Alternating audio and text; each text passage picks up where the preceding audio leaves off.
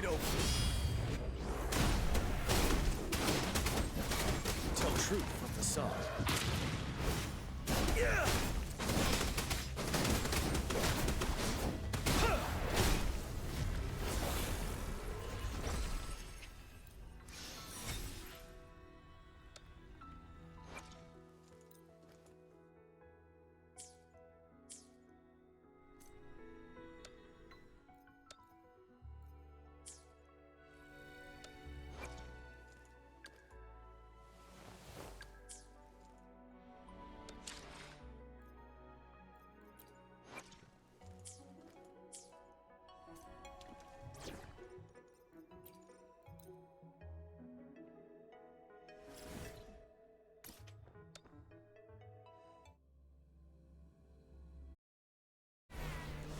Down with one with the sounds.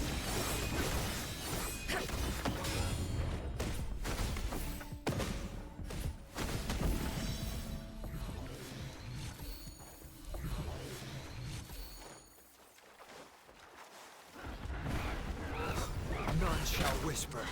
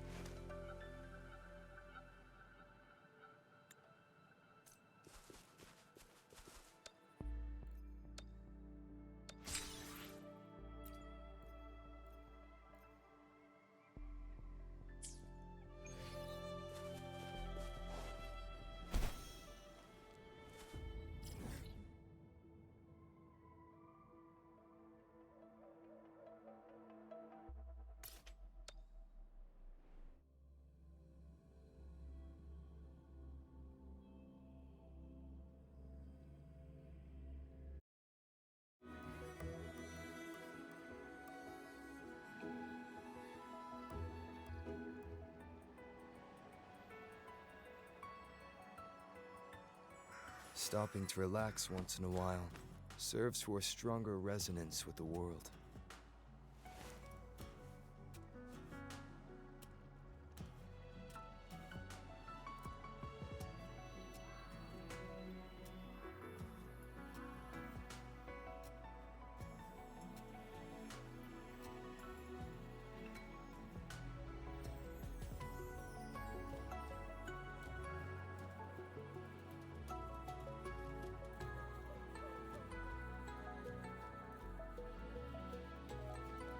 Stopping to relax once in a while serves for a stronger resonance with the world.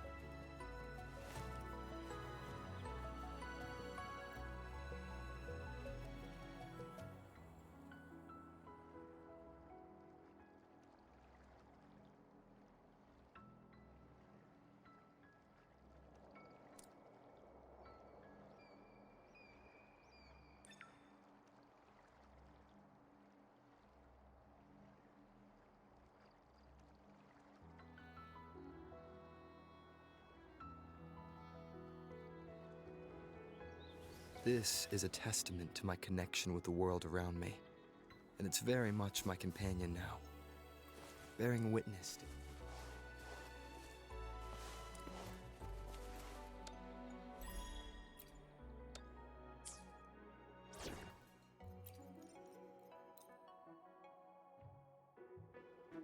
Finale!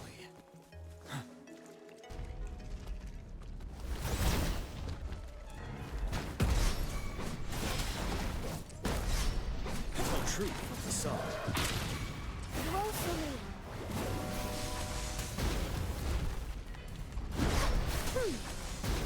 Fury boils! Here, Inferno! Let's do this another way. As you wish. Ready for battle. Fear no more.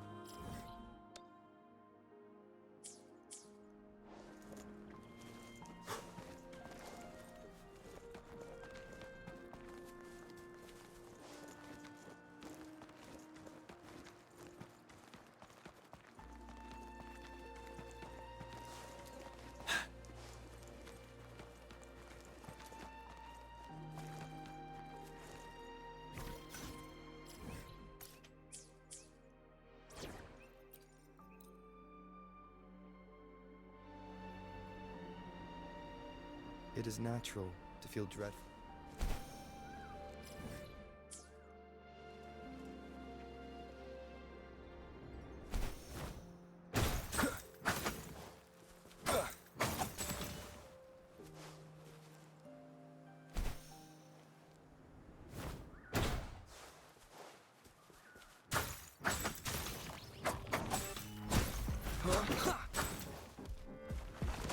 Down with the curtain.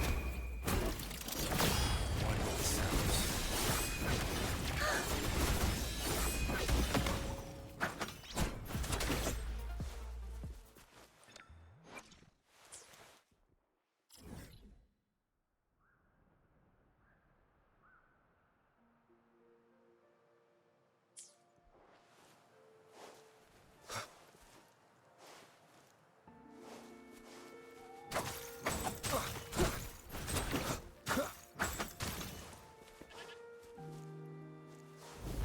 You will obey. One with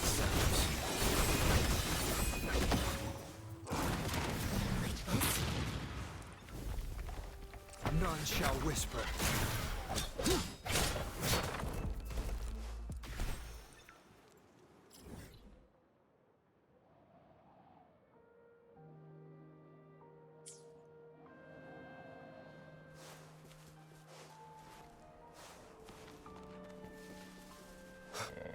Down with the curtain.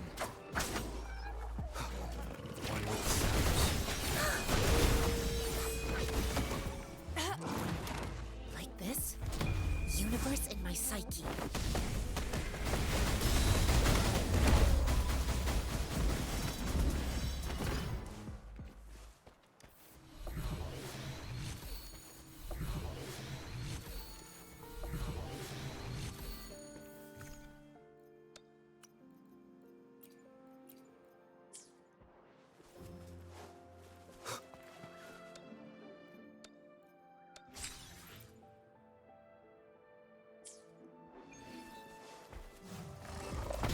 obey.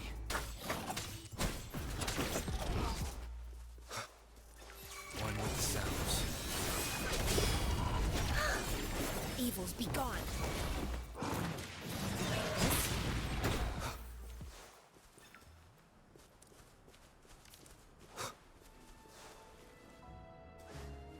None shall whisper.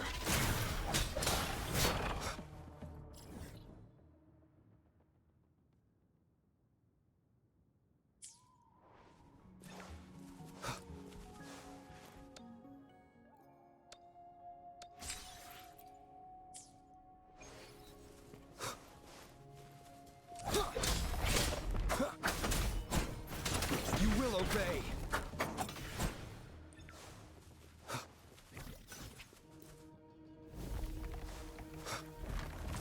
Shadow follows.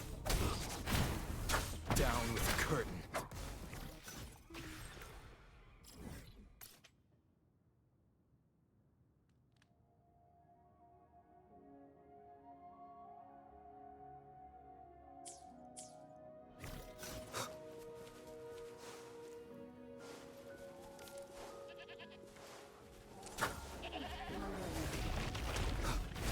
None shall whisper. One with the sounds.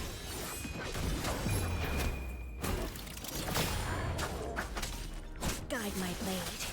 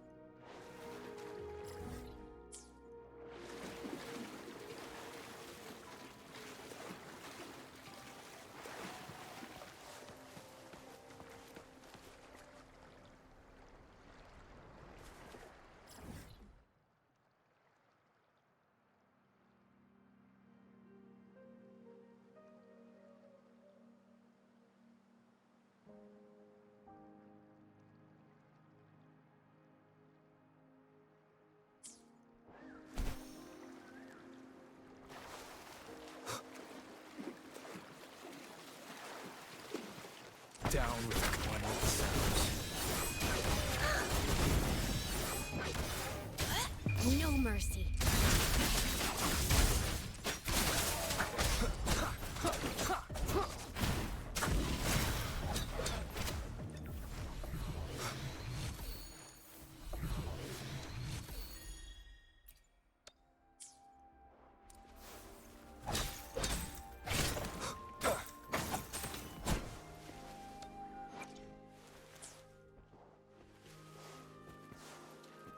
You will obey. One with the sounds.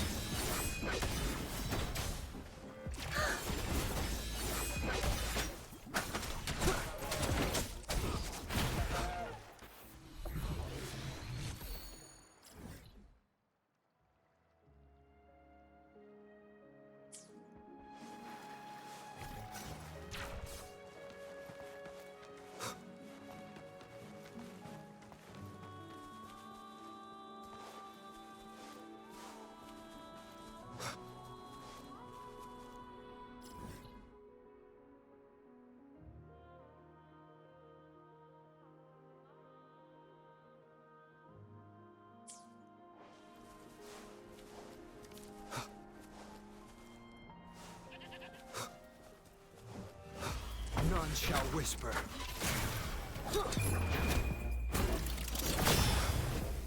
One with the sounds.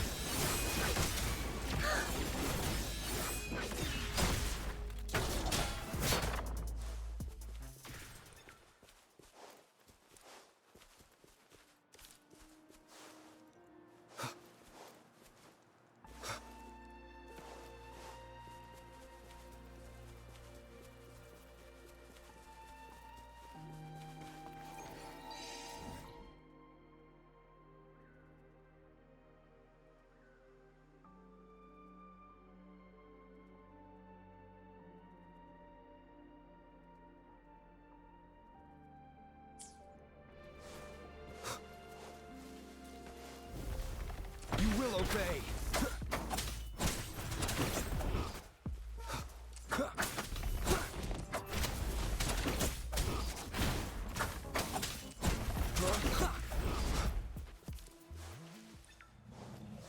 Down with the curtain.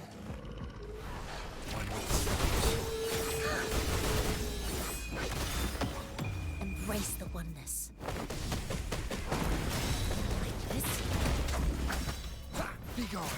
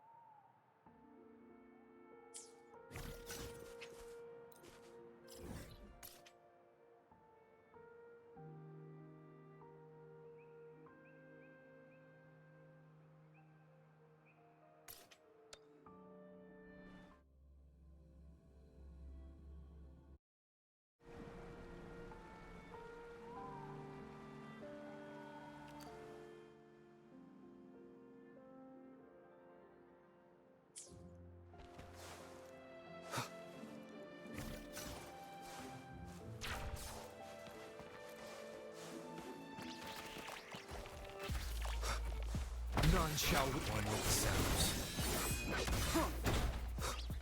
Guide my blade.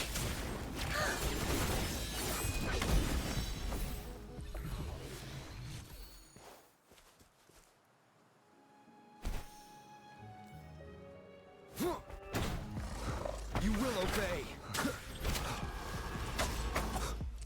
One with the sounds.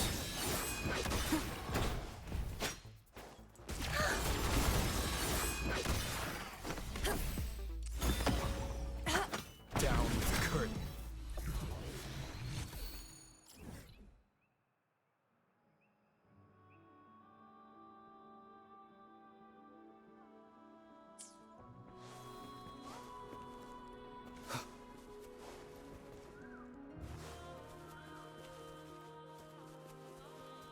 None shall whisper.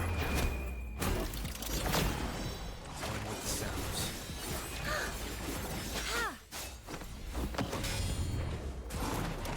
Like this?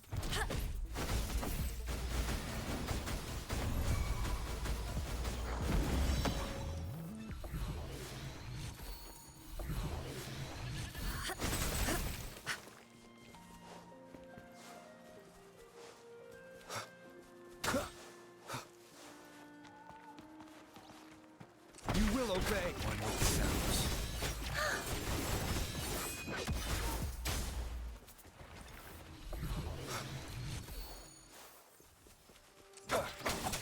Down with the curtain.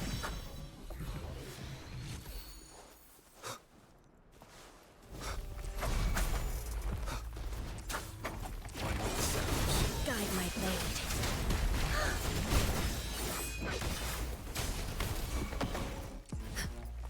She lasts evermore. This? None shall whisper.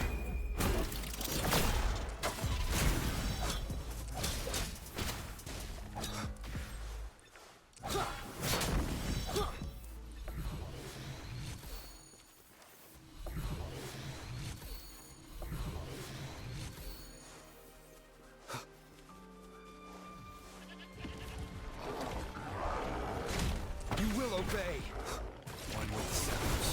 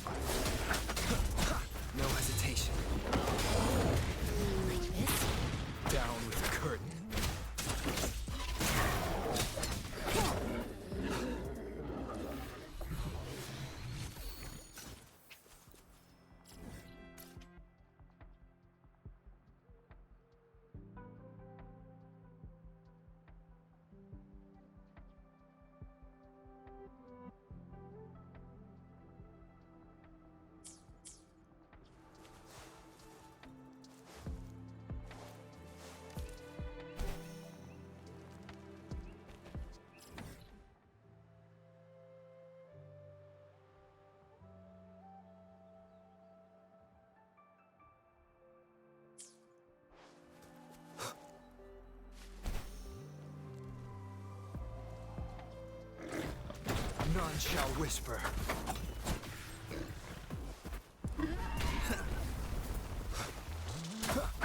Shadow follows.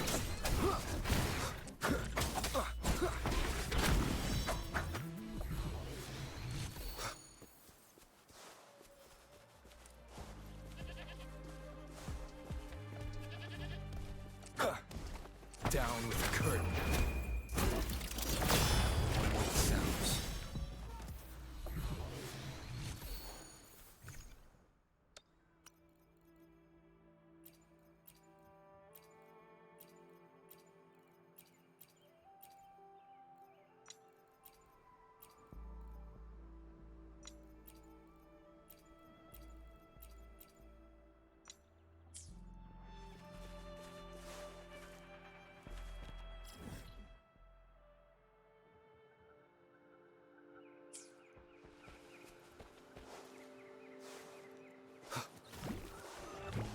None shall whisper.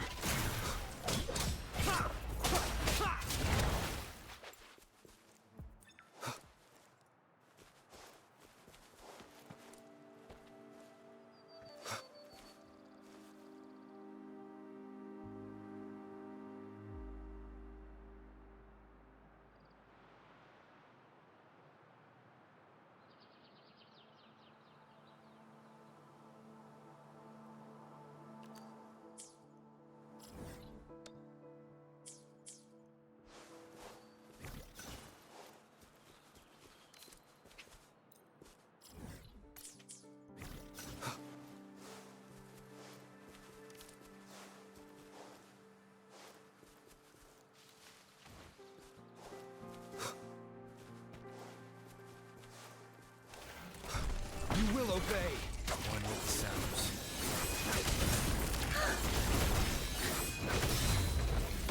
Universe in my psyche.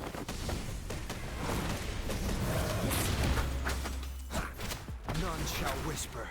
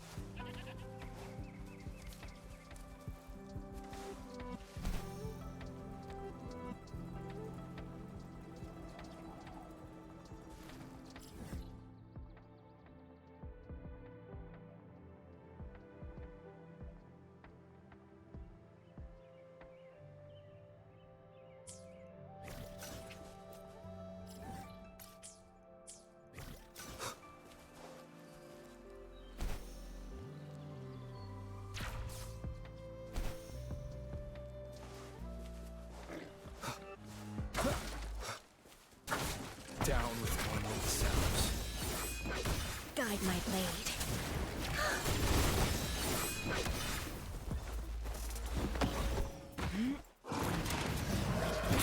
None shall whisper.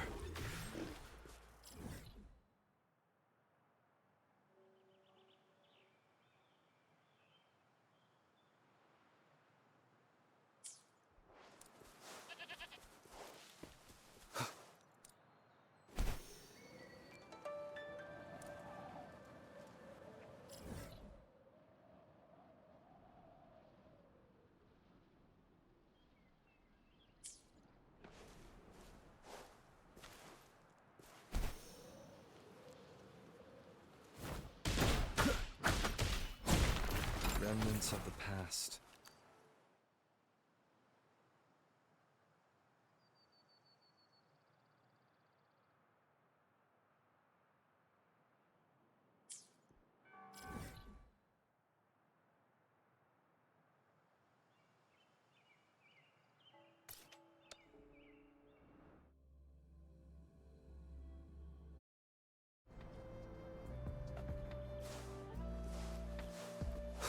You will obey. One with the sounds.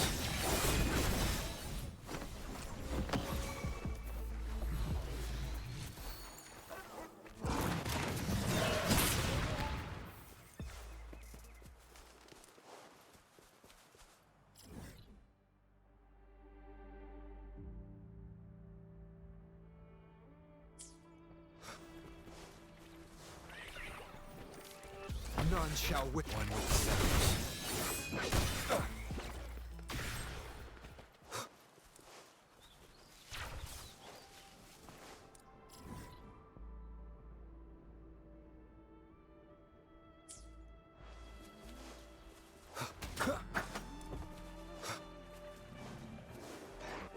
Down with the curtain.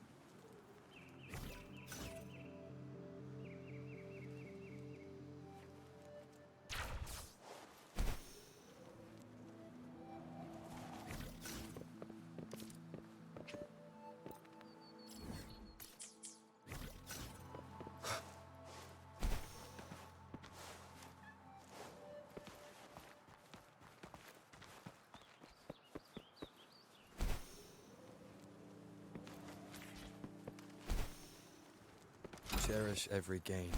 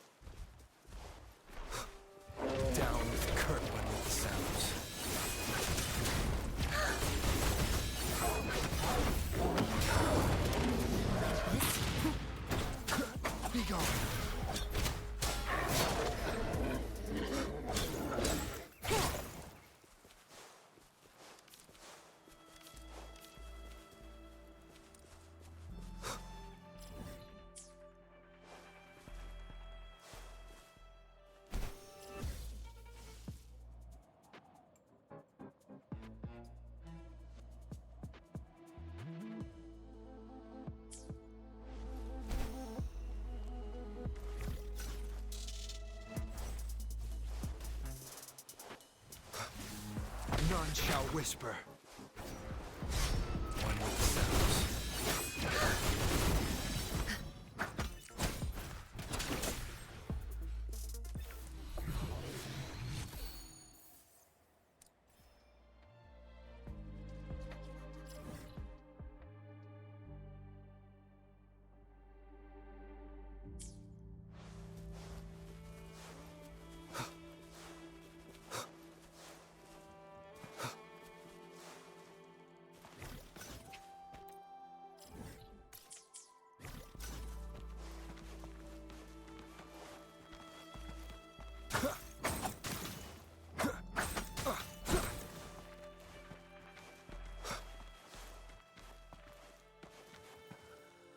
Remnants of the past.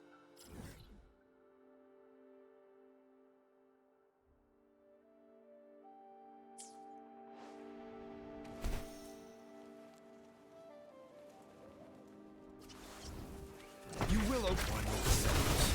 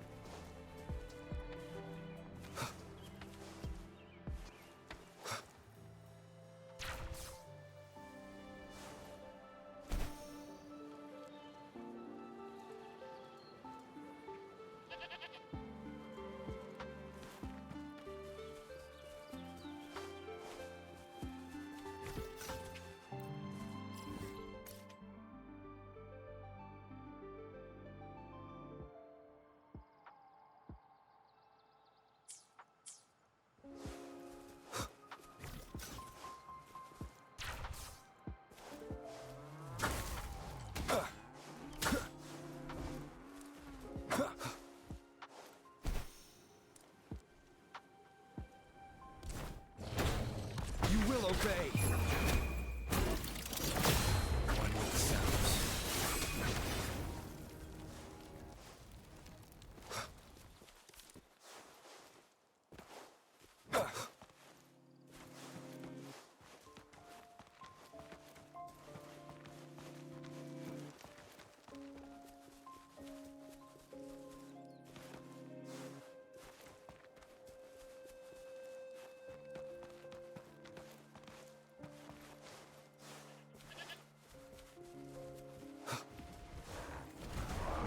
None shall one with sounds.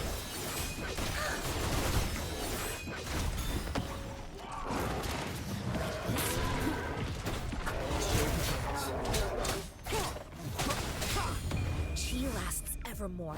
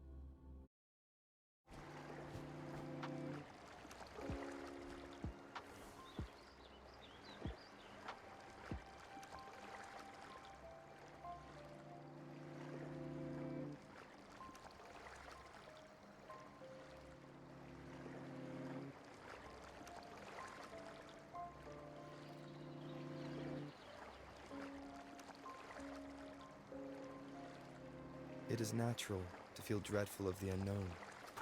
Yet, there are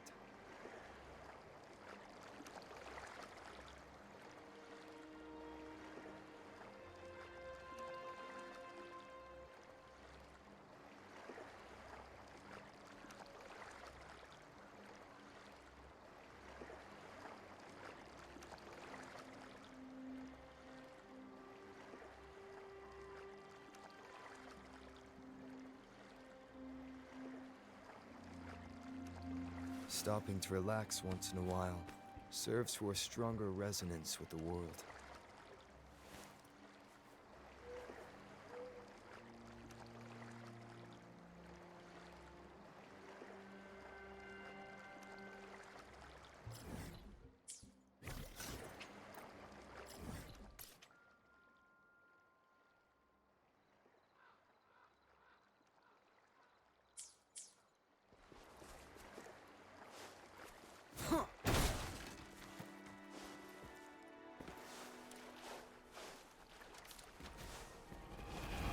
None shall whisper.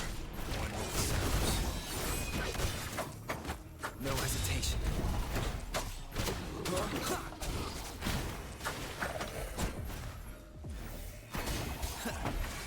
Guide my blade.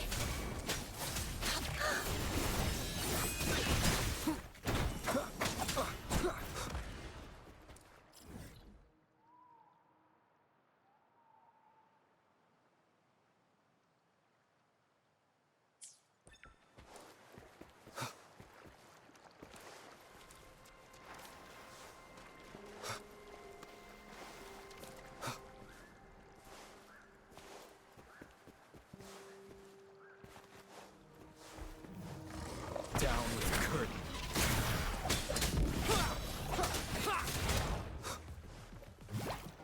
Endure and defy.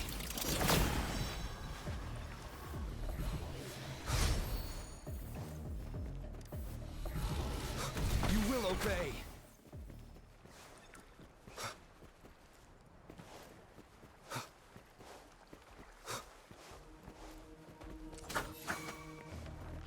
One with the sounds. Guide my blade. Down with the curtain.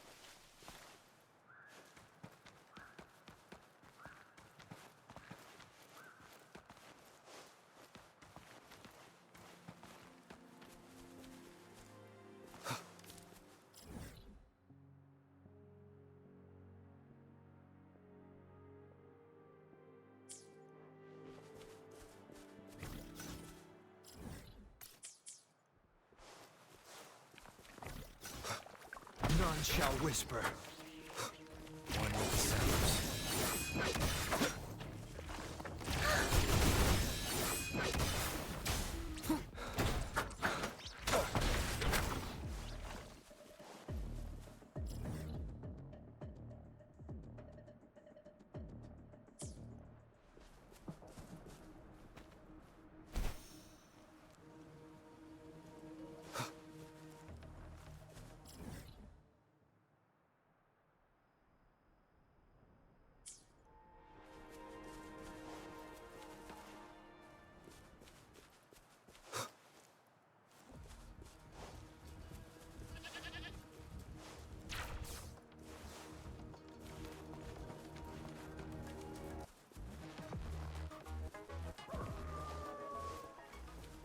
None shall whisper.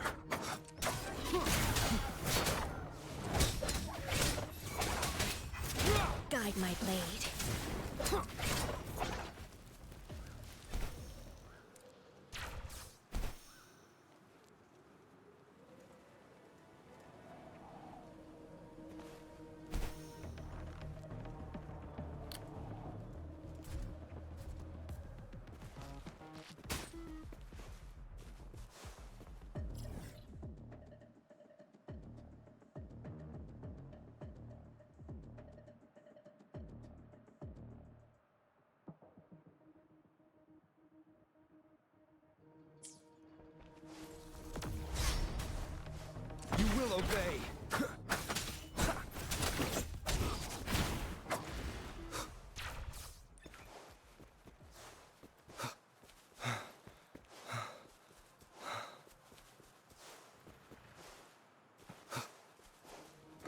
shall whisper.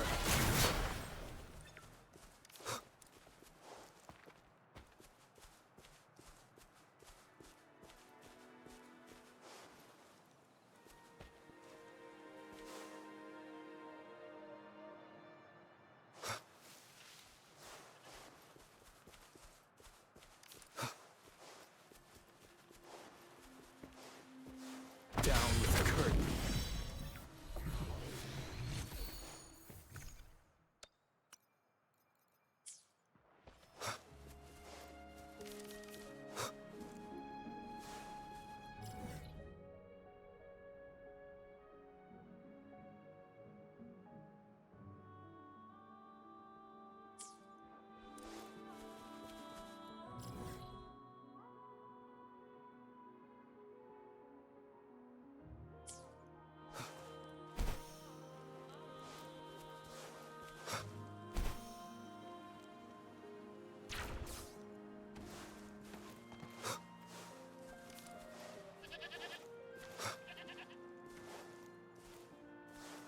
You will obey.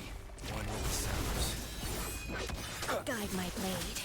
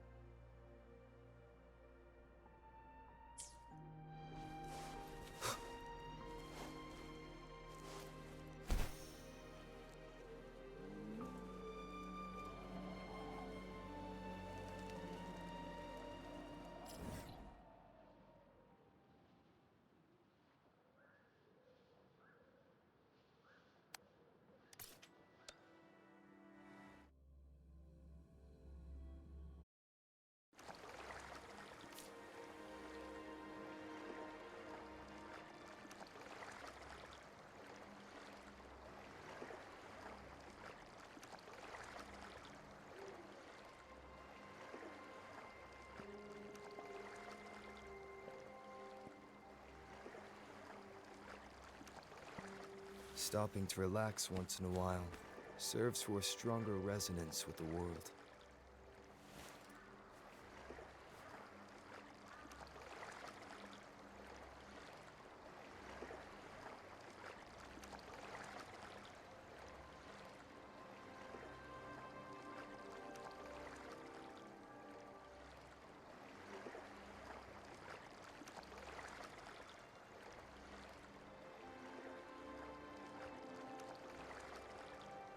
This is a testament to my connection with the world around me, and it's very much my companion now, bearing witness to.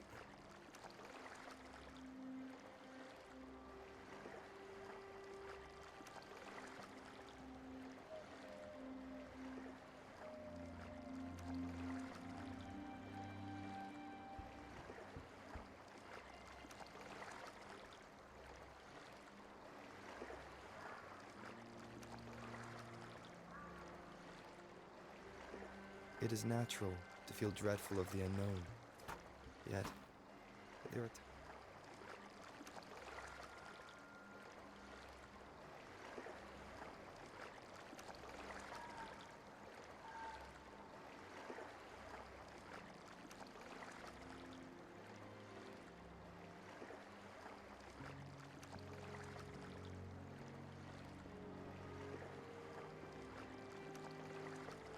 Stopping to relax once in a while serves for a stronger resonance with the world.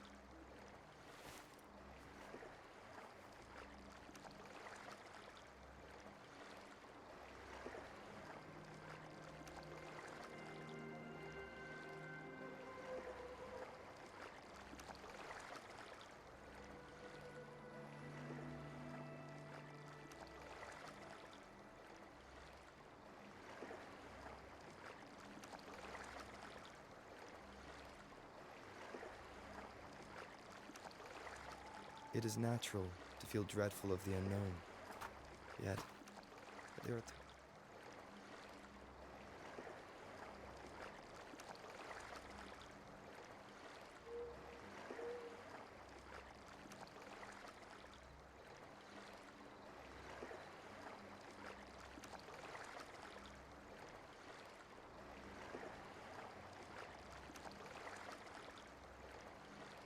This is a testament to my connection with the world around me, and it's very much my companion now, bearing witness to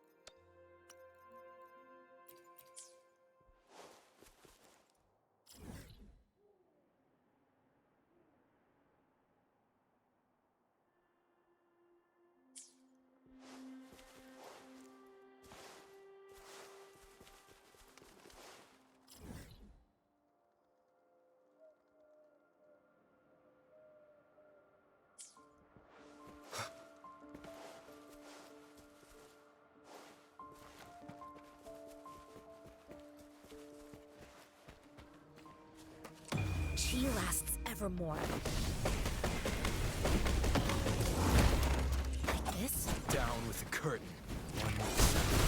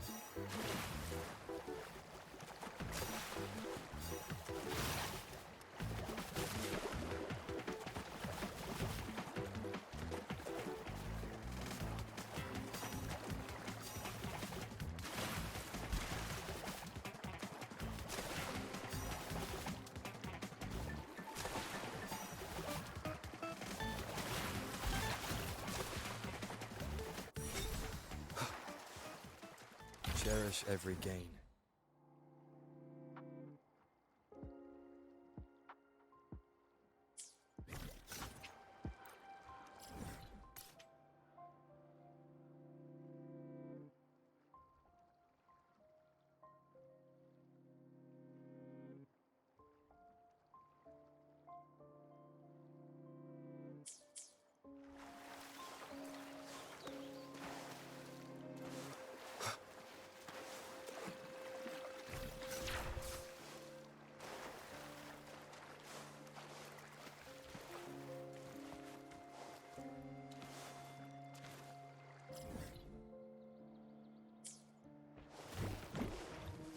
You will obey. One with the sounds.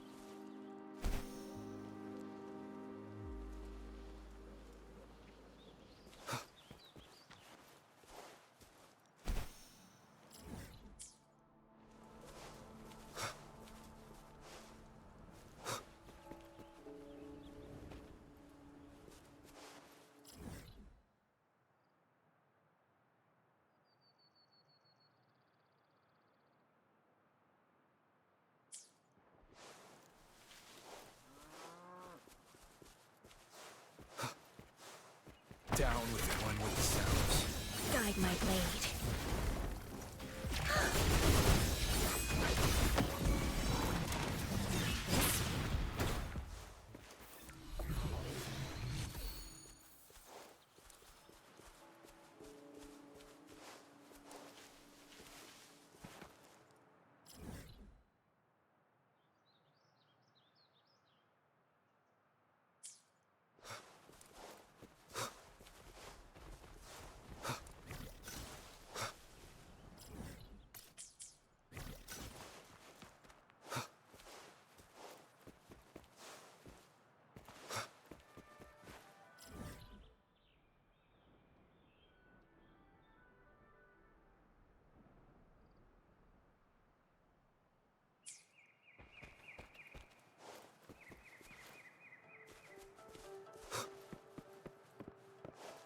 An unexpected discovery.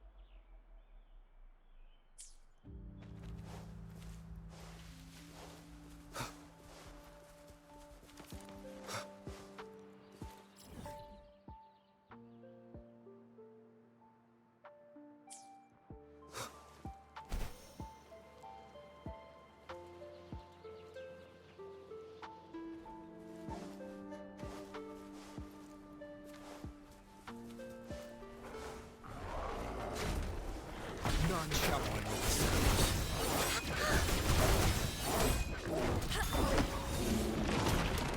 Like this?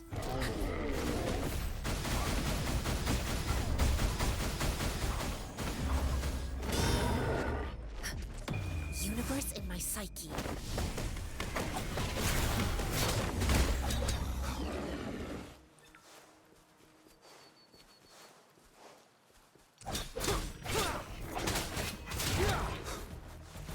One with the sounds.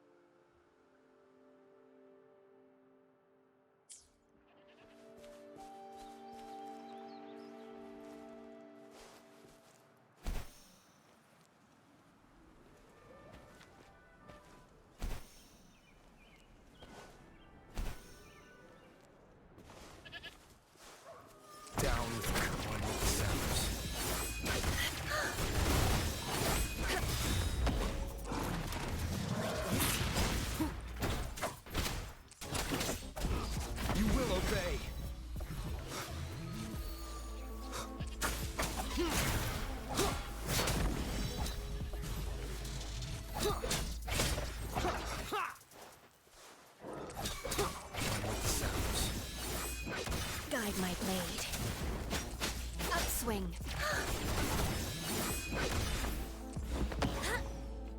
None shall whisper.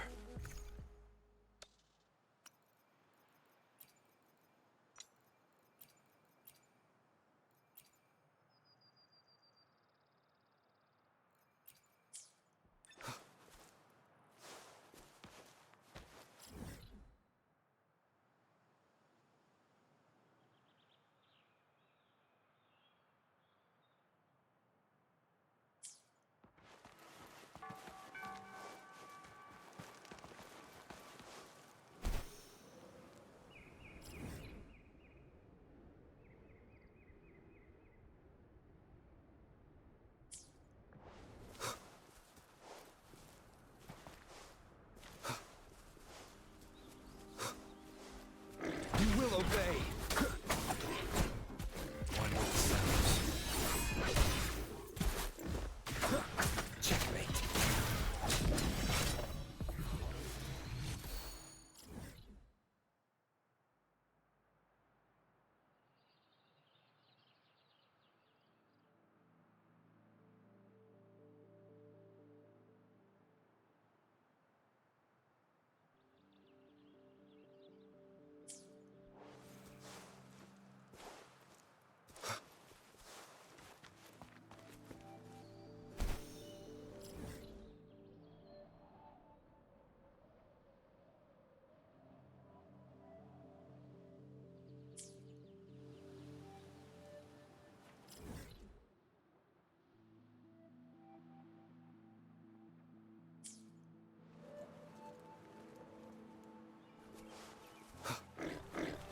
None shall one with the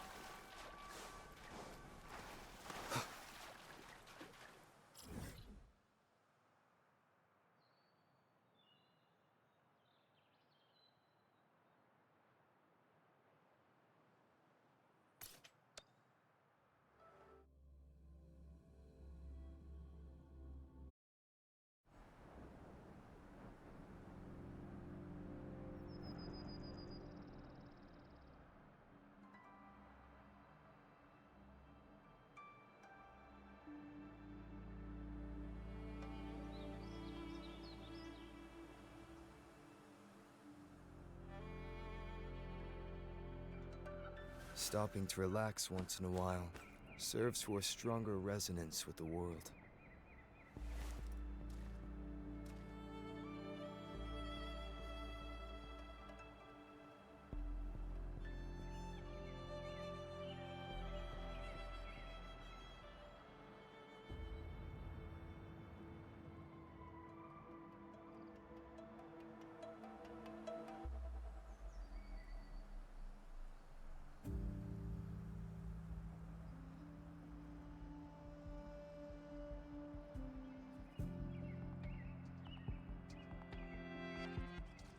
It is natural to feel dreadful of the unknown, yet there are times.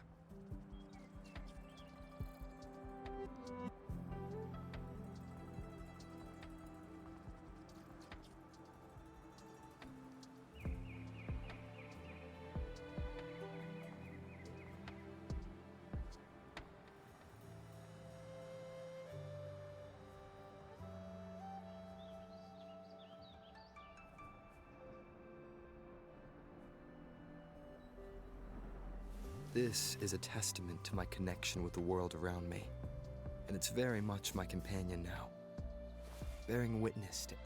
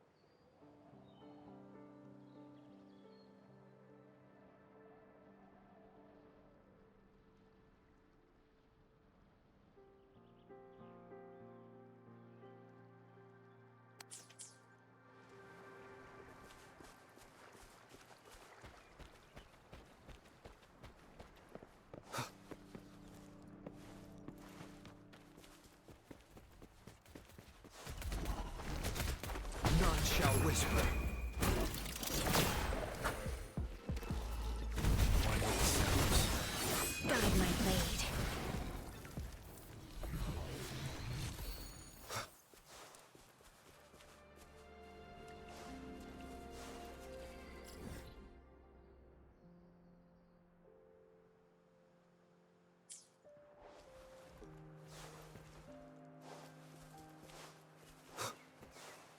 You will obey.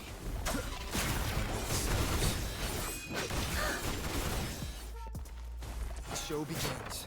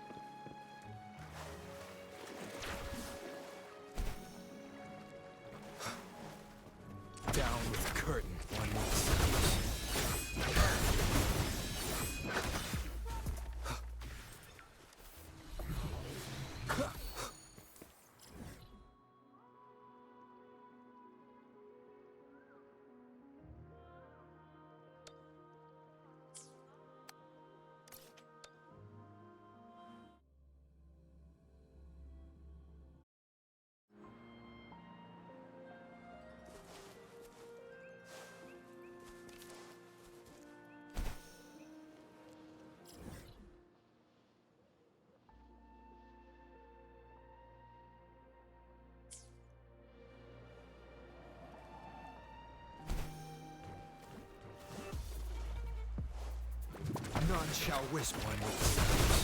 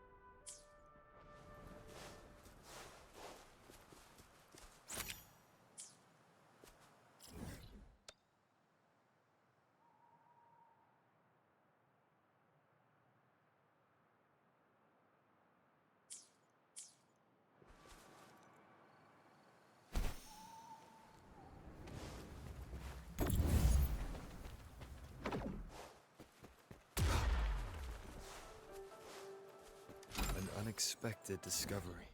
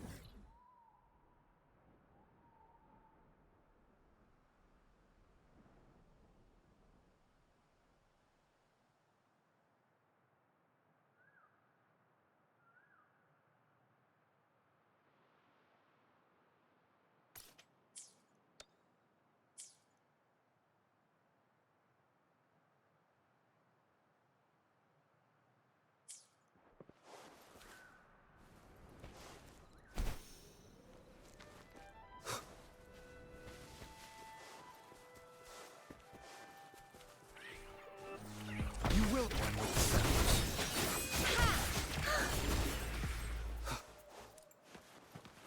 Nowhere to hide.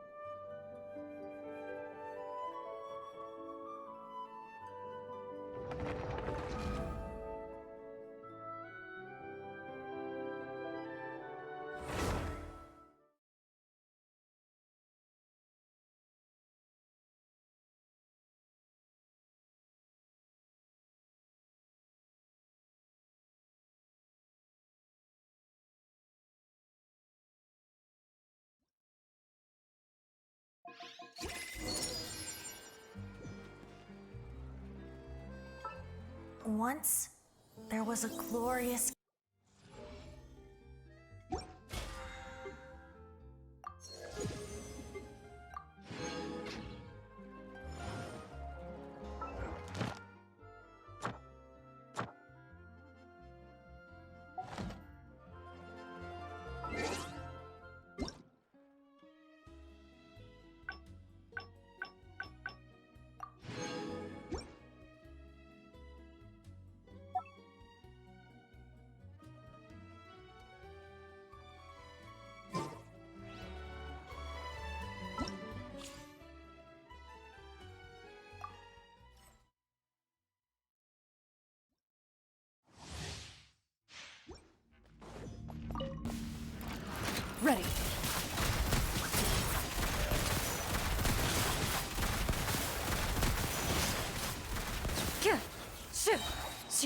Stop right there!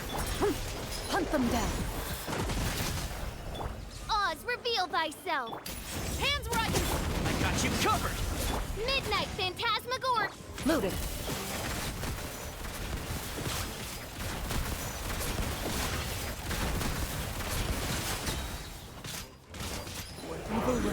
Shoot on sight. You asked for it! Final warning! Shadow Raven! Ready.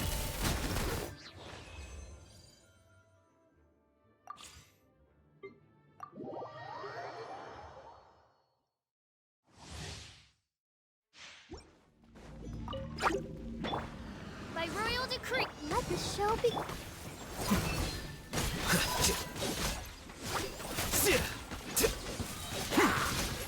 Scatter! Midnight Phantasmagoria!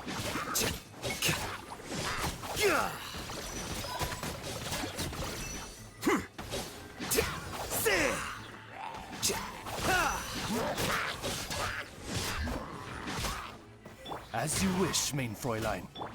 A process of elimination.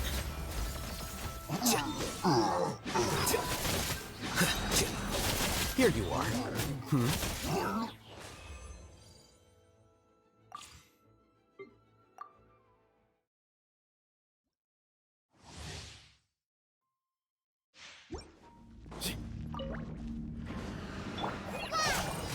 Empty space. Oz, reveal thyself! Don't be scared! Sage's wisdom.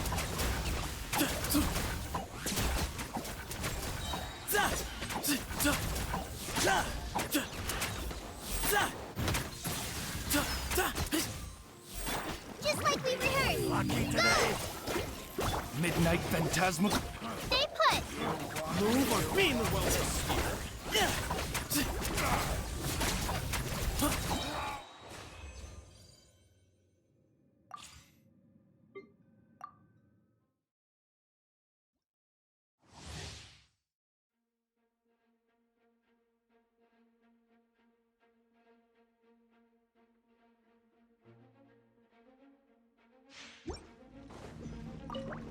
Off we go.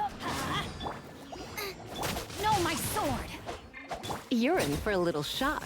You're in for a little shock. Try not to enjoy this. Everybody stand back. Let's Eat this! let me weave you a verb. You're in for a little shock. Come a little. I'm going in! Out of the frying pan!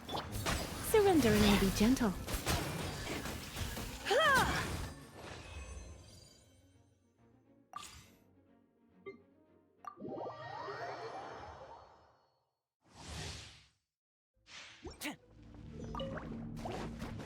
Check this out. Boba, get them!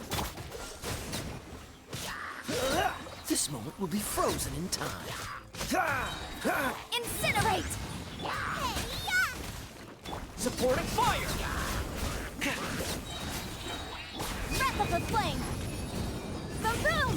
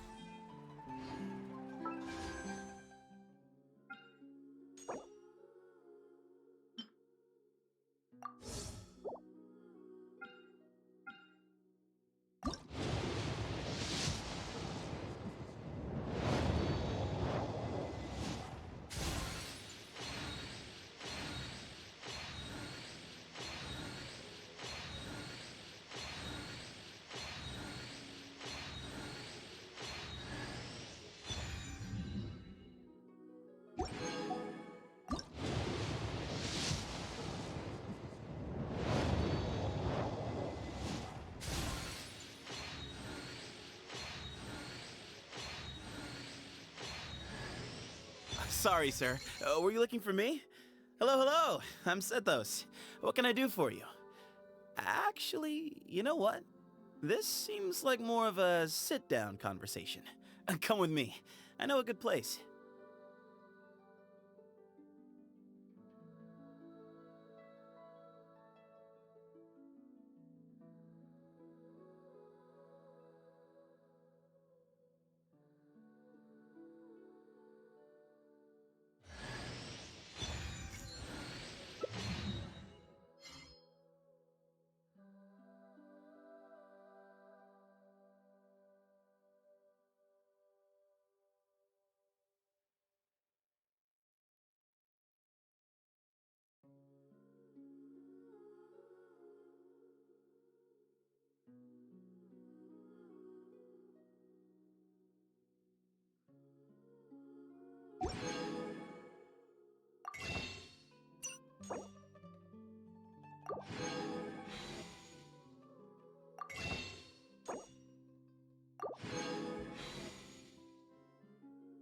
Osmanthus wine tastes the same.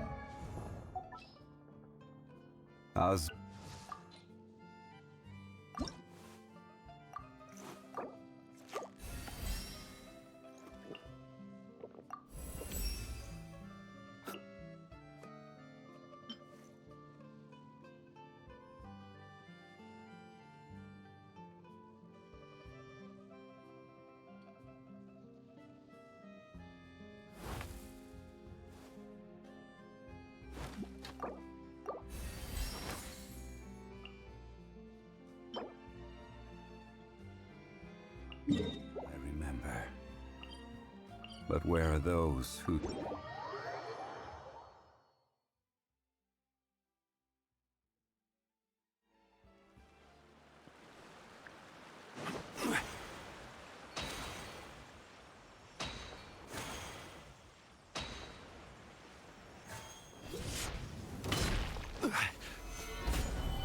Overruled. Fallen leaves. Adorn. Here comes the catch.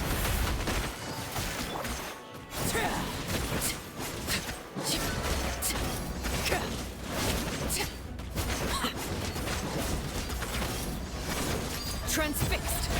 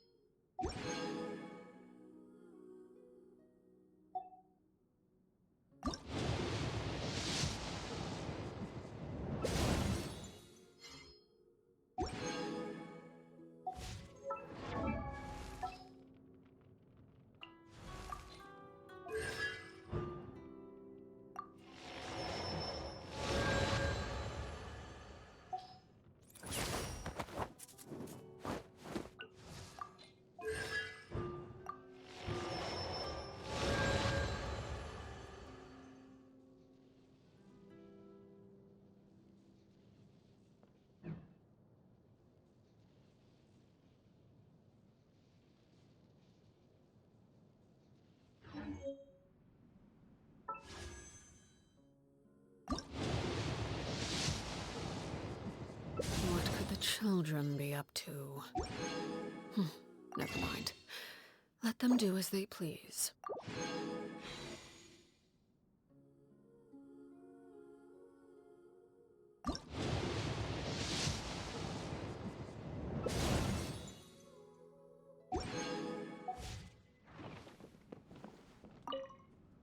It's my turn to play. I shall follow your...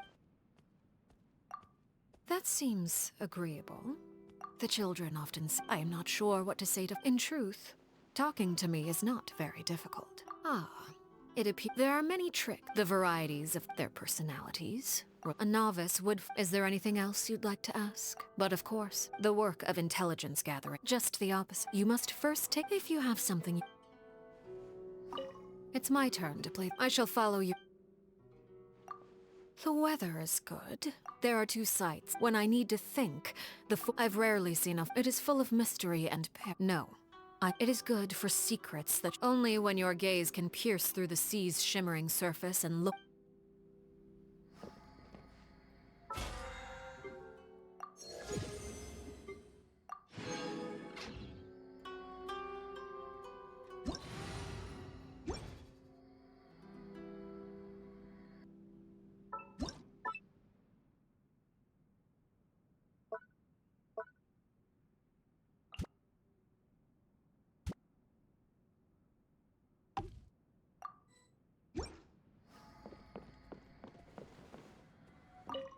Wow, wow, wow. You've got yourself a pro-grade grill right there. Temperature, rotation speed, it all looks pitch perfect. I've got it. How about we use these spices, grill up some steaks, and stuff them in a wrap?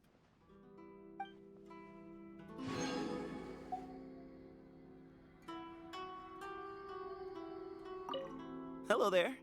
It's nice to see you again. Sweet spot you got here. Thanks for inviting me.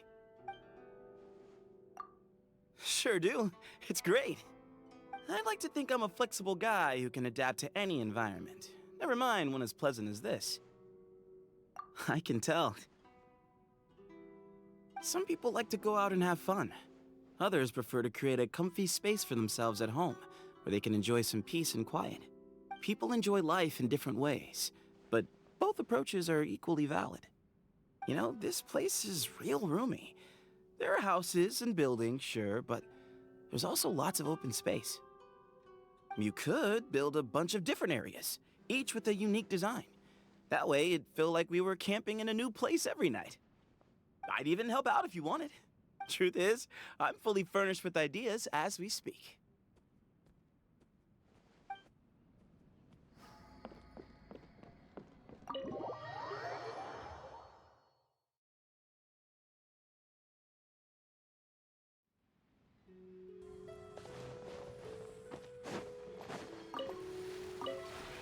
This realm...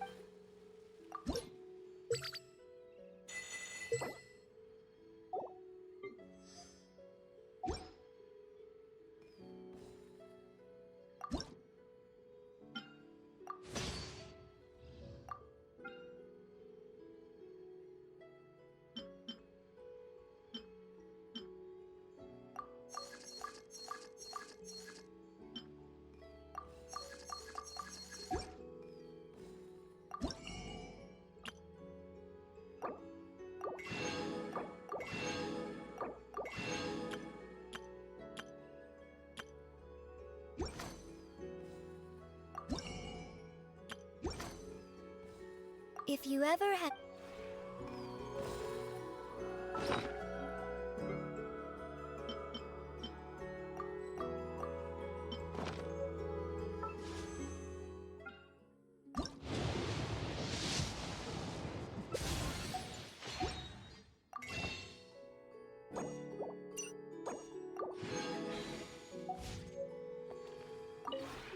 This realm... If you ever...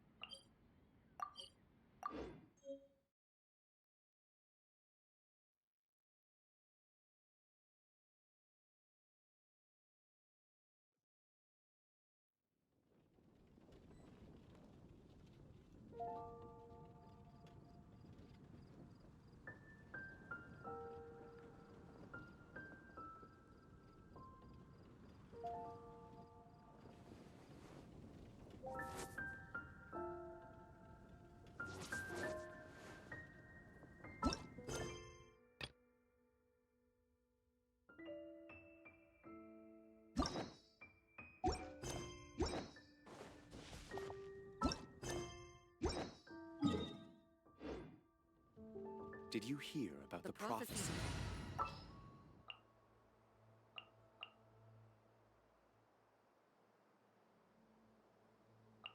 It'd be right there.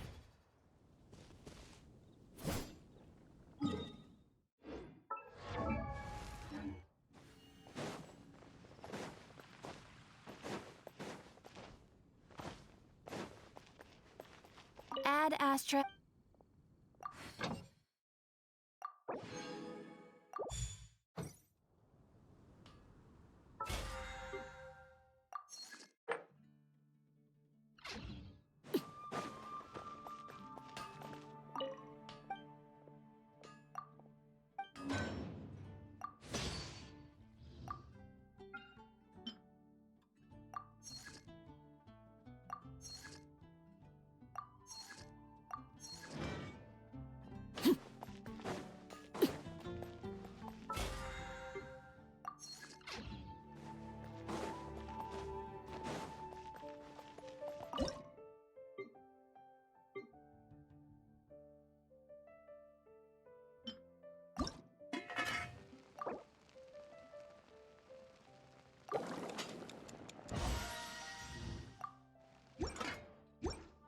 It's been getting quite busy recently.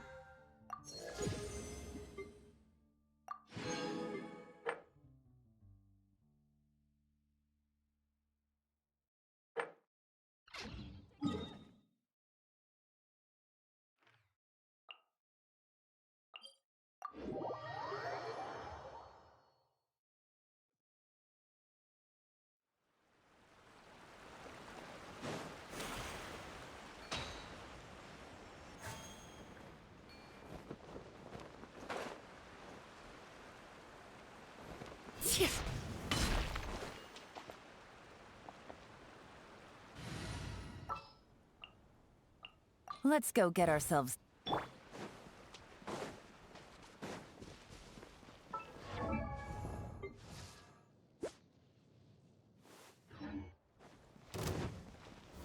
Gather! Excuse me? Gotcha. Game's up. Fun's over.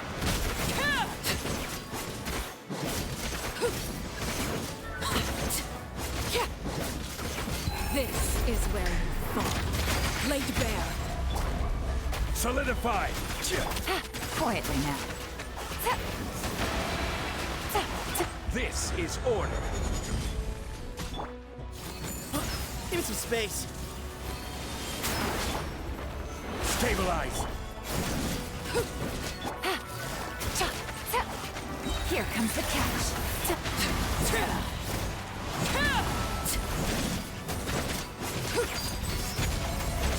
Excuse me?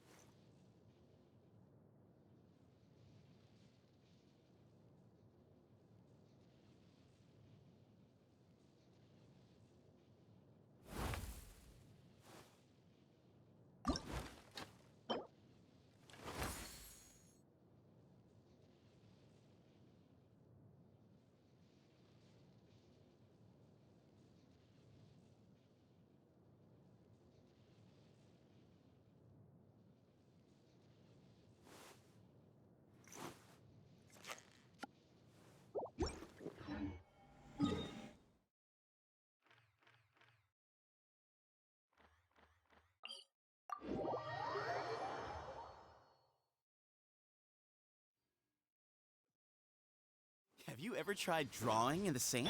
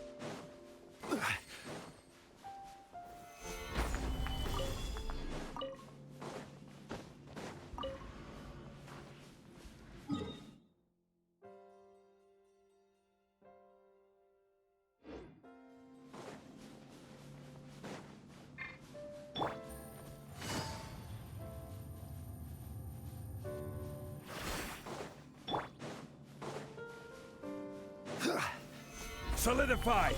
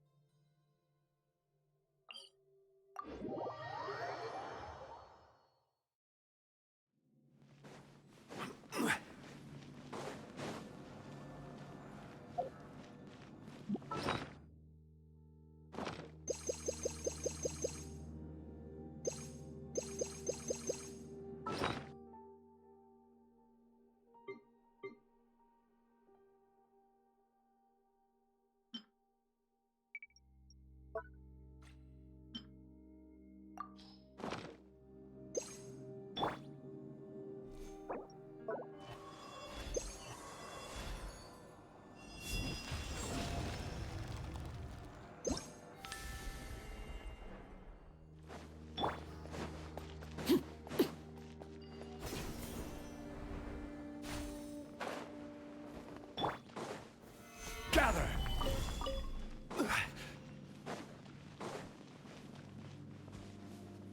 Yeah.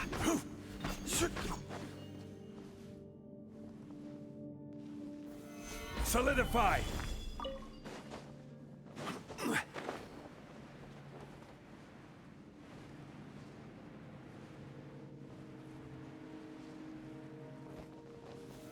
Stabilize!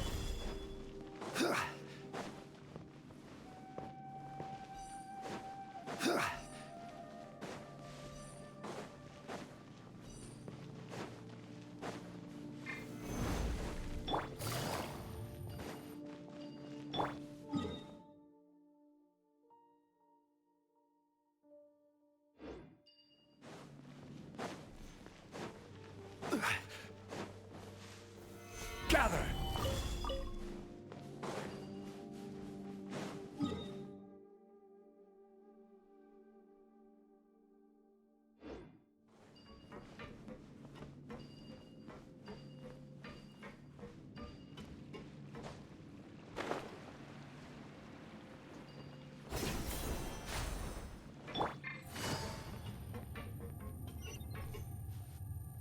Take it easy.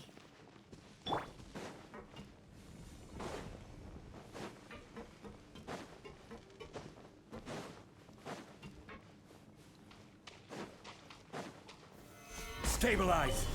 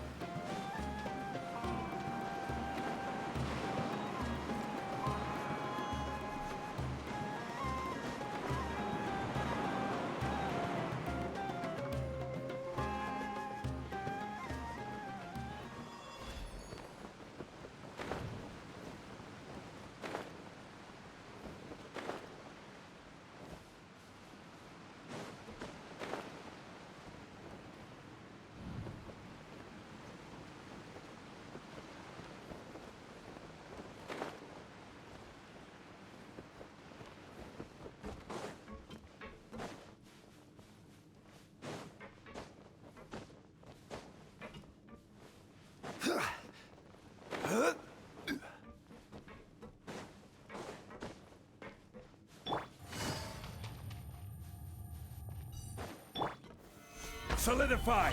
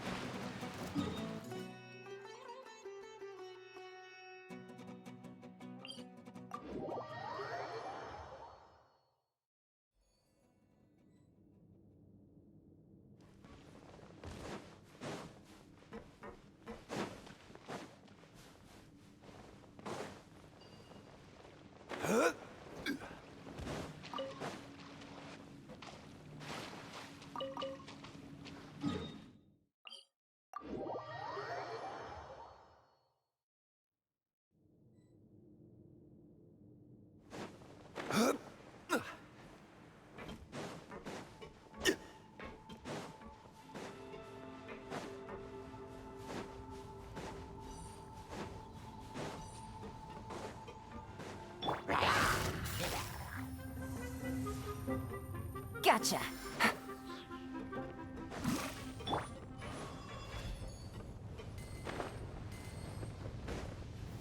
Stabilize!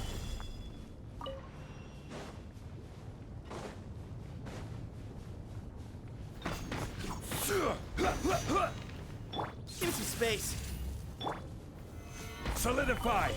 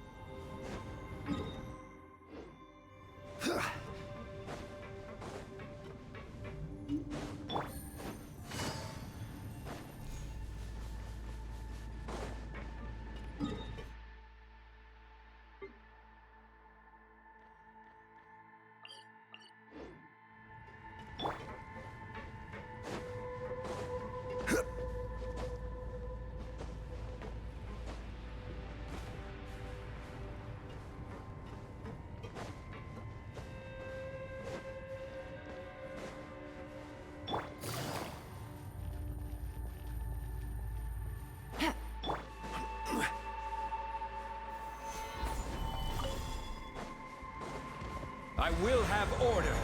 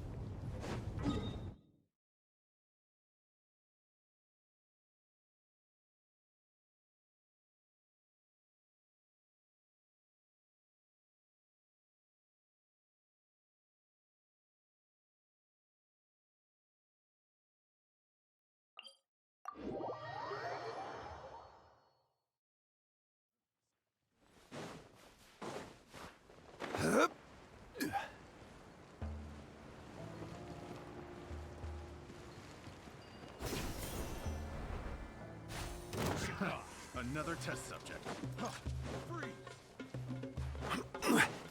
Where you heading?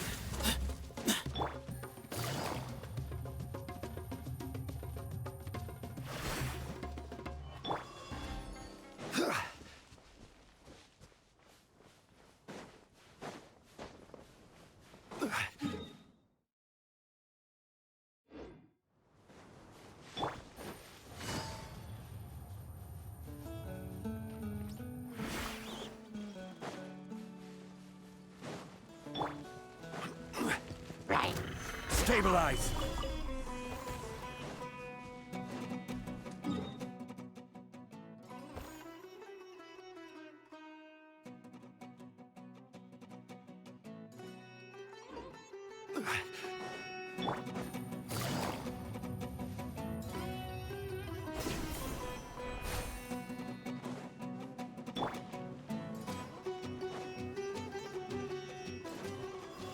Solidify!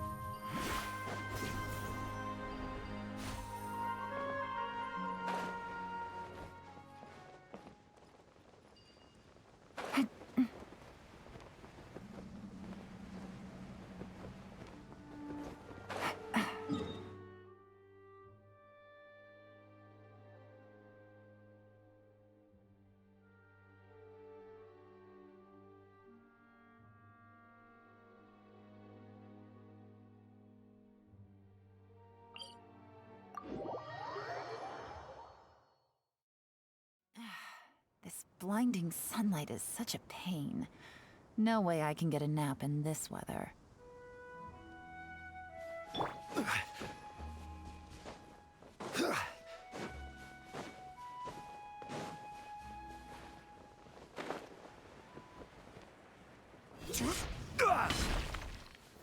Gather!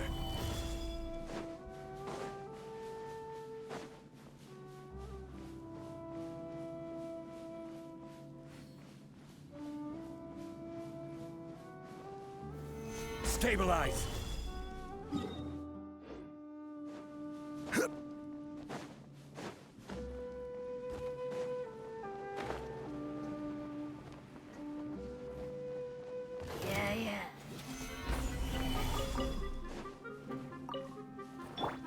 Give me some space.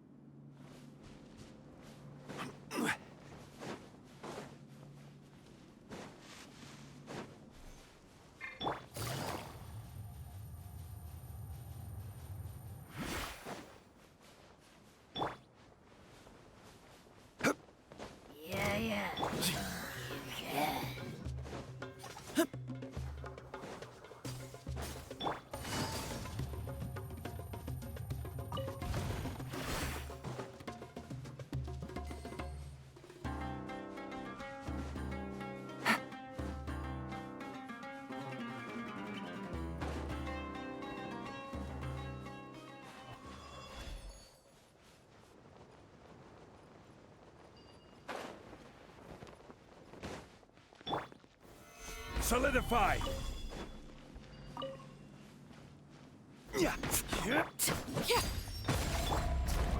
Excuse me. Stabilize!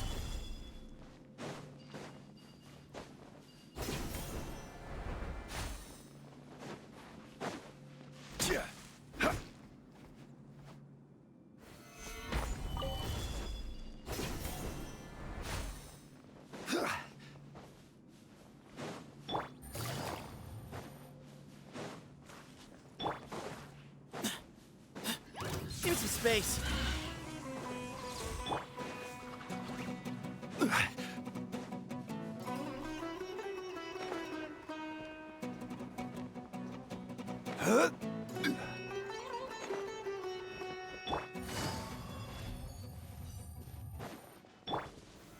Solidify!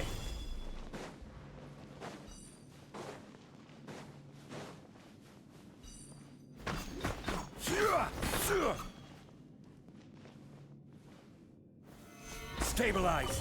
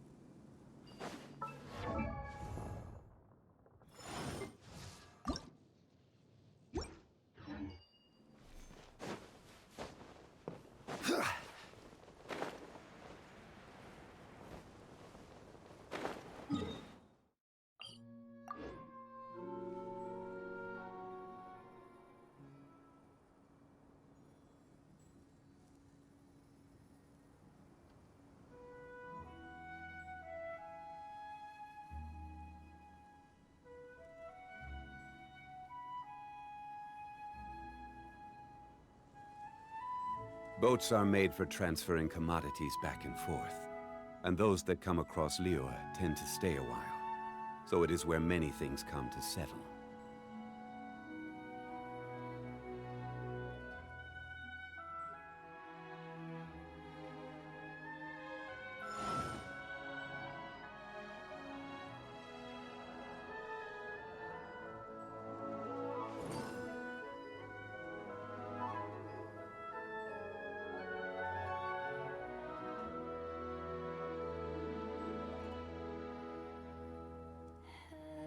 Osmanthus wine tastes the same as I remember. But where are those who share the memory?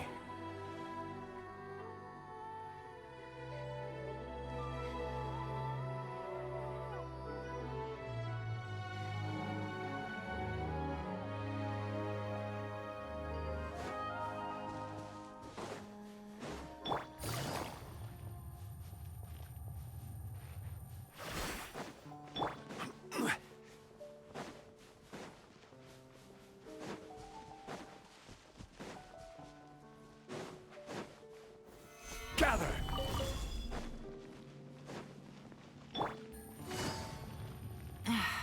This blinding sunlight is such a pain. No way I can get a nap in this weather. Stabilize!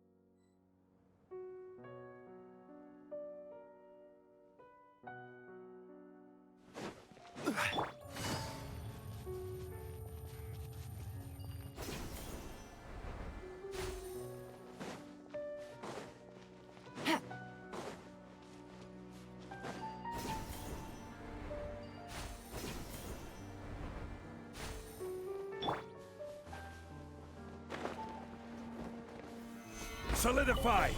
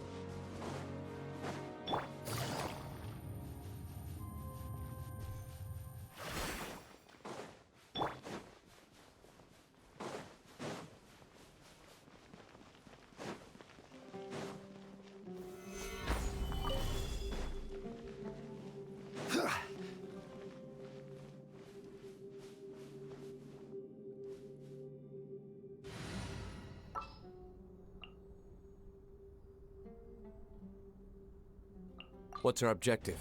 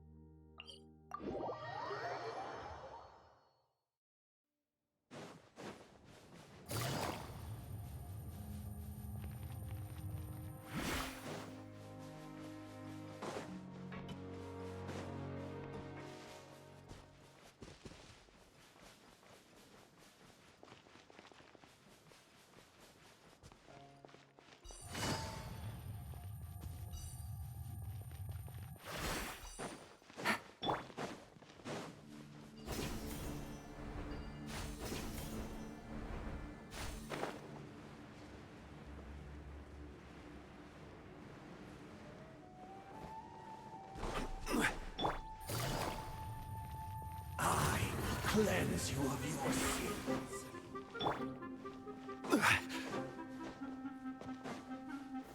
Gather!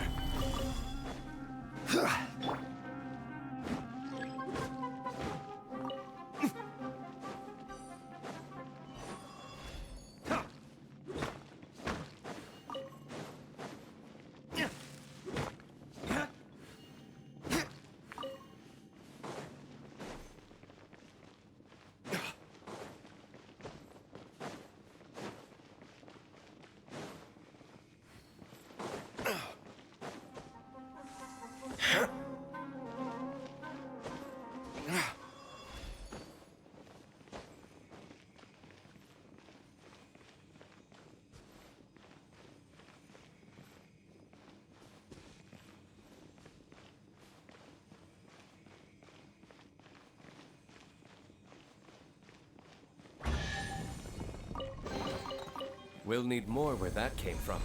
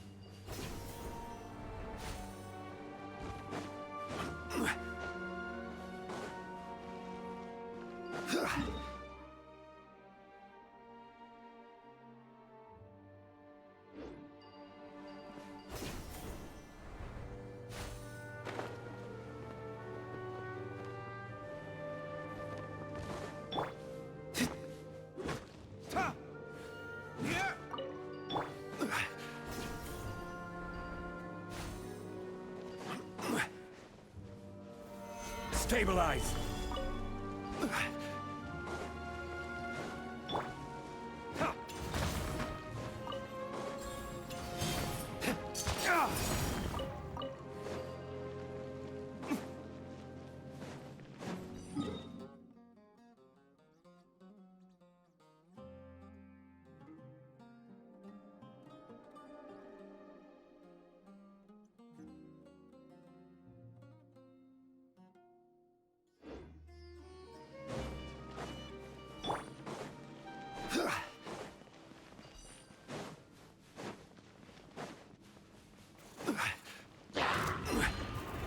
Gather!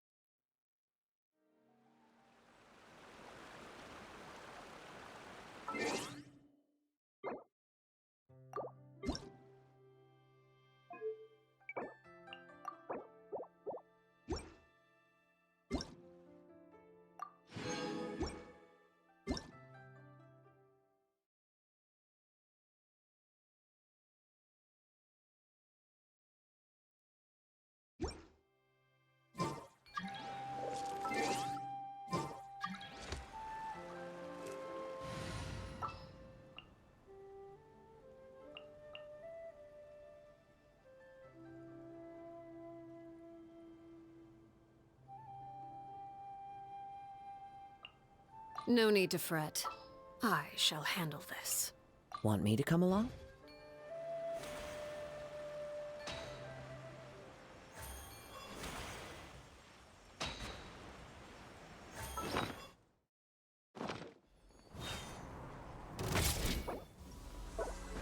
Busted!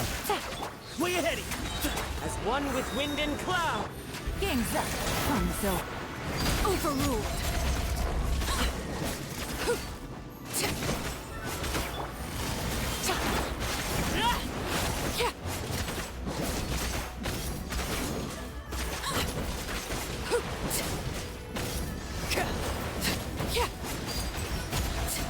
Witness my rise.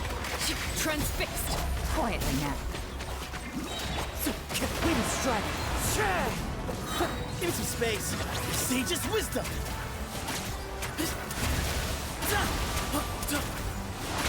Grandfather.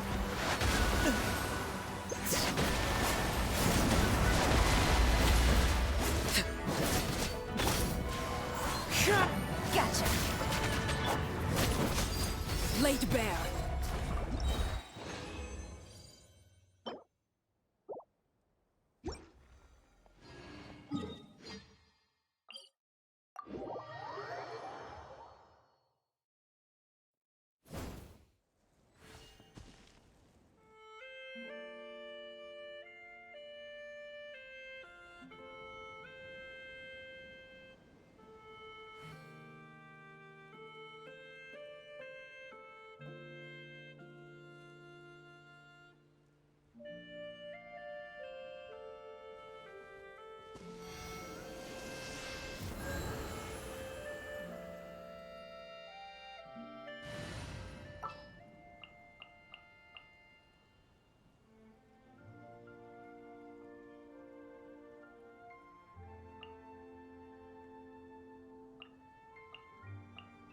This world is full of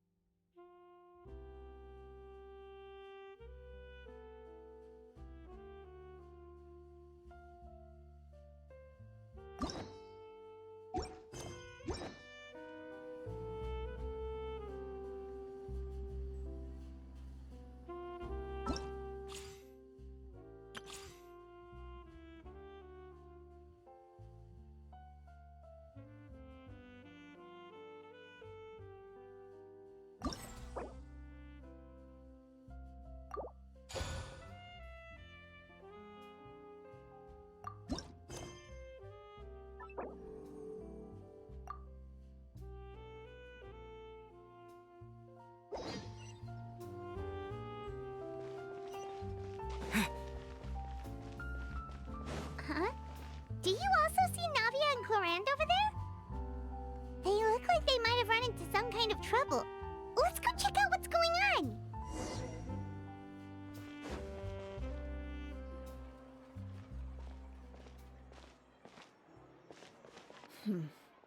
Still no dice?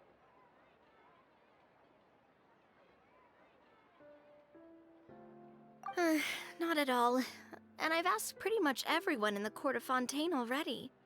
Lynette's ears drooped as soon as she heard that we'd have to be out and about for days on end. And Fremine, he hid himself under his helmet as soon as he realized there'd be people around that he didn't know. What about Chiori and Charlotte? I feel like both of them would be more than up to it. I've asked them already, but they're both pretty busy right now. I just gave the members of the Spina a few days off, too, so I don't want to bother them either. This is getting pretty difficult. Navia, CHLORINDE, what's up? Oh my. Well, if it isn't my dear partners. How are you all doing? Huh. Navia? Huh? Oh, you mean... Yep, this is our chance.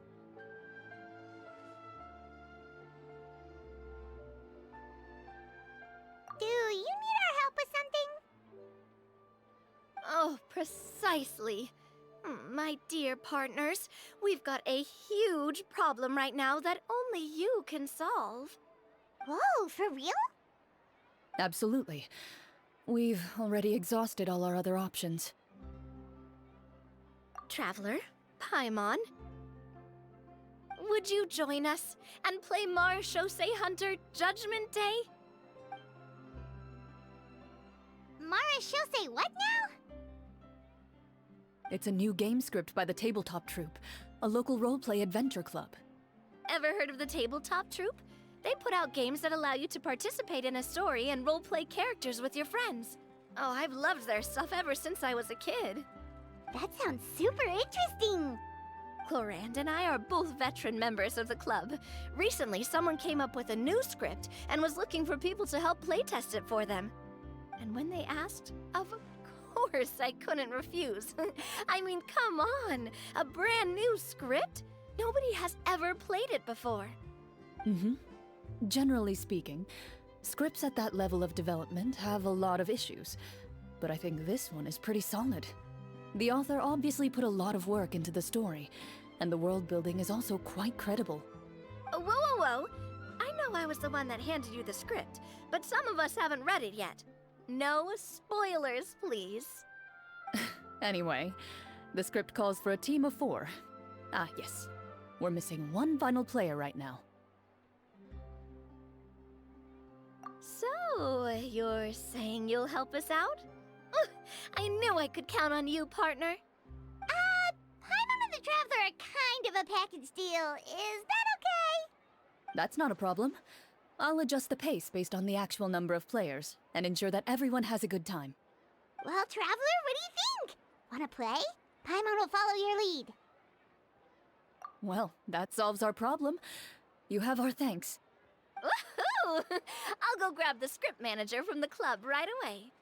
The script manager? Didn't you just say that you gave CHLORINDE the script? The club introduced a completely new kind of gameplay for the script. In this iteration, the Game Master's version of the script is incomplete. The script manager provides the next part of the script only after players have completed the current list of objectives. On top of that, in order to increase player immersion, the club has created some of the story's sets and scenes in real life. We'll only know where we should go once the script manager reveals the starting location. Wow, you're right. Whoever wrote this script really did put in a lot of work. And it's got a real healthy amount of suspense, right? I mean, even the GM doesn't know how the story will end. I look forward to experiencing it with you all. Why don't you go meet up with the others first? They should all be waiting at Chiorya Boutique. I'll come over with the script manager as soon as I find them. Sounds good. Remember to always watch where you're going, and don't rush. You say that like I'm 6 years old or something. Let me think. What kind of character should I play this time? I just hope you'll pick up some useful skills this time. Oh, and stop trying to persuade every animal you come across.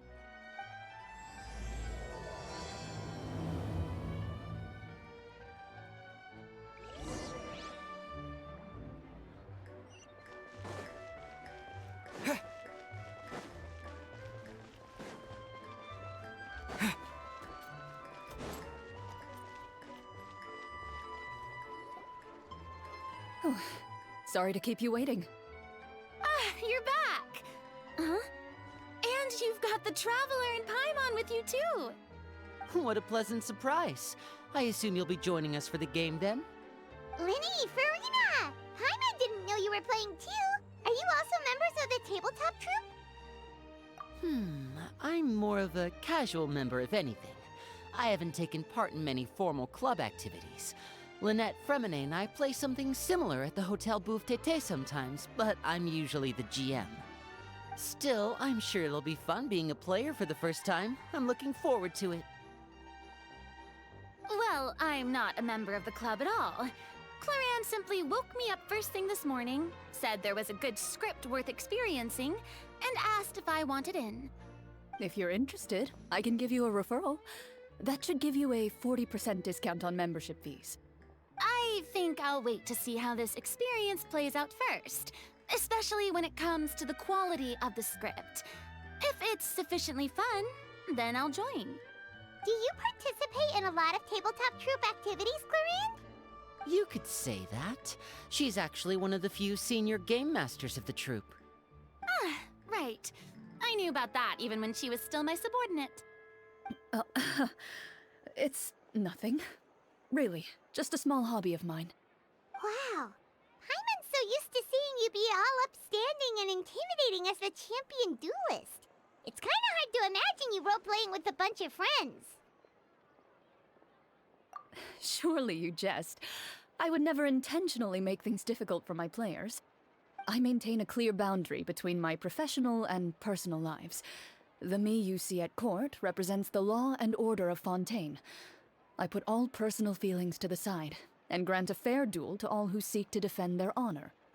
But in my personal life, I'm just an ordinary person. Someone who feels anger and sadness, just like everyone else. Well, you say that, but for all the time I've known you, I don't think I've ever seen you cry. I've seen you get angry, sure, but now I'm wondering whether you were actually mad or if it just looked that way from the outside. I was probably in work mode during those times. Is that so? Well, in any case, I just feel like even in your personal life, you don't get emotional very often. So you want to see me cry? That might be a little difficult. A show of anger, though, that might be something I could accomplish. No, that's not what I meant.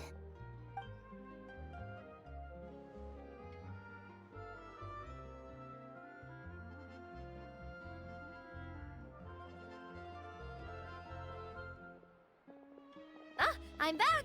Here, allow me to introduce you to the script manager, Mr. Florian. Pleasure to meet you all.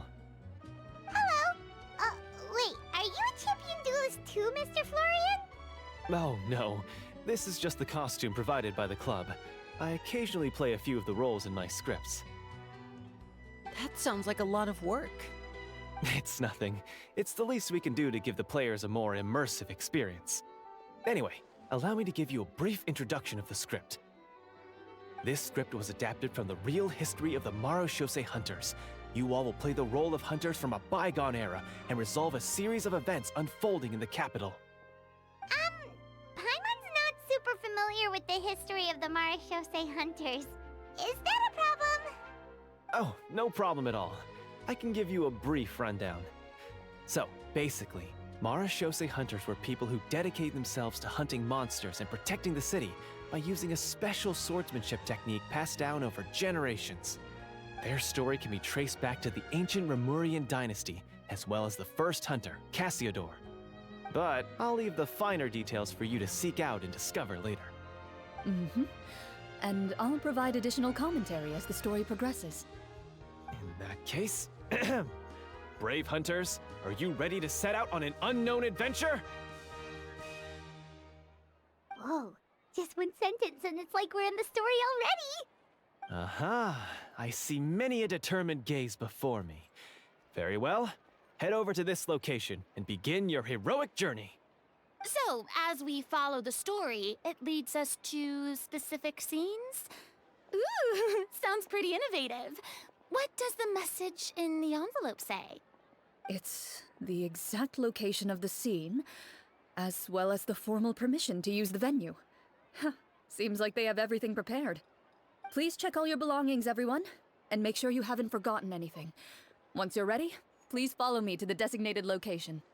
Sounds good. Hunter Squad, move out!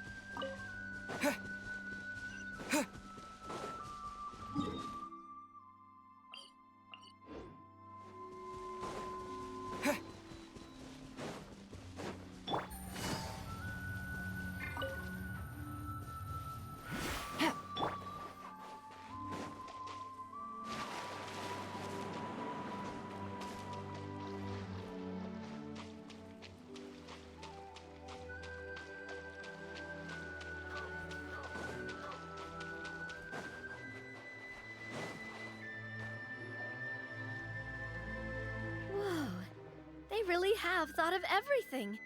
Even the phaetometer is here and ready to go for us. The phaetometer? What's that? It's a card that's used to determine action success or failure. We'll need to use it when we try to use certain skills. And what about all the dessert and tea? Is that for us as well? That's what the message said. Oh, really? That's so nice. It feels just like a tea party with friends. Those snacks have Paimon's name written all over them! I think you might be more of a snack hunter than a Marashose hunter, Paimon. Snack Hunter Paimon reported for duty! If there are delicious snacks to be found, Paimon will track down every last one! The desserts are great, but I'm still looking forward to the story more than anything. Very fair. Then, let us begin. First, please pick up the blank character cards in front of you, and write down your name and profession. You can find an abbreviated version of the rules printed on the back of your character card. If you have any questions, feel free to ask me. In this story, everyone is a Marashose hunter. To reflect this, the club has prepared a small badge for everyone. Ooh, nice! As hunters, you have proficiency in swordsmanship and fighting by default, so there's no need to allocate any additional skill points to those areas. Swordsmanship? So there's a fighting part to all of this? Paimon's not sure she can do all that on her own. Maybe Paimon can just stick with you? Why don't you share a character card then? The Traveler will be the Marechaussee Hunter, and you can be his little floating assistant. Huh. Kinda like in real life. So, for the name, do I fill it out with the name of my character? Yep. It can be any name you like. You can use your real name too if you want. I do that whenever I get too lazy to think of a new name. Oh, so it would be like experiencing a different life, but still as yourself. That's not a bad idea. In that case, I think I'll continue to use the name Linny then. Next up is the skill sheet. You have a limited amount of skill points that you can use to learn a number of skills. The more points you invest in a particular skill, the easier it will be to pass associated checks. I'll take persuasion and investigation. Those are must-haves when it comes to missions like these. Oh, those skills sound like they'd be useful for gathering intelligence. Good idea, Navia. Just as expected of a veteran player. So should we also take those skills then? Not necessarily. Since we're working together as a team, we could leave the negotiations to Navia and use our skill points to pick up other useful skills. For example, I think I'll take stealth and sleight of hand. That will give us more options if we run into any situations we can't negotiate our way out of. Oh, interesting. I wasn't thinking about it like that. I suppose it's not so different from an acting troupe. Everyone has their own role to play. Let me see. I'll take arts and performance. I'm not quite sure what use they'll be, but I'm not as knowledgeable about the other skills, and I'm not too confident I'd be able to roleplay them well. Well, that leaves us. What do you want to learn, Traveler? Ha! Gotta say, this suits you really well. Nothing boosts morale like good food. Ooh, so you want to help people when they're injured. That's nice of you. So what do you think? Are you sure you want to learn these two skills?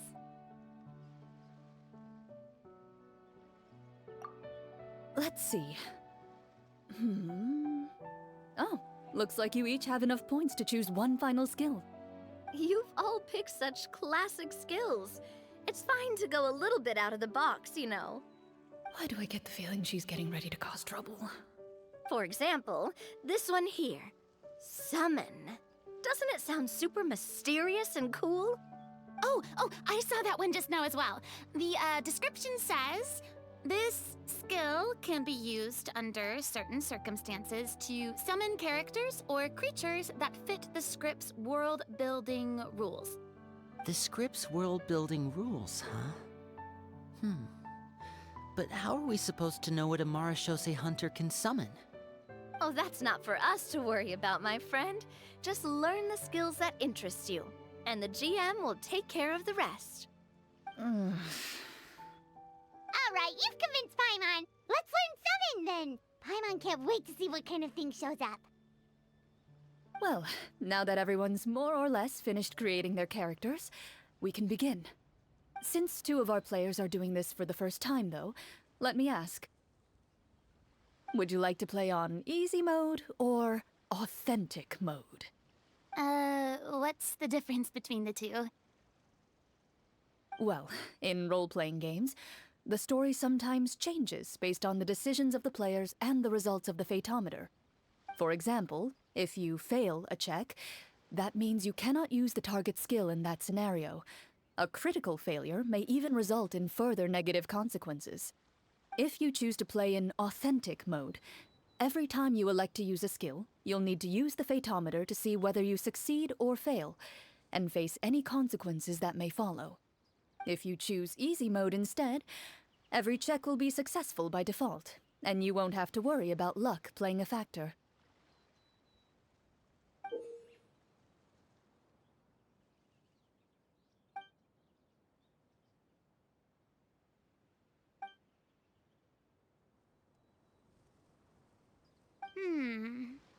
given that I'd like to focus on the story, I suppose I should pick easy mode.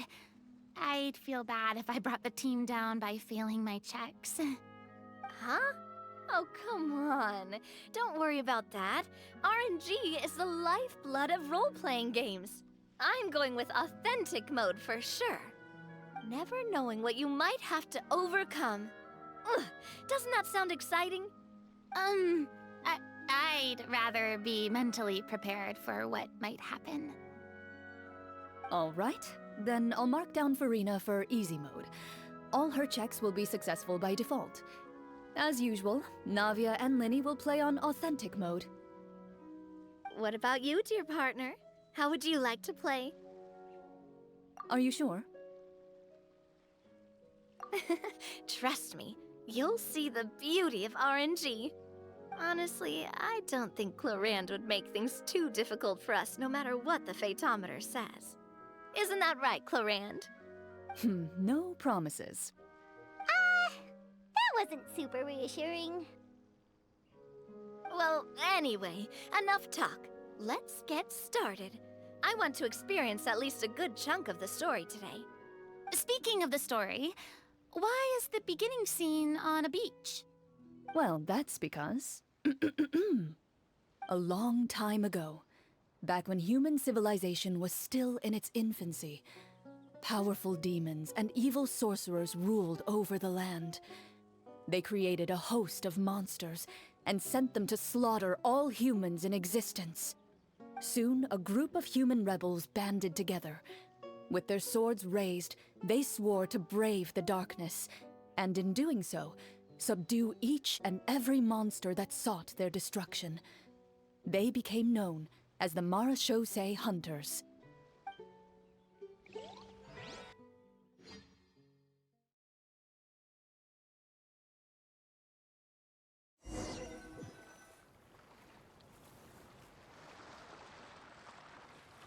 Sometime later, as a member of the Marachose Hunters, you receive a commission. Following the address provided on the message, you take a boat and arrive at this strange city.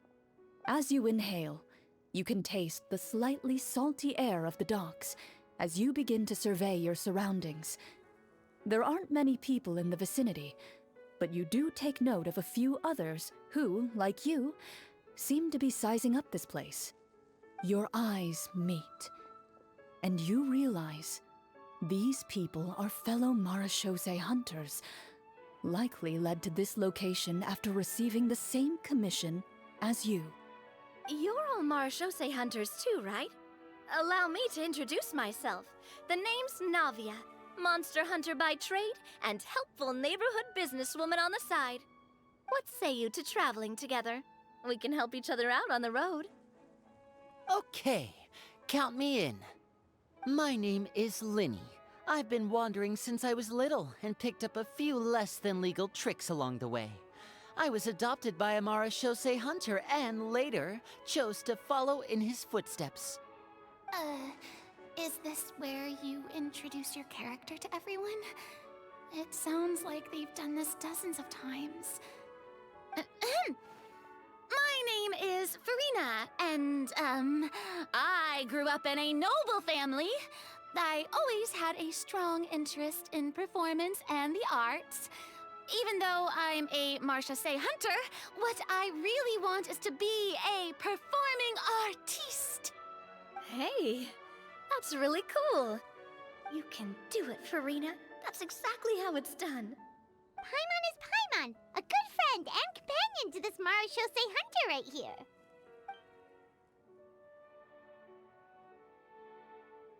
I've been studying medicine ever since I was a child. I want to do my part to eradicate these monsters and use what I've learned to heal others. Oh, welcome, welcome. When we face the monsters, I'll make sure to charge in front to give everyone some cover. You can take care of the healing at the back. You open your envelopes at the same time. The message reads, "To the honorable and trustworthy Marachose Hunters, our kingdom is currently facing a grave crisis. The lands outside the capital have been overtaken by monsters, and our people are being led astray by forces of wickedness. we beseech you, please help us resolve this crisis and return peace and stability to our home. Huh. The layout of this city looks super familiar. It kinda reminds Paimon of Mondstadt! The scriptwriter must have used a real-world city as a reference when coming up with the map. As experienced hunters, the layout of the city reminds you of places once traveled. You recall the sight of tree-lined streets and the gentle tranquility of days gone by. Yet, as you regard the city in front of you, it appears to be little more than an empty shell. Its hollow gates are open to you, beckoning you to come forth and bring salvation back to the town. I carefully read every line of the letter and turn my attention to the signatures at the bottom. Who issued this commission to us? You see a long string of unfamiliar names. It would seem that many of the residents of the city issued this commission together. They sensed that things were not right within the kingdom and sent a distress signal to the outside world. In that case, why don't we take a walk around the city and see if we can learn anything from the local residents? Oh, good idea. We might be able to get some leads on the monsters and bad guys we're after. You look up and see a tavern nearby. It appears to be open for the day. Why don't we go check out that tavern? If the novels I've read are anything to go by, taverns are usually full of information.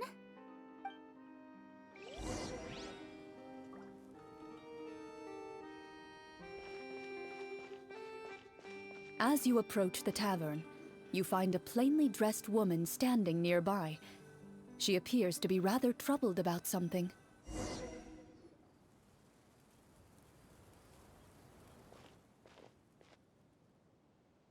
Greetings, friend. Lovely weather we're having today, don't you think? Oh, hello. I suppose you're right. The weather today is quite lovely. If only those monsters out there would stop causing trouble. It seems like every character included in the script has a certain amount of useful information to offer. If we keep asking questions, we might be able to get some good leads. Oh, come now, don't be sad. Life is all about optimism. Oh, that reminds me. What did you have for breakfast this morning? Huh? I don't think that's the kind of question we're supposed to ask. Nothing turns a frown upside down like good food. How about some macarons? I could make you some. You didn't even take cooking as one of your skill proficiencies. That's not necessary, miss. Excuse me for saying this, but you don't really look like a chef. Besides, I'm not really a fan of sweets. So you're someone who barely smiles and doesn't like sweets. You're really starting to remind me of this one friend of mine. Hey! Did she just... me? Chlorinde must have broke character for a second. This isn't getting us anywhere. Traveler, maybe you can think of something.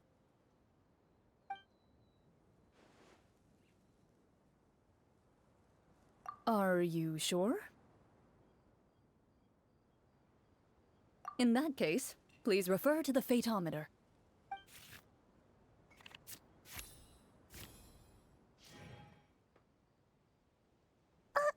We failed the check! You remain silent as you prepare a pot and fire to use for cooking. The woman stares at you with her mouth agape as you skillfully cut the ingredients and toss them into the pot. Perhaps your skills have regressed due to lack of use, but soon the unpleasant smell of something burnt fills the air. Oh no, I screwed it up. It's all black around the edges. I appreciate the thought, but I think I'll pass. Miss, we'd love to learn more about the monsters you mentioned. If you're willing to open up to us, we might just be able to help resolve the troubles you're facing.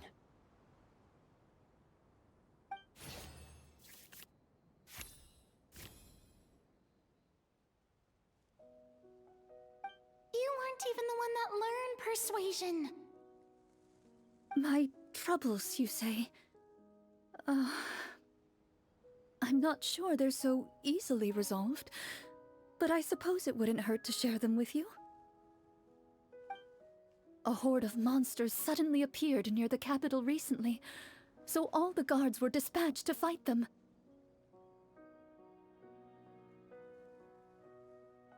Do you remember when those monsters appeared? I'm not completely sure. All I know is that my husband was dispatched to fight them 3 days ago. Do you know where he was sent? It all happened so fast. When we said our goodbyes, he couldn't even tell me where they were sending him. You have our thanks, friend. We'll find and defeat those monsters as soon as possible.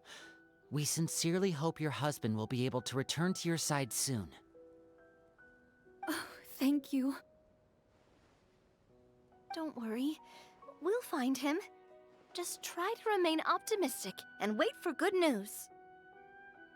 We don't always get to choose what happens to us. But we do get to choose the little things, like what we eat and how we respond to the things life throws our way. I hope that one day, you too will recognize the power of something as small and inconsequential as a delicious dessert. I'll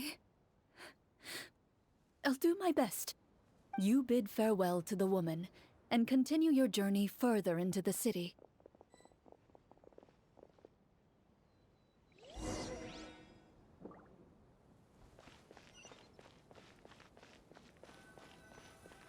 As you venture further into the city, the streets appear largely empty.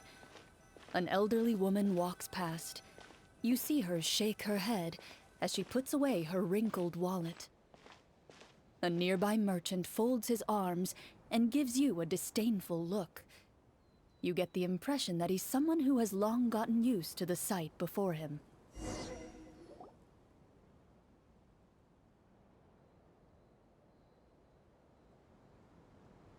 Although he doesn't seem very friendly, merchants are usually a good source of information, right?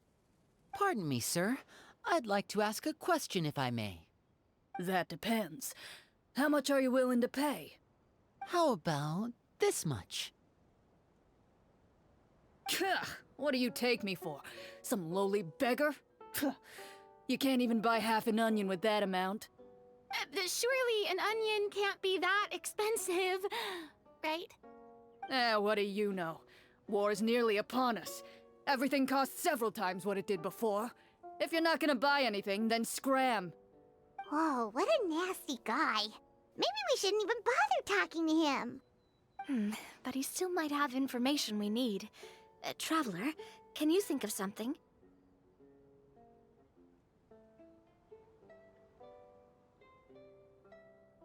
Sir, we came to this city to solve the very problem you seem to be referring to.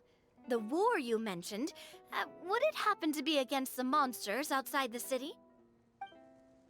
If you happen to be well informed and know a thing or two about what's going on, we'd appreciate it if you could share that information with us. After all, the sooner this problem gets resolved, the easier it will be for you to do your business.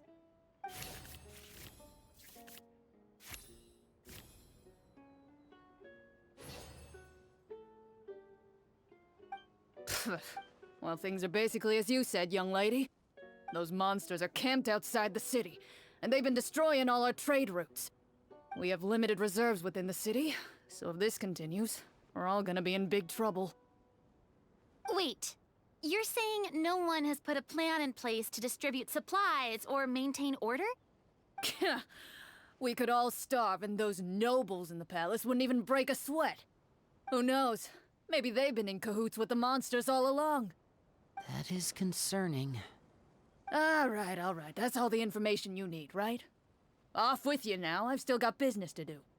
You know, if you smiled a little more, you'd definitely get more business. And I bet that would make your life just a little bit sweeter. I'm not saying it's guaranteed to work. It's just a tip.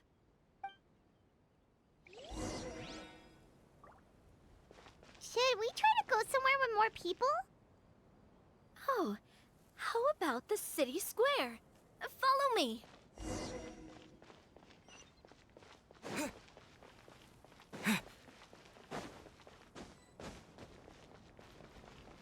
Before you lies the city's central square. You see a man with a slightly anxious look on his face, pacing back and forth, his head hanging low. He doesn't seem to notice your approach. Still immersed in his own thoughts, he shakes his head and lets out a long sigh. This guy seems promising enough. Maybe I can get some information out of him.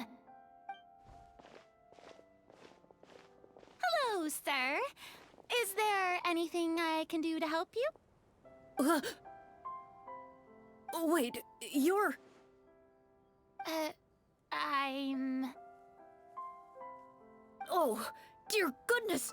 You're a Marashose hunter! You recognize us?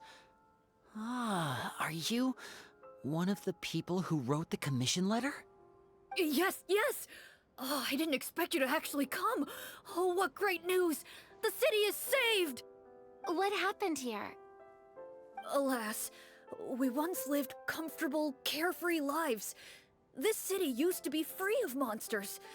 The first Marashose hunter, Casiodor, the Golden Hunter, he was the one who drove them back.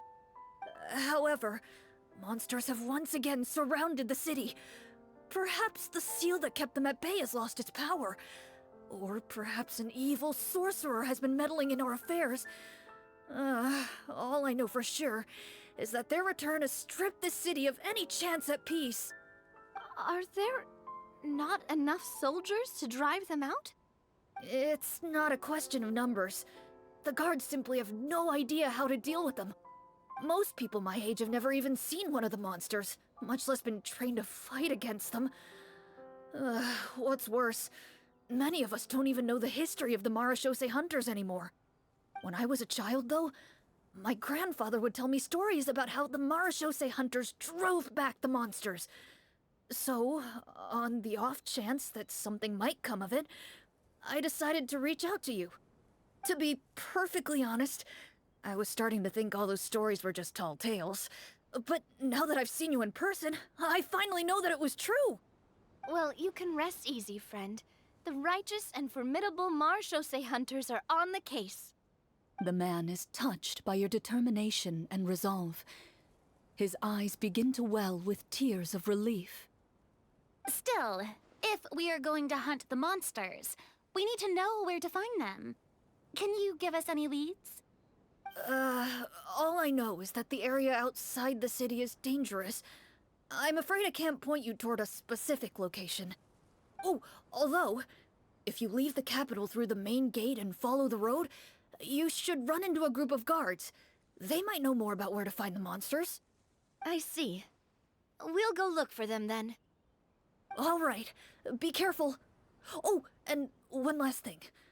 The monsters outside the city are just part of the problem. There are evil sorcerers inside the city as well, so be on your guard. They're actively working with the monsters, and have corrupted the court ministers with malicious magic. They're the reason why, even inside the city, everything has been a giant mess. Even one of our kindest ministers has turned into a boorish and unreasonable figure, interested in nothing but enacting laws that exploit the people. Who knows how much longer we'll be able to go on like this. Talk about being stuck between a rock and a hard place. I feel bad for him. Maybe we should try to cheer him up? Huh? Like, now? Is this really the right time? I appreciate your kindness, but for now, it's more important to focus on the crisis at hand. Brave hunters, I leave the future of this kingdom to you.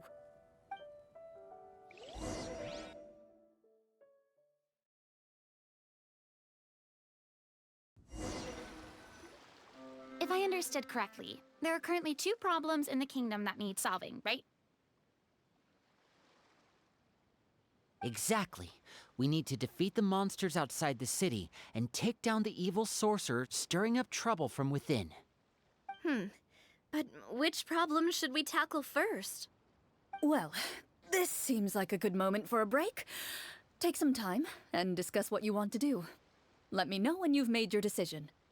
I really didn't expect the people in the city to keep us at arm's length like that.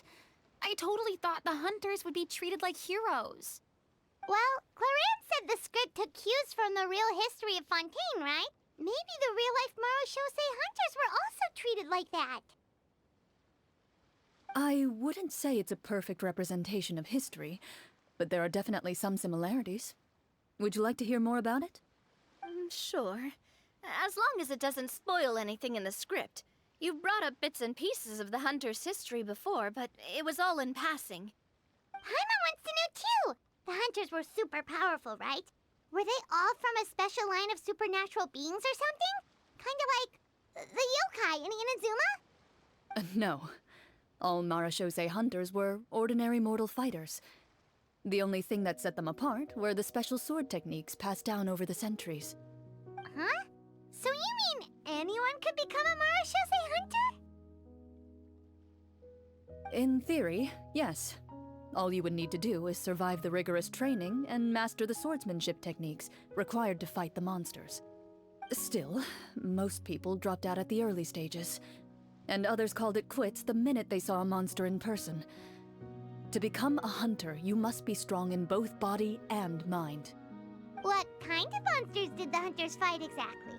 Oh, and the evil sorcerer the script mentions. Did they exist in real life too? The land of Fontaine once played host to an ancient dynasty known as Remuria.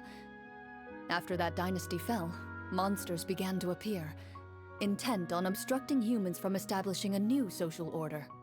One of the ancient sorcerers of Remuria used his power to assemble a formidable army of golems. He sought to use that force to establish himself as king. Now wait a second. Don't tell me that guy was the inspiration for the evil sorcerer in the script. We still haven't found any in-game information on him yet.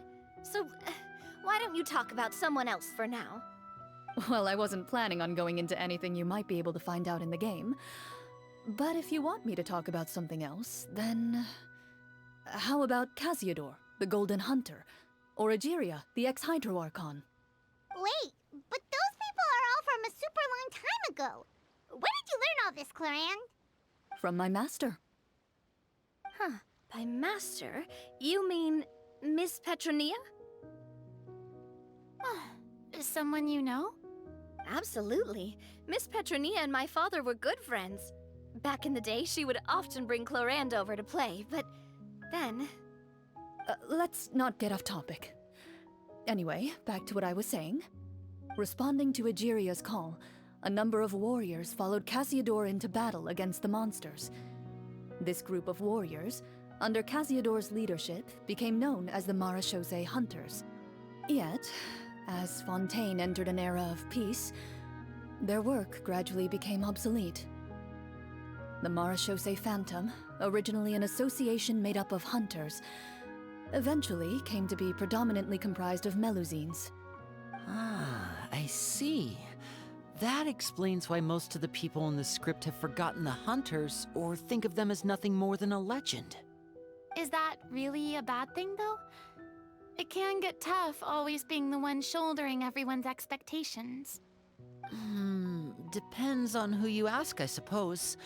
If the name of the organization no longer commands respect, investigative work is bound to suffer. Speaking of investigations, which problem should we tackle first? Monsters or evil sorcerer? I vote monsters. That's the main duty of the hunters, right?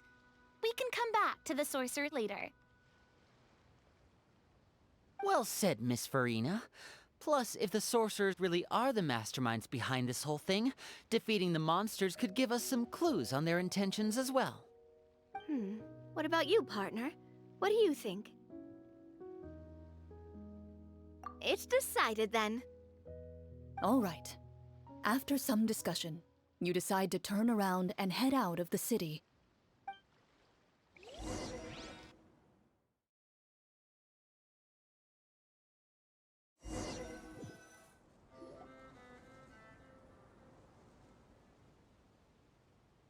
Let's take a look around, like that guy said. You there! Outsiders, halt! Who's there? An armored man approaches you. He has a tall, muscular build and a determined expression in his eyes. Just one look, and you can tell he's fought in his fair share of battles. Although he's trying his best to conceal his current state, his uneven gait and the sweat dripping down his forehead make it obvious that he's been wounded and is in serious pain. I'm the captain of the guard. I saw you sneaking around the city earlier, so I'll only ask this once. State your purpose, or it's off to the dungeons for the lot of you. Wow, it's been a while since someone's been this suspicious of us. I said talk, not whisper between yourselves. Have you ever heard of the Marchese Hunters? Marachose hunters? Ha! That fairy tale, you mean? What, you expect me to believe you're one of them?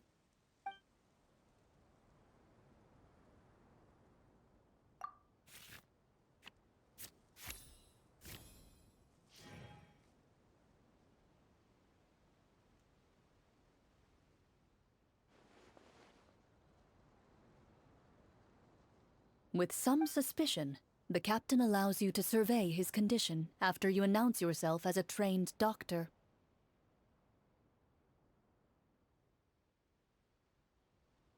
Unfortunately, you're unable to adequately assess the source of his injury, much less come up with a way to relieve his pain.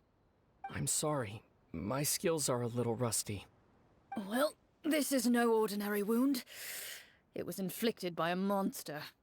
Now tell me, are you truly a Marachose hunter? He regards you with suspicion for quite some time, before shaking his head. Perhaps he's finally accepted that you're here to help. Sir, we were indeed in the city earlier, but our purpose was only to gather information on the monsters. We're here to help the city and all the people within it. Your guards are still fighting the monsters as we speak. They could be seriously wounded and in grave need of support. You need all the help you can get.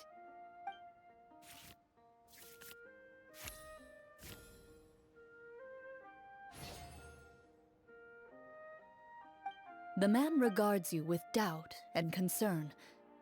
After a period of inner struggle, he lets out a long sigh and informs you of the locations where the monsters have appeared. Some of our new recruits have never even dealt with a petty thief, and now they're out there fighting monsters. If it weren't for this cursed leg. Oh, please, sir. Don't get too worked up. You need to focus on your recovery. Just leave the monsters to us. We're Marachose hunters, after all. Hearing you say that, a glimmer of hope flashes in his eyes. But it disappears almost as quickly as it came. Those monsters aren't easy to deal with. But if you insist on going, I won't stop you either. I just hope all the guards will be able to come back to their families alive. I wish you the best of luck.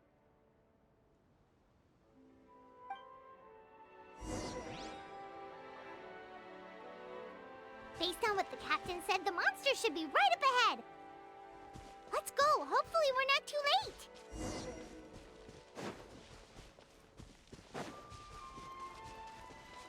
As you approach the battlefield, you see numerous people lying by the side of the road. They appear to be dressed like guards. Their faces are filled with desperation and terror. Some are screaming and cursing in vain, as if still trying to banish the monstrosities they saw from their minds.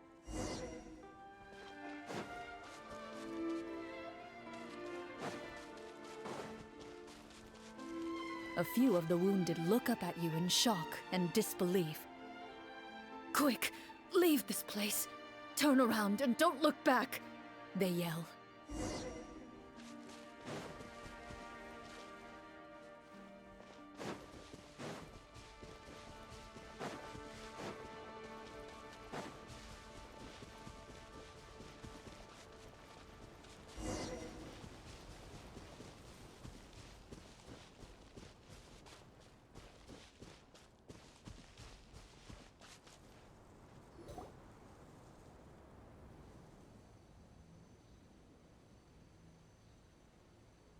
this is the place he mentioned, right?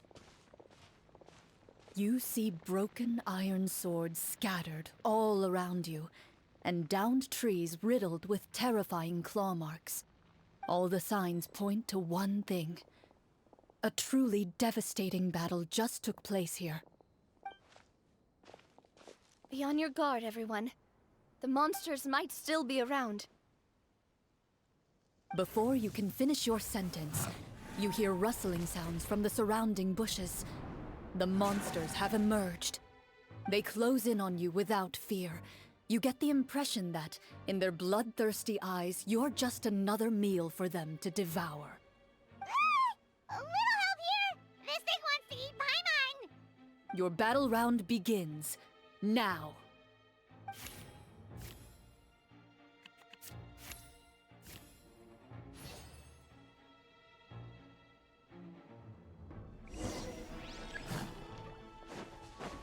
Water jet! Yeah! Shower me with Now disappear! Watch out! A proper send-off! From the watch out! Water jet! The next battle round begins now. Time to shine!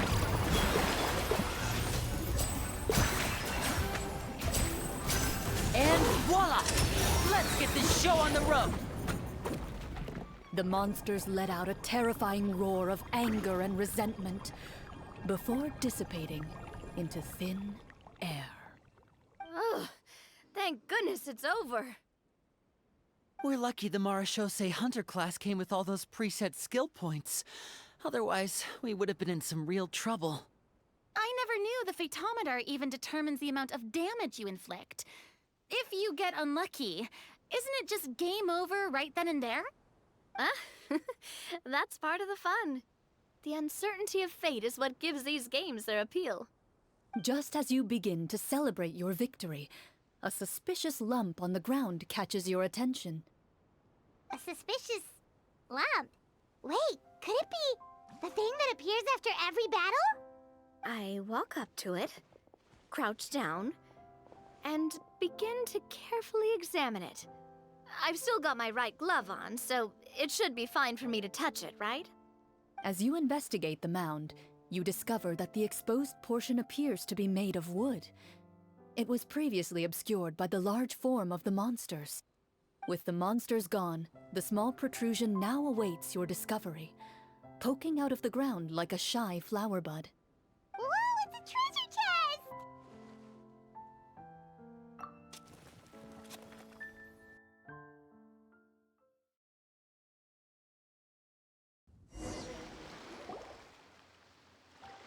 With everyone's help, you successfully excavate the wooden chest from the ground.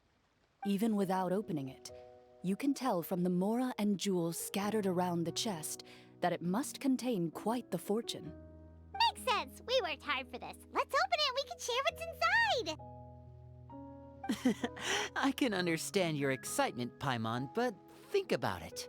Doesn't it seem like there are people out there who need this treasure more than us? Yeah. Think about all the people suffering in the capital. Or all those guards who got hurt fighting the monsters. Wouldn't it be better if we gave the treasure to them?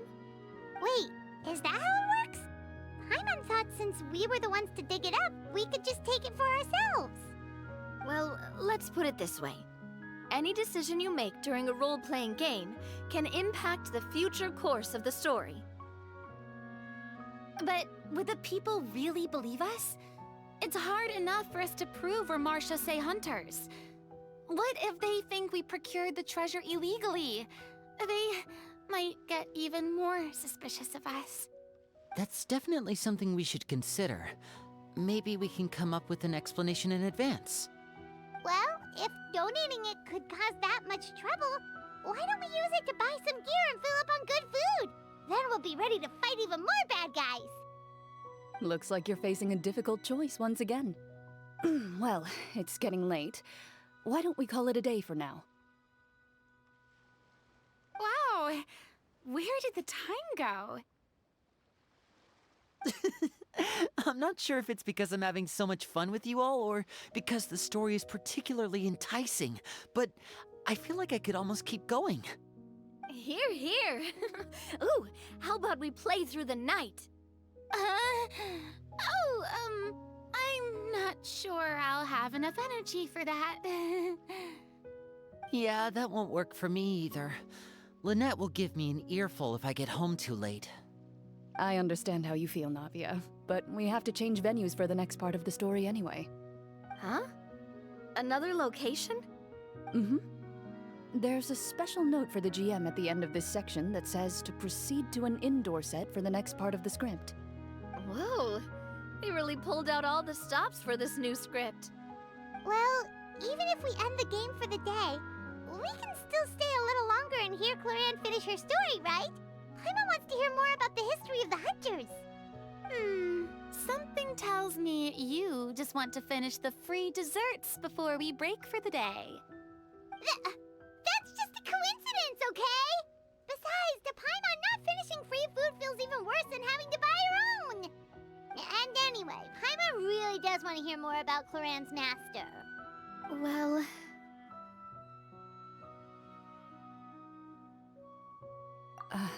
It's nothing. I appreciate the concern, but it's all in the past. It won't do any harm to share these things now.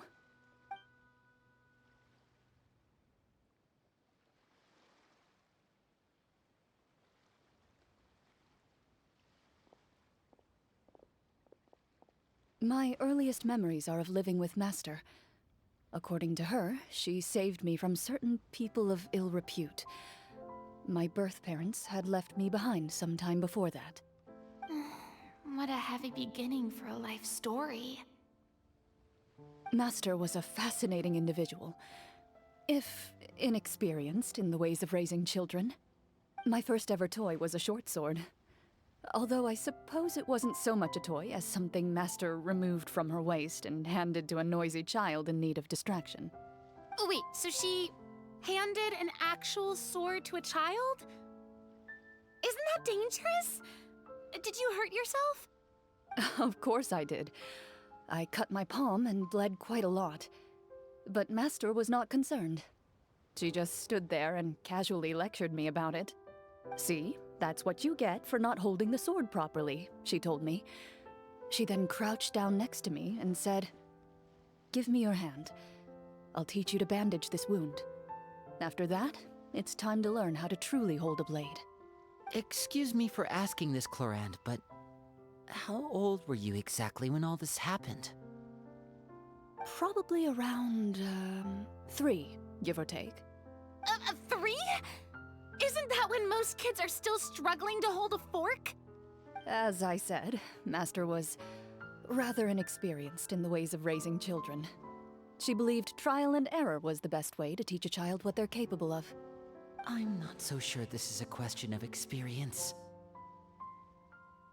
I didn't see anything wrong with her ways at the time. And anyway, children don't get to choose how they're raised. Oh, she did bring me back a pet from Liyue once. It was a Geovishap hatchling. A Geovishap hatchling? For a pet? That seems even more dangerous! What she said was this: make sure to get along, you two. If you really can't agree on something, just settle it with a fight. Whoever loses is the real pet.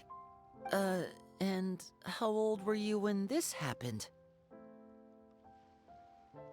5. Well, did you win? No, I lost. So, you're saying you actually became the Geovishap's pet? Yes, but only for a week. By the end of that week, I defeated it in combat, and we've shared a cordial relationship ever since. That really doesn't sound like the kind of childhood someone should have. Later on, I gradually understood that Master most likely didn't know any other way to raise a child.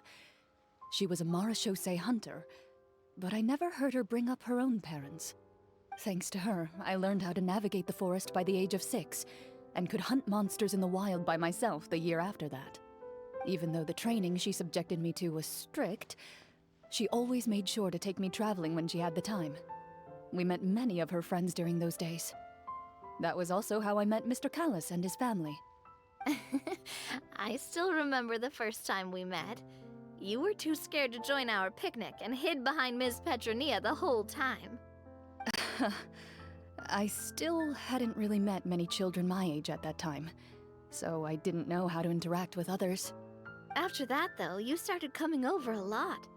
You loved challenging people to shooting competitions, remember? I don't think many members of the Spina ever beat you in one of those. I had a lot of fun during those days. I enjoyed them too. Oh, do you remember that one time we went exploring around the Spina together? We overheard Papa call your master Fontaine's Protector of Justice. We tried to pretend like we never heard anything, but you nearly let it slip that one time.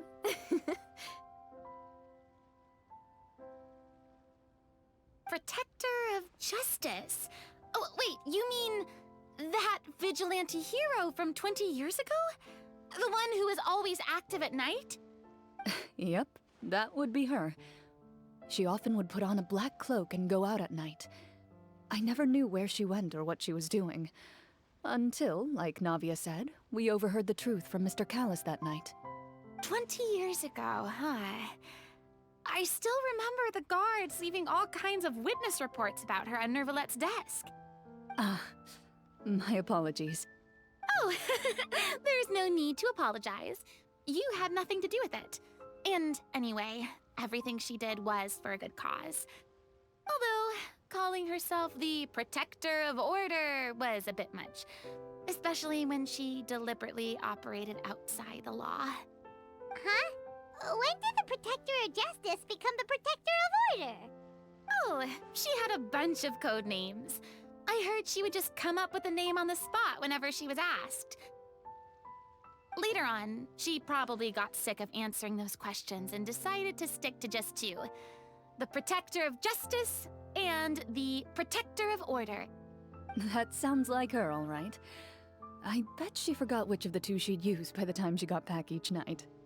Well, she certainly sounds like a fascinating individual. With her strong sense of justice, it's no surprise her student followed in her footsteps. It's true. I always wanted to become like her. Someone powerful, independent, and with a strong sense of conviction. But...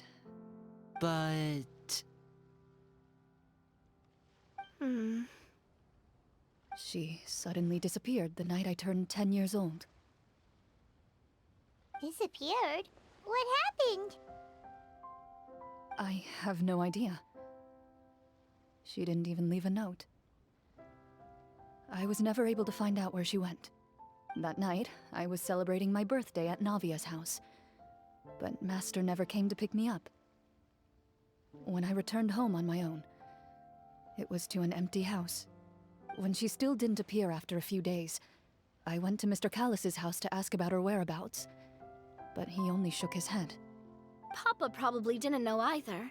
I know he sent a few people to investigate the matter in secret, but they never found any credible leads. Don't worry, I understand. To be perfectly honest, given Master's personality and way of doing things, it all made a lot of sense. If I had to guess, I'd say she probably used it as an opportunity to force me to become independent. Just like how, when a litter of kittens reaches a certain age, the mother willingly leaves them behind.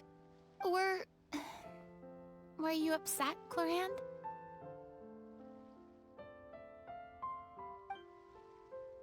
I was at first, but not anymore. I don't believe Master would suddenly disappear for no reason. There must have been something she just had to do. Well, despite everything, you still managed to follow in her footsteps and become the greatest champion duelist in all of Fontaine. You're practically a living symbol of law and justice. I suspect my position would be far too by the books for her. Master always did whatever she pleased. But you're right. I suppose I do take after her in some ways. Who knew Chlorinde had such an interesting past? I never had the chance to ask her about it before. I wonder... If Chloriande's master were the champion duelist back then, would that duel against Mr. Callus have gone differently? Oh no. Judging by the atmosphere, Chlorinde and Navi are probably thinking something similar. The mood just got super awkward all of a sudden. Well, anyway. Would you look at the time? It's getting dark, so we should probably call it a day for real this time. If we keep talking like this, we really will be here all night. I had a great time today, Miss Chlorinde. Thank you for being our GM. Anytime. The script was good, but I've got to say, your childhood stories were even better. Hey, you should tell us more about that fight against the Geo-Bishop sometime. Maybe your master was onto something. You could be right. What does she mean, onto something? I certainly don't know any 5-year-olds who want to fight a bishop in their spare time. Guess I'll head back as well. I need to save my energy if I want to continue enjoying the story tomorrow. You're that excited to hear about my fight with the bishop? I was talking about the script.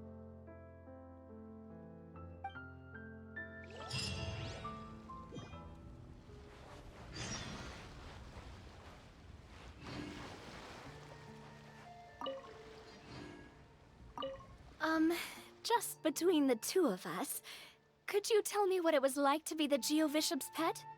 It was nothing special, really. Geo-Bishops don't understand the concept of a pet. So, basically, it just headbutted me whenever I entered its territory.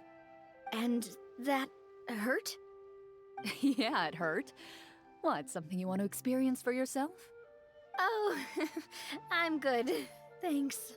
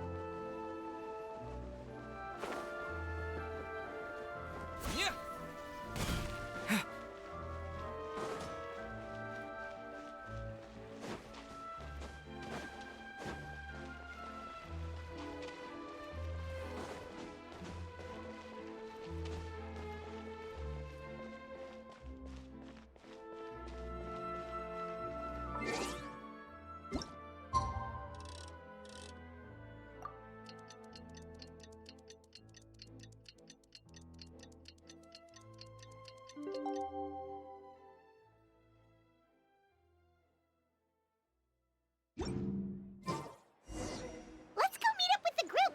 Paimon's really looking forward to today's story.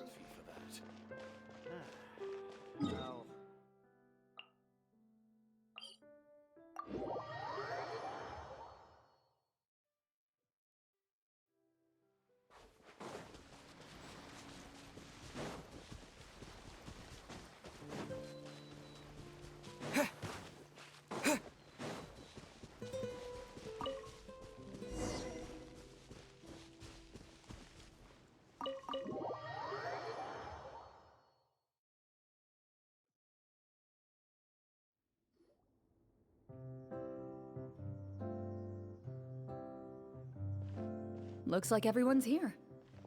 Now, before we begin, why don't we finish where we left off yesterday? There was an important decision to be made, yes? I'll pour everyone a cup of tea. Is that really the most important part, though, Chlorinde? Paimon's more concerned about our current surroundings. Heavy walls, cold railings, dim lights. This is obviously supposed to be a prison. I admire the work put into the set. Still, it's obvious the scriptwriter has never paid a visit to the fortress of Meripede. So the set is going to be a part of the script? Unfortunately, that is something I can neither confirm nor deny. Anyone think Chlorine's smile is starting to look kinda scary? Well, whatever happens, we'll just have to push on. But first, we should really figure out what to do with this treasure. If we're worried about arousing suspicion because of our identity, why don't we give ourselves a different name, just like Chlorine's master did?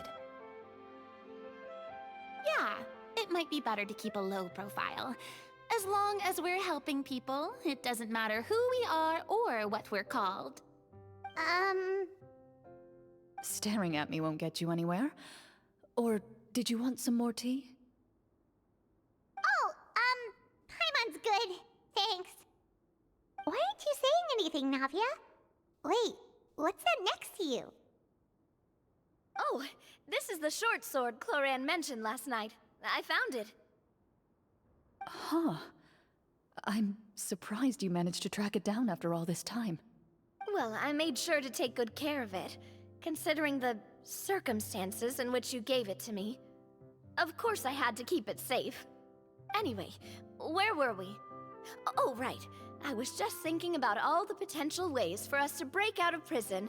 We could dig a tunnel, or try to bribe the guards. Wait, we haven't been thrown into prison yet, have we? Well, it's only a matter of time. It pays to be prepared. Just like how you should always have an umbrella on hand, even when it's sunny. Alright, Paimon's made up her mind. Let's just give the treasure away. Paimon may have wanted to keep it, but if it's going to land us in prison somehow, Paimon will be too upset to enjoy her snacks. So, you've reached an agreement? All right then, we can continue with the story. Oh, and we'll collect all the scattered pieces of treasure on the ground as well. All right. You collect the treasure and make your way back to the capital with your bag of loot in hand.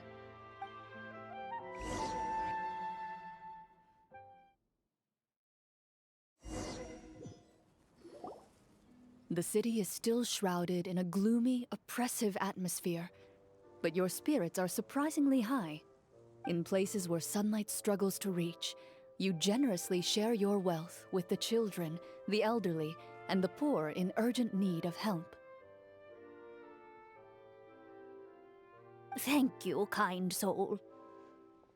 The elderly woman's look of gratitude follows you as you walk away, her eyes never leaving your back until you move entirely out of sight. However, there's still quite a bit of Mora remaining. It appears you haven't made much progress. She's probably trying to tell us to speed this up. We need to hurry up so we can address the sorcerer problem. Should we go find that man again at the square? He seemed like a pretty responsible guy. I'm sure he knows the people here far better than us. Oh, good idea! Just as you start to make way to the square, intent on finding the man again, there's a voice.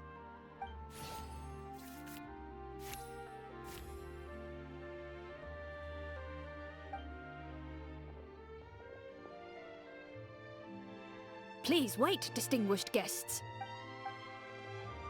Several strange guards suddenly call out to you. They run forward to meet you and proceed to politely pay their respects. Greetings, gentlemen. Are we being invited for afternoon tea? Surely you jest, my lady. That would not be our place. It is His Excellency the King who requests to meet with you. Please come with us.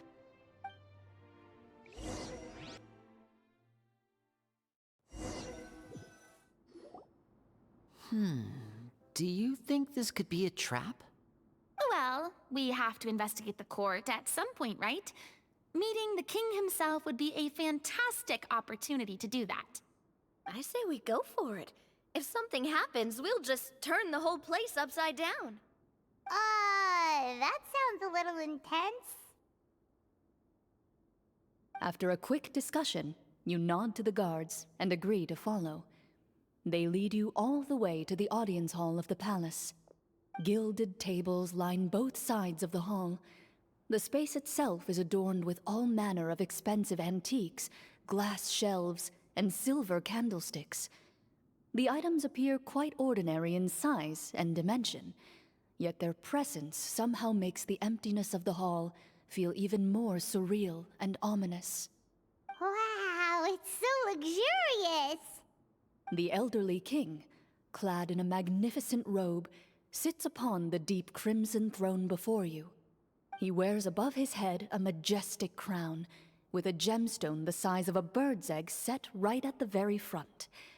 As you observe it, you see a complex pattern of light reflect off its surface. Ahem! They're here, Your Majesty. A man dressed in dark clothes, likely a minister, shields his mouth with his hands and bends down to whisper a few words to the king. After a moment, he lowers his hands and stands back up. His gaze shifts to fixate on your group, but he does not move from his place at the king's side. The king does not appear entirely aware of his surroundings. The man by his side, though. We should keep a close eye on him. The king remains still and says nothing. The minister is the one who speaks. Esteemed guests, allow me to thank you for coming to our faraway kingdom.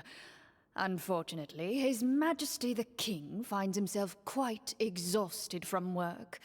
So please allow me, his Prime Minister, to welcome you in his stead.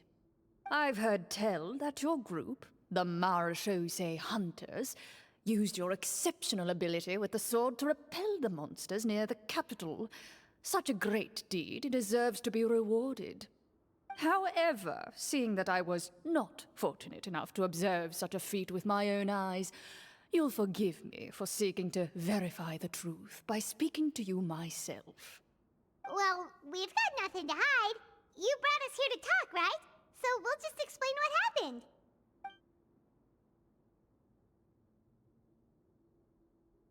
The golem's blades were so powerful, they could cut down trees in a single swipe.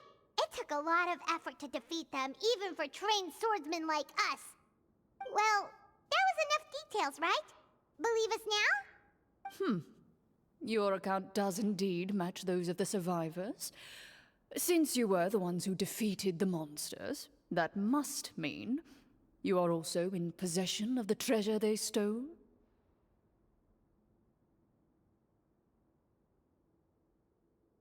Well, we did take the treasure, but... How did he know about the treasure? Then I must ask that you return it at once. It belongs to the kingdom. Wait, but didn't you just say that our great deed deserved a reward? Shouldn't the treasure be considered a part of that? Yes, that was indeed what I said. But you seem to have forgotten a very important distinction. Only that which is freely given by the king can be considered a reward. Taking the rightful wealth of a kingdom without said permission, on the other hand, is a crime. But that's completely unreasonable. Yeah, that makes no sense! If it weren't for us, the treasure would still be buried underground somewhere! Maybe so, yet the fact remains. You tried to dispose of the treasure without reporting it to the court and without receiving permission, yes? What, no answer?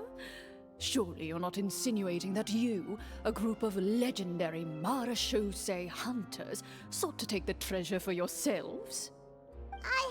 Well, what about the king? Is he just gonna let this guy talk for him the whole time? Clad in his magnificent robe, the king remains seated, with his hands resting on either side of the throne. His posture is rigid and unmoving. He stares forward with an empty look in his eyes, completely unmoved by the events before him. From the look of things, could the Prime Minister be the evil sorcerer? Or could both the King and the Prime Minister have fallen under the evil sorcerer's control? I would like to observe the number of guards stationed in the hall. The guards in the palace appear fully armed, their expressions solemn. Sensing the tense atmosphere in the room, they stand at the ready, each with a hand placed upon the hilt of their sword, as if prepared to draw their weapons and surround you at a moment's notice. Well, there goes my plan to turn the whole place upside down, I guess. It appears we've been visited by nothing more than a group of ill-intentioned imposters. What a pity. Guards, take them away and throw them in the dungeons. Before I decide your fate, however, I must first determine whether you have any accomplices outside the court. Can't we try to slip away? Or maybe start some kind of riot? But if we try to fight the guards right now... Don't worry. At least we figured out who's behind all this. Let's just play it by ear. If you're scared, Paimon, just hold my hand. Thanks, you guys. You allow yourself to be led away by guards surrounding you on both sides. It's only when you begin to feel drops of water falling from the dungeon ceiling and smell the stench of death and decay all around you that you finally realize you've stepped into a completely different world. Stay here, and don't try anything funny. The guards lock the cell door and leave without looking back. Wait, sir!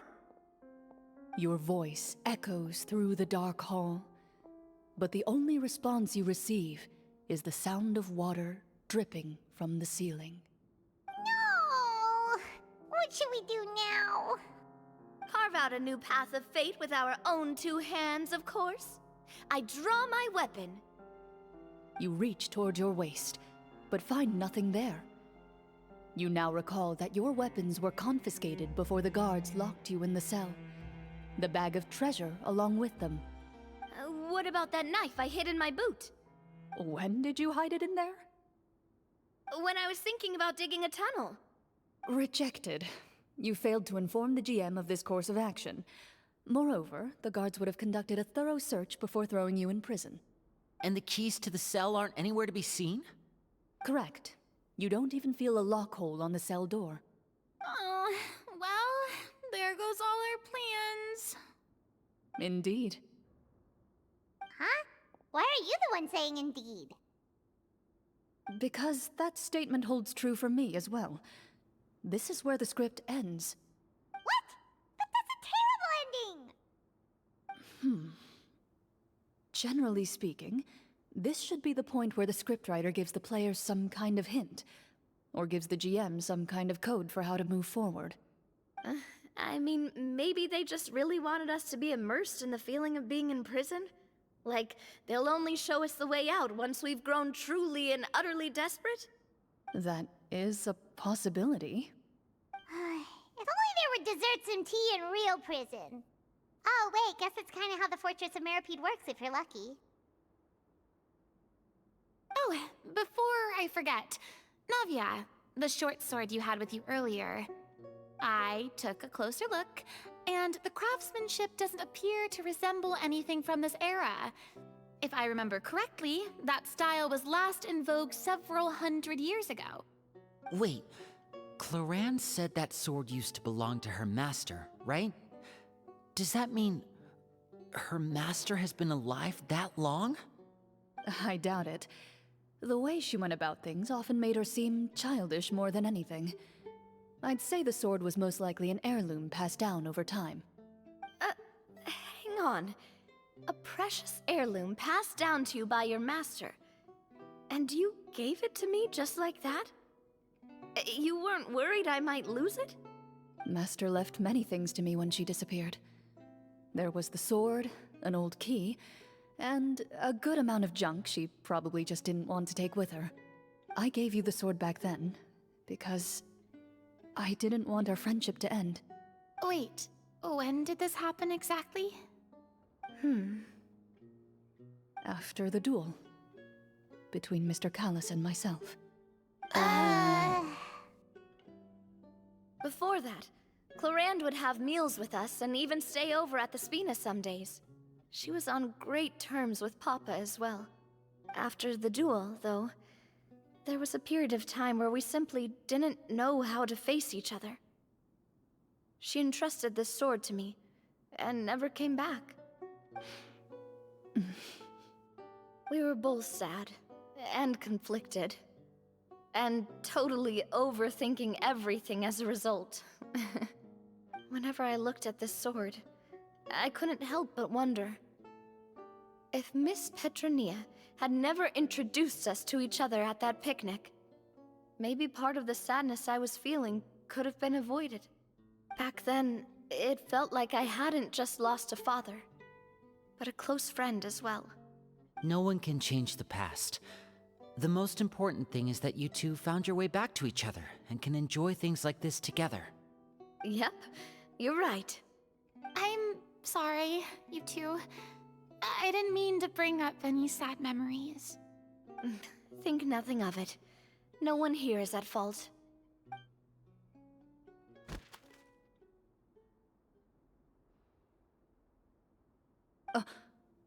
Huh?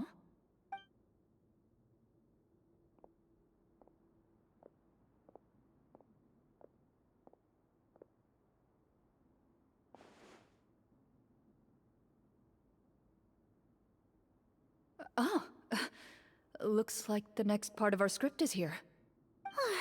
Perfect timing.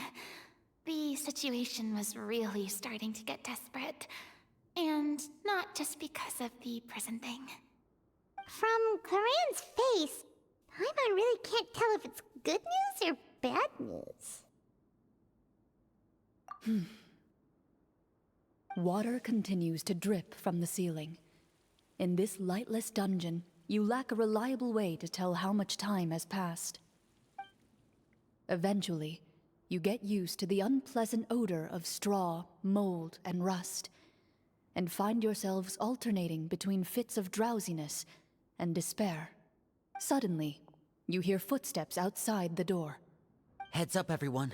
Someone's coming. Gather close, everyone, and keep your voice down.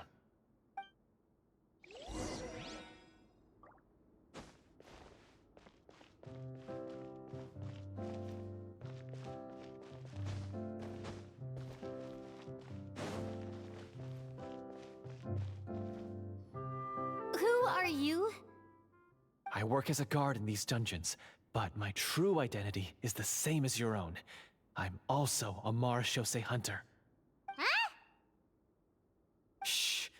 I've already sent away the other guards, but if we make too much noise... I understand, but how can we be sure we can trust you? The king has issued a formal decree. In light of the irrefutable proof of your crime, you're to be executed before tomorrow's sunrise. If you want to escape, it has to be now. Executed? We barely did anything! Monsters appearing at the same location as the treasure. Could this entire thing have been a trap? There will be time for speculation once we're out of here. As for my identity, I have no way to prove that to you just yet. Infiltrating the capital was difficult, and finding a chance to speak with you has taken a lot out of me. I could go on, but I think we can all agree that now is not the time for details.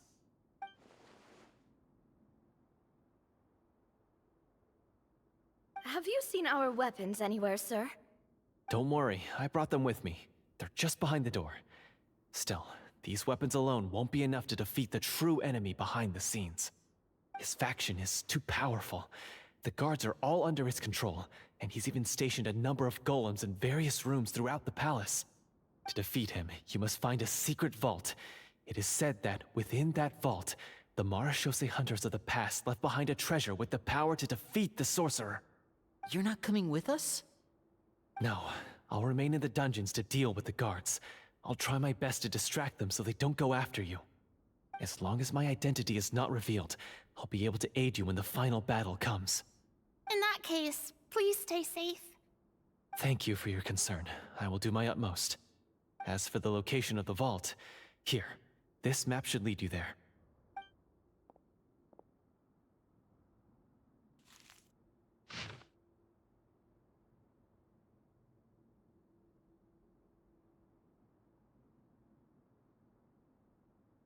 Got it. All right, once I open the door, remember to stick close and refrain from making any noise. I'll lead you out of here as quickly as possible. You now have the chance to restore the honor and legacy of the Mara Shosei Hunters. So please, get out there and reclaim what's ours. And be sure to exercise caution. With the help of the guard, you successfully escape the dungeons. Your sense of despair and anxiety both seem to fade as you continue your quest.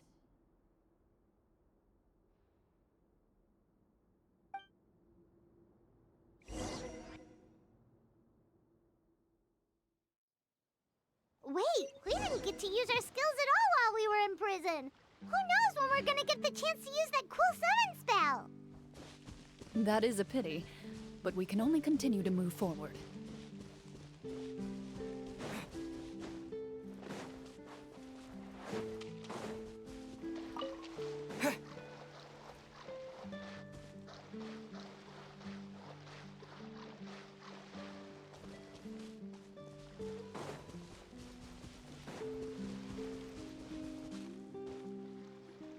This should be the place marked on the map. This bit of rock certainly looks suspicious. Well, I'd say an investigation's in order then. Plus, if all else fails, we can just blow it up. Wow, you really meant that! Before you lies a serene stretch of open water, its surface shimmering a brilliant shade of sapphire blue. Well, guess this means it's time for a swim!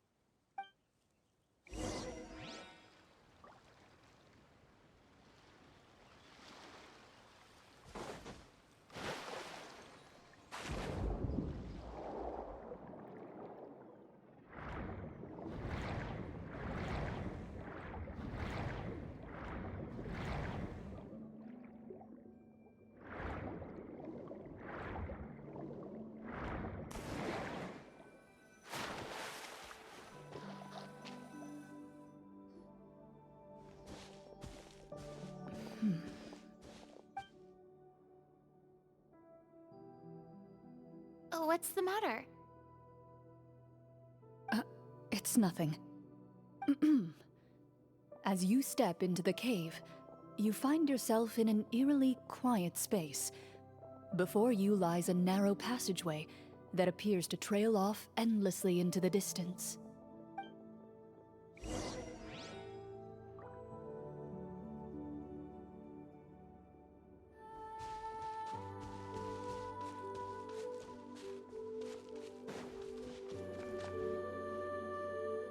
Wow, this must be where the treasure is hidden! But this door is blocking our way in. It almost looks like it's been here for quite some time. I've got to hand it to the tabletop troupe. They really went all out with the props. Huh. What have we got down here? A kind of mechanism connected to the door? Ah, it looks like we might have to arrange it into a certain pattern.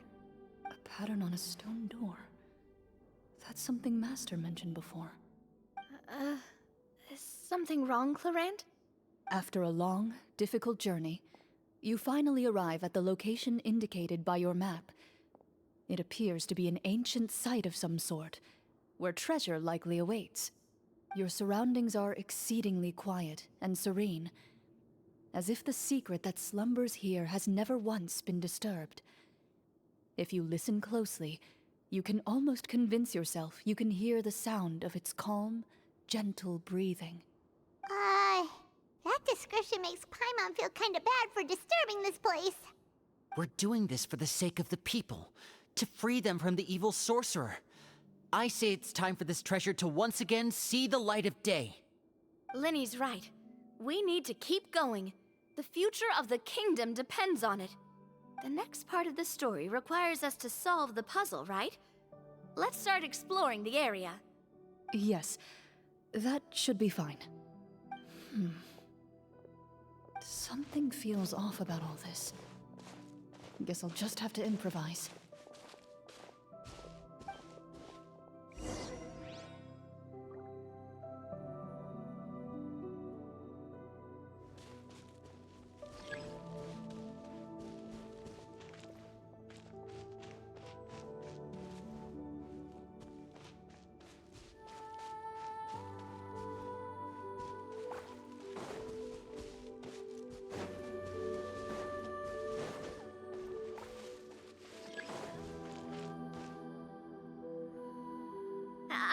something!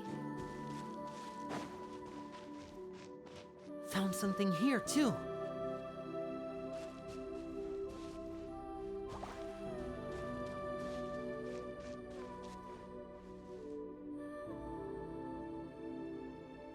Same here.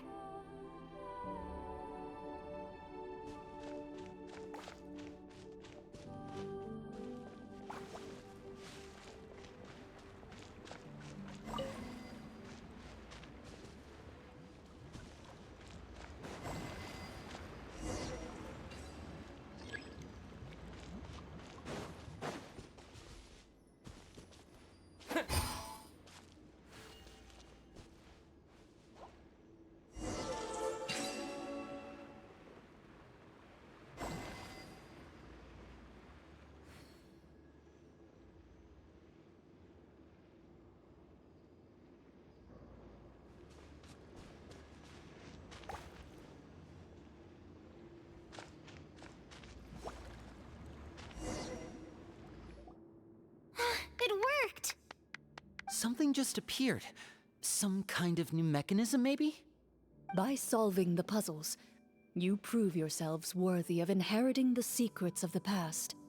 At the end of each puzzle, you're rewarded with With?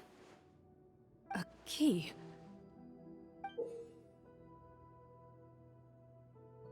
Oh, it must be the key to the big door. Huh? This is one of the Marechaussee Hunter keys that are passed down from generation to generation. It looks just like the one Master passed down to me. It is said that 4 keys in total are required to form the final, complete key.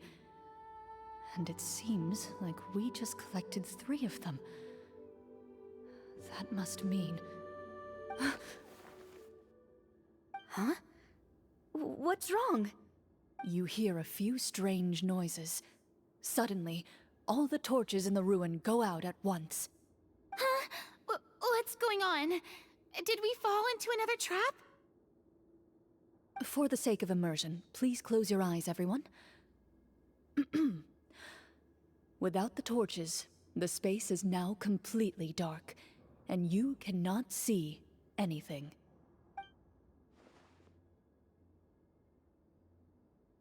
But Paimon can still see a little bit over here. Oh, right, sorry. Suddenly, you hear the sound of footsteps pierce through the darkness. There's someone else here? Oh, this is so unsettling. I can't see anything. I've been discovered then. Wait, that voice, it's...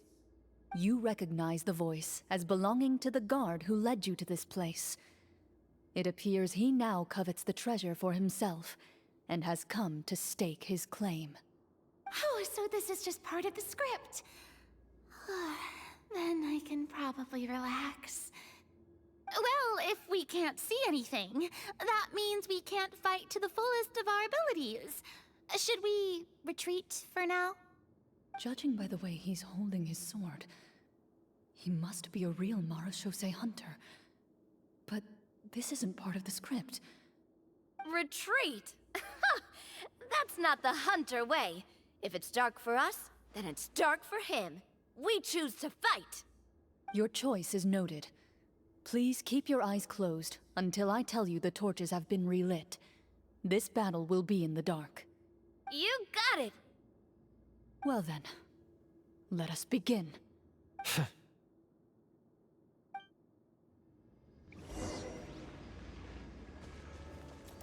Into the shadows.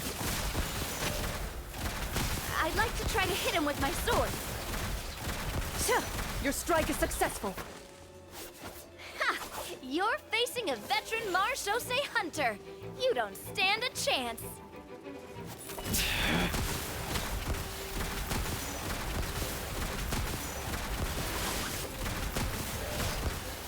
Is he still standing? Goodness, he sure has a lot of HP. Ready. Hunt them down. Is Is it over? Can we open our eyes now? The enemy is strong and relentless, but the battle is nearing its end. The torches have not been relit. What about now? Final strike! Ha!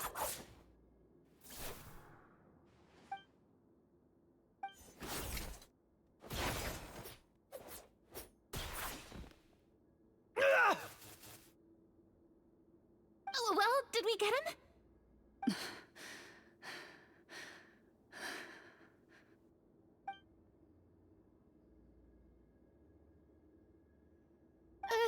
CHLORINDE? Warm fire flickers across the walls once more. Your vision is now clear. In an impressive display of courage, the four of you successfully defeat the uninvited guest. That look in his eyes. It's like he became an entirely different person as soon as I defeated him. Huh? Mr. Florian? Oh, wait. We're supposed to be role-playing. I should stay in character. Speak your name, guard. Why did you lead us here just to betray us? Is this treasure really more important to you than bringing peace to the kingdom? What kingdom? What peace? Those were nothing but lies! I, Florian, am a true Marechaussee hunter, descended from hunters of ages past. So he's also using his real name.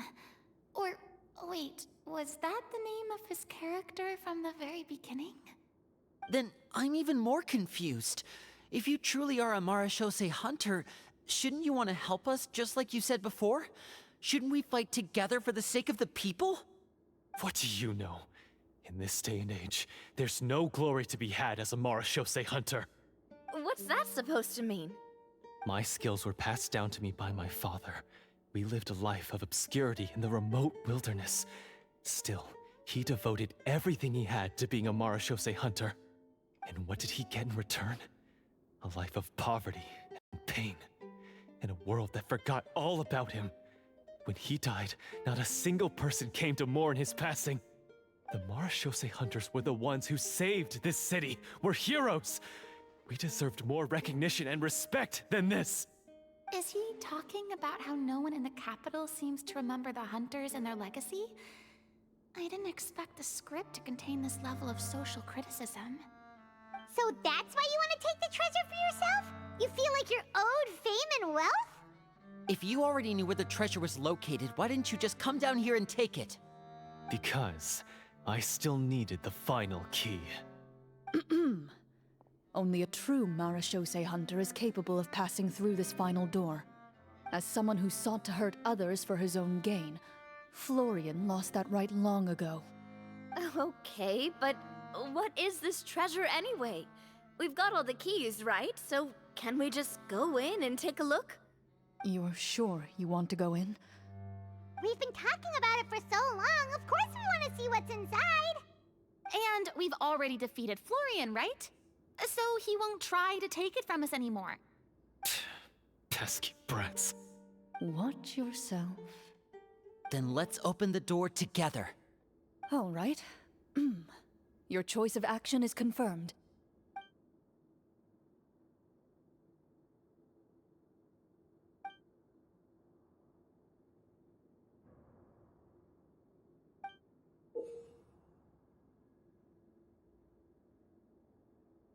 Before you, the door to the treasure, sealed and undisturbed for more than 100 years, finally swings open.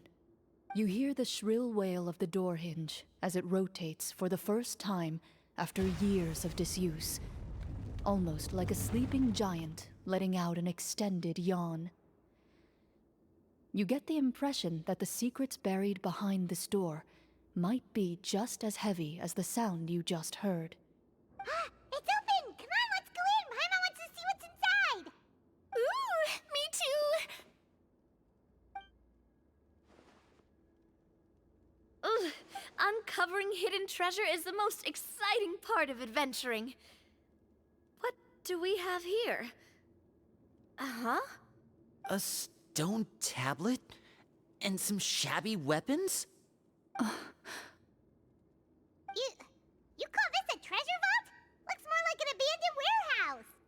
Maybe the troupe ran out of budget at the end? They provided a super immersive experience at the beginning only to drop the ball at the most important part? They could have at least filled this place with cardboard Mora or something. Wait, I get it now. Paimon, this is the real Marachose Hunter treasure. Huh? This is it? The Marachose Hunter treasure is just a stone slab and some broken swords? I can't believe it. I refuse to believe it!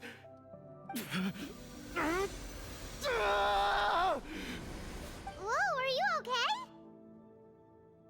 okay? The Marachose Hunter before you appears to suffer a serious mental breakdown. He needs to leave the room for a moment to collect himself.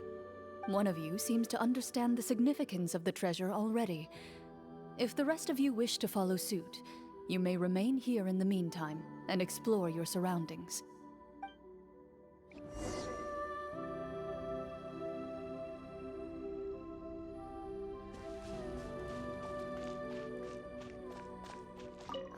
The names on the tablet.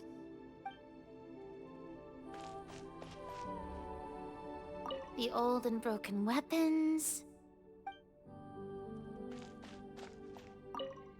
What is the treasure supposed to be?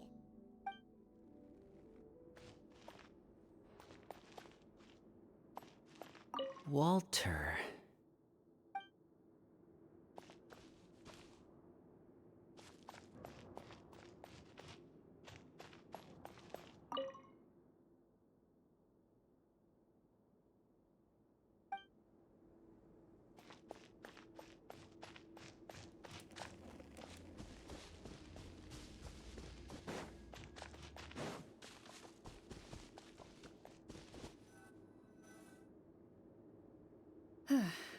So, how are you doing?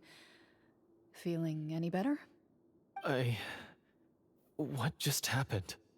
Do you remember how you got here? Or what happened to your body just now? I remember now.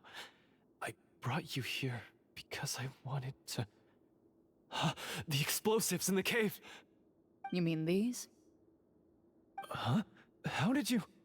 I could tell something was off the moment I stepped into this cave, so I kept an eye out. I've already dismantled the whole thing. So the strongest champion duelist in all of Fontaine saved the day once again. Guess I shouldn't be surprised. It would seem your skills as a Marachose hunter are as sharp as ever. I deserve some answers, don't you think? Tell me why you wanted to lure me here. Everything you said earlier sounded like the truth. Luckily, your monologue was dramatic enough to convince my friends you were just role-playing.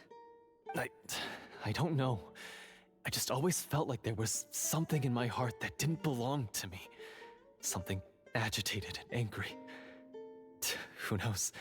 Maybe it was my own anger all along. I could never really tell. The feelings about my father and the other Marachose hunters are real.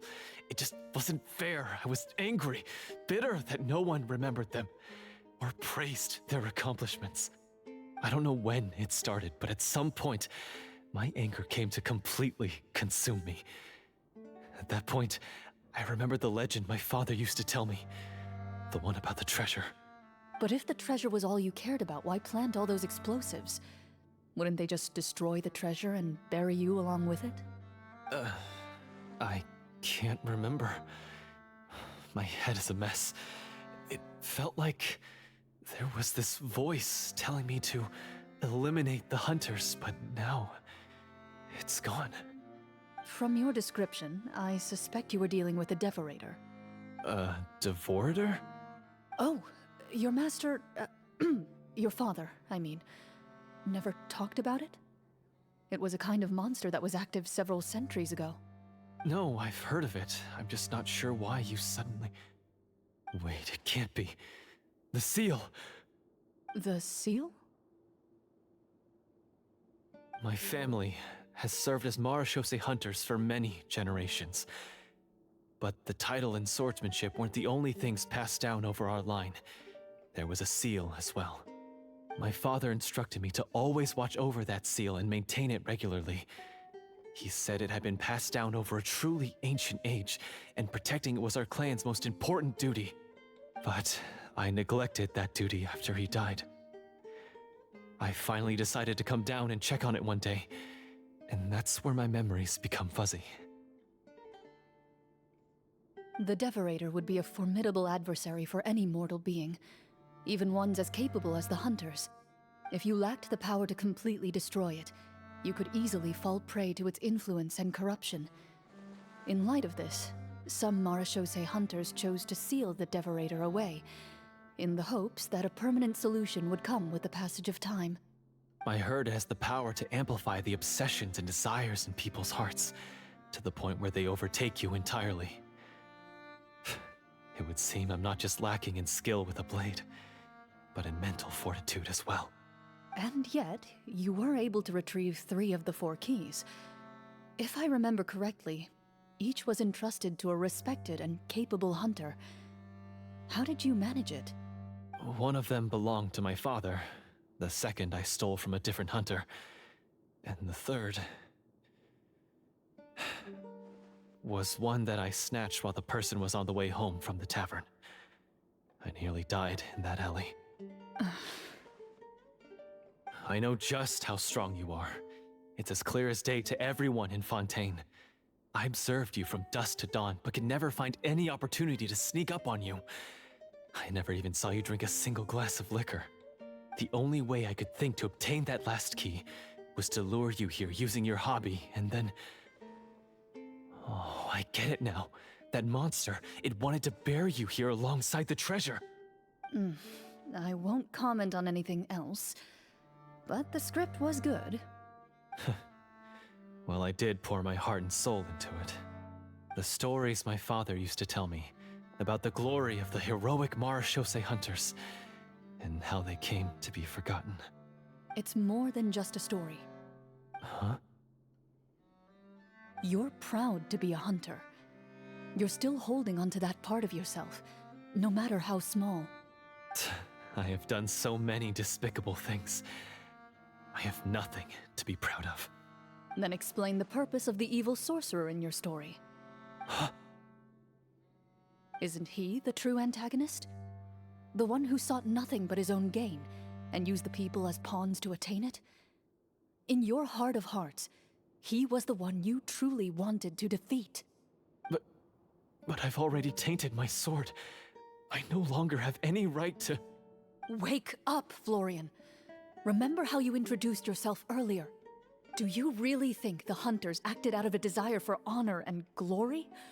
Or to be loved and acknowledged by the people? What did your father teach you about our order? You do not wield your sword for yourself, but to protect those you serve. There's nothing special about a blade. It's the intentions of the wielder that matter above all else. Do you still not understand? Even after seeing the treasure for yourself? The contents of that room, they represent the true legacy the hunters left behind. You're right. I am a Marechaussee hunter. It's time for me to redeem, no, to finally serve the people I vowed to protect all along. I wouldn't be so quick to push aside the need for redemption. I know. That's a charge I won't bother to defend myself against. Good. Then, come with me, and help me see the script through to the end. Huh? See the script through to the end? But there's no more script left. Never finished it, huh? No, I mean, I wrote the script with the sole purpose of luring you all here. There was no reason to write beyond this point. Then we'll just have to keep writing it. The evil sorcerer still needs to be defeated. You mean the Devorator? Are you saying I have to make up the rest of the script as we go along? Is that really so hard? You've already written most of it. Surely you can write an ending where the hunters win and justice prevails. I'll be there to help you too. You aren't afraid your party will fall into danger? I know what my friends are capable of, and they're all quite skilled. Besides, I need their help. Then, are you going to tell them the truth about all this? I don't intend to spoil the fun. Sometimes, protecting dreams and fantasies is more important than exposing the truth. Don't you think?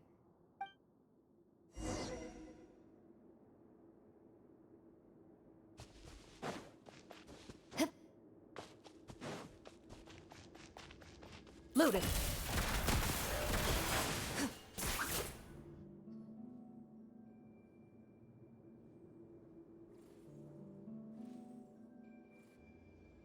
They're back! That took a while.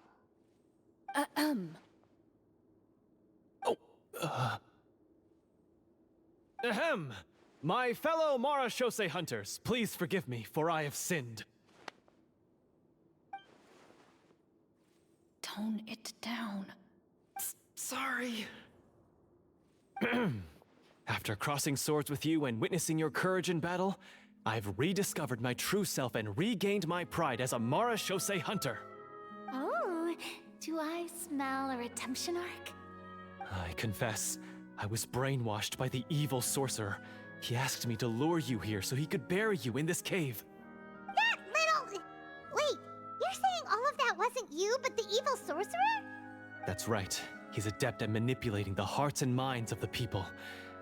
I fell under his influence because I did not possess a strong enough sense of will.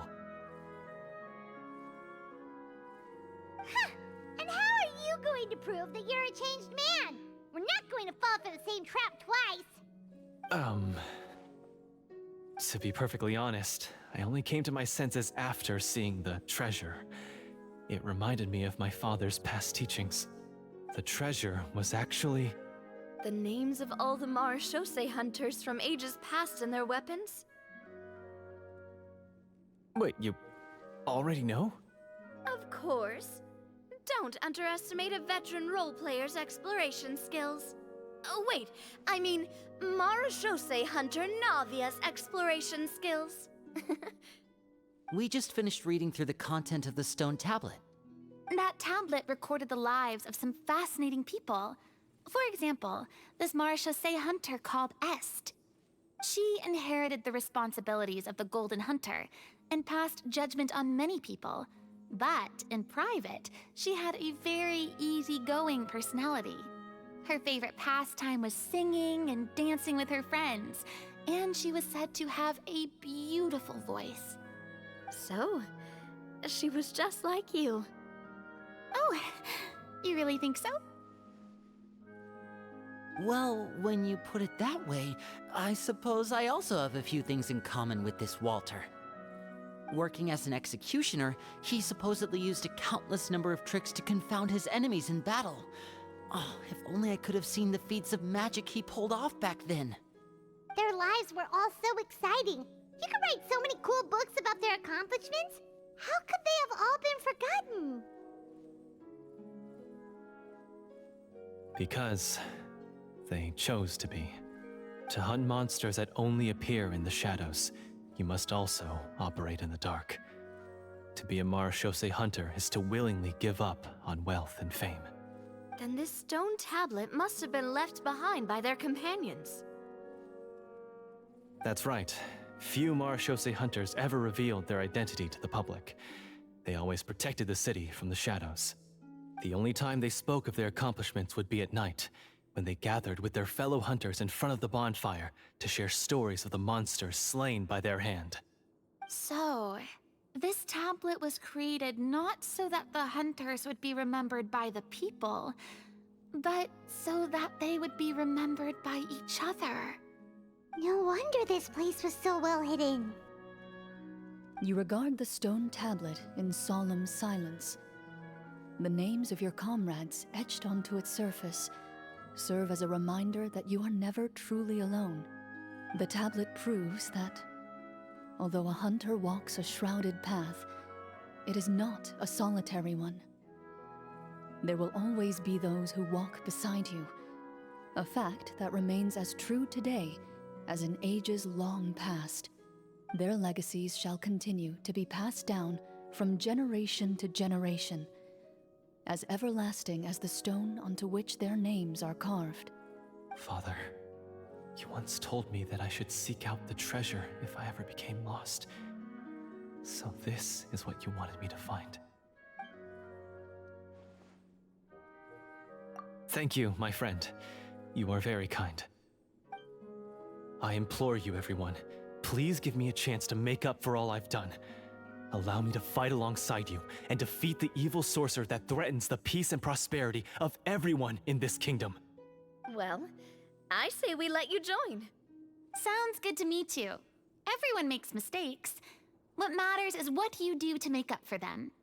I have no objections, but Mr. Florian, do you even know how to defeat the evil sorcerer?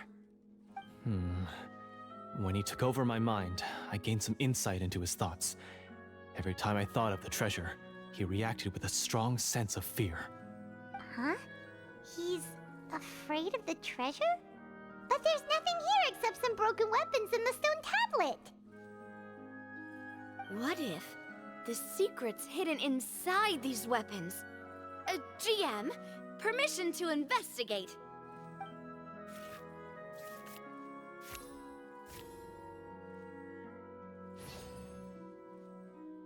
At first glance, the weapons appear absolutely ordinary. But as you observe them, you notice a faint energy emanating from within. These blades have slain countless monsters. Though it's been a long time since they were used in battle, their edges remain sharp, as if they're simply waiting for the next worthy hunter to carry on their legacy. So basically, take these with us, right? I'll take this weapon, since it used to belong to Est. Maybe it'll find comfort in being held by someone who appreciates the arts. Ah, good idea. I'll take Mr. Walter's bow then, from one archer magician to another. Paimon's gonna pick a cool weapon too!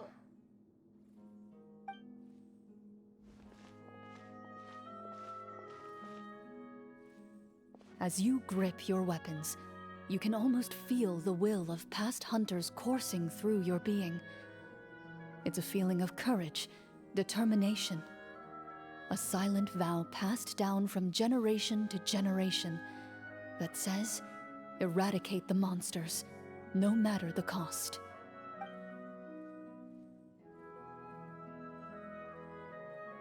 Mr. Florian, do you know where to find the evil sorcerer? I was able to see his surroundings when our minds were connected. I believe he's currently hiding out at the church in the kingdom. We must be extremely careful. He's spent so long living among monsters that he's now taken the form of one. He will not be easily defeated. Then why don't we explore some more and try to find some higher level gear? We don't want to just fight him and lose, right?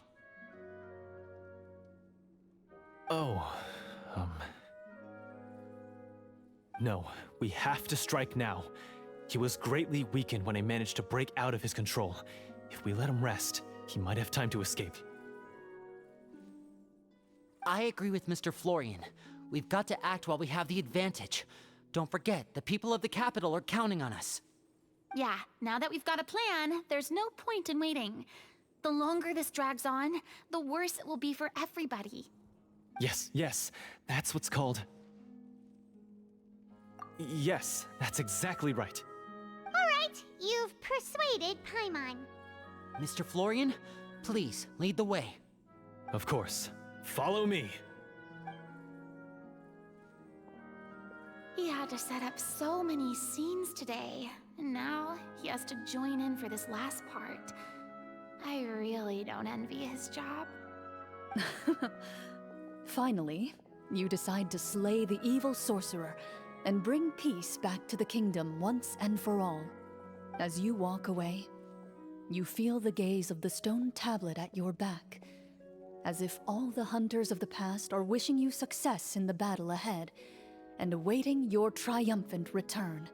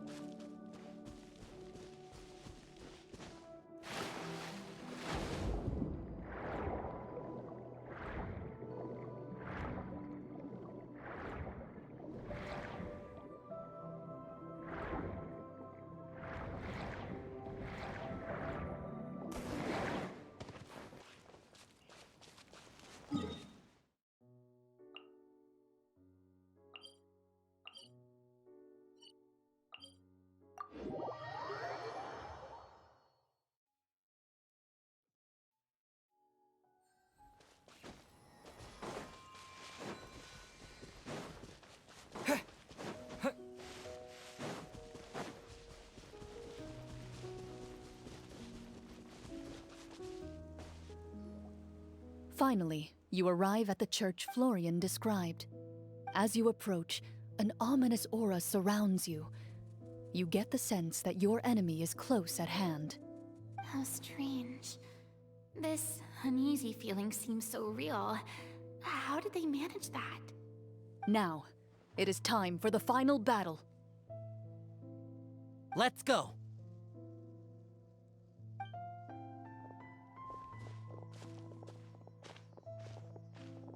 Florian, wait. What's wrong? I think you should wait outside. You've already been corrupted by the Devorator once. It could easily re-enter your mind and take control of your body. I don't think it's a good idea for you to be this close.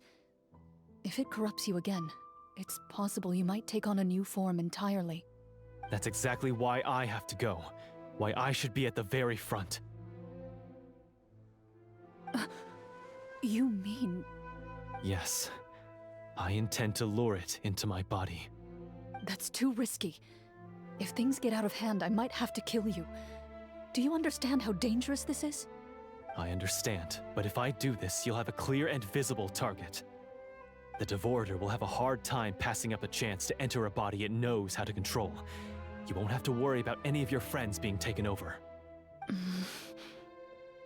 You're not like me, Miss CHLORINDE. You're a just and powerful Marechaussee hunter. The monster broke free due to my error. It's only right that I shoulder the responsibility for its destruction. This is... something that I have to do. Consider it a duel to restore my honor. My only request is that you give it your all.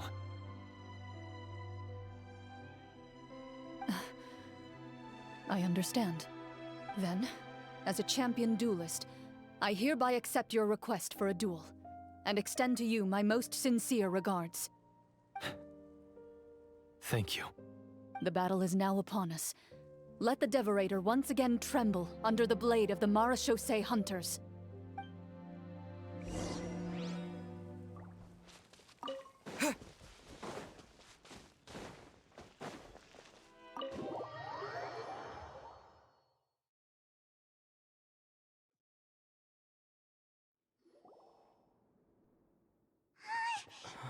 Huh?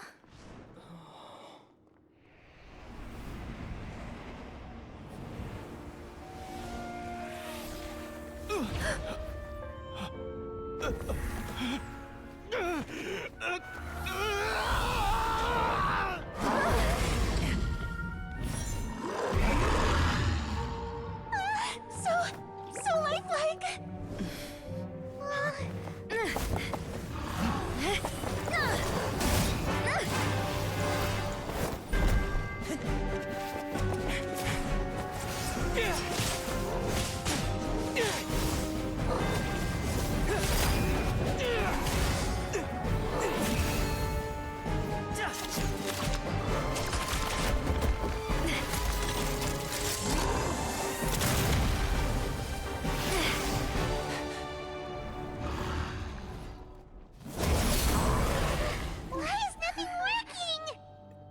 This foe is not invincible.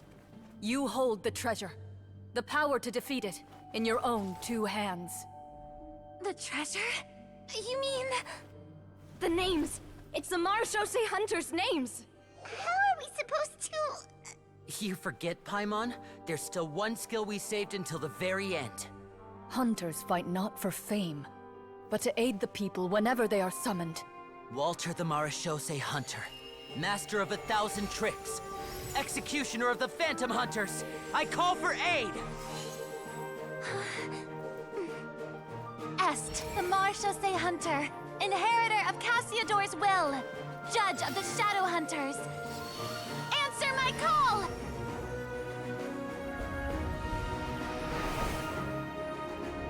Petronia, protector of justice and order, the hunter I respect the most. Thank you for saving my friend, the best one I'll ever know. Please, lend us your strength!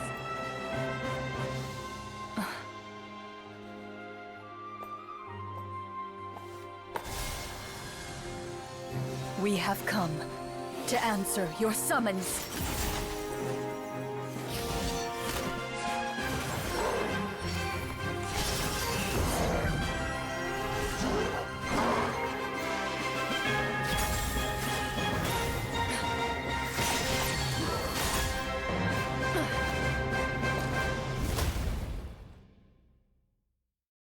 So, the monsters were eradicated, and the sorcerer was defeated. Peace soon returned to the capital. Those in the court, manipulated by the sorcerer, also recognized the errors of their ways. Some remembered the names of the heroes who saved their kingdom, but others simply continued their lives none the wiser. Such is the story of the Marechaussee Hunters. They pursue the phantoms in the darkness and exterminate all who pose a threat. They will always protect the city and those within it, even should all memory of their accomplishments be forgotten by the very people they serve. I'm assuming we've finally reached the end of the script. Yes, you've reached one of the better endings. It's a pretty solid story overall. I thought it was just an ordinary adventure at first, but the further we got into it, the more impressed I became with the production and the plot. That final battle especially. All the effects were super realistic. Oh, right. Yeah, totally. That's a really good point. I never expected the weapons we picked up from that vault would have that kind of effect. Yeah, mine nearly scared the daylights out of me when it started glowing. I took a good look at it after we got out, but I don't think it ever lit up again. Oh, we should probably give these props back, right? I'll just leave mine here. Did you have a good time? Of course. Let me know if another script like this comes around. Sure, no problem. Then I'll head back for now. I think I need some time to fully digest everything that just happened. Once Mr. Florian is awake, please pass on my regards to him. He must be extremely exhausted to have passed out cold like that. You're right. He's had a lot to deal with. Well, see you all some other time. Toodaloo!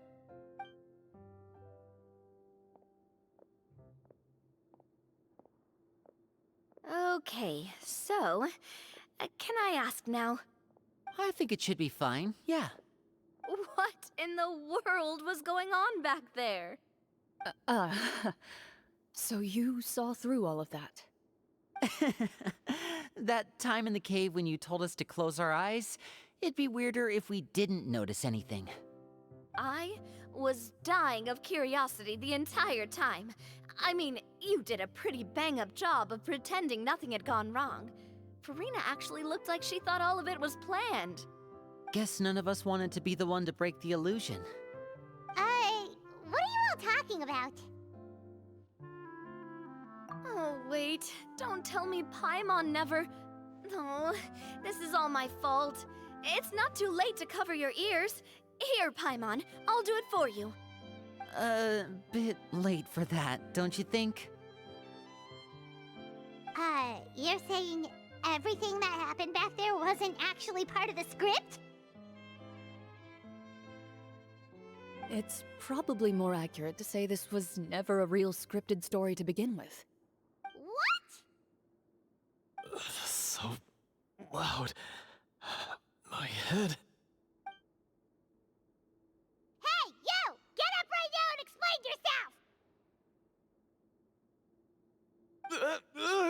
No shaking, please! Oh, my head.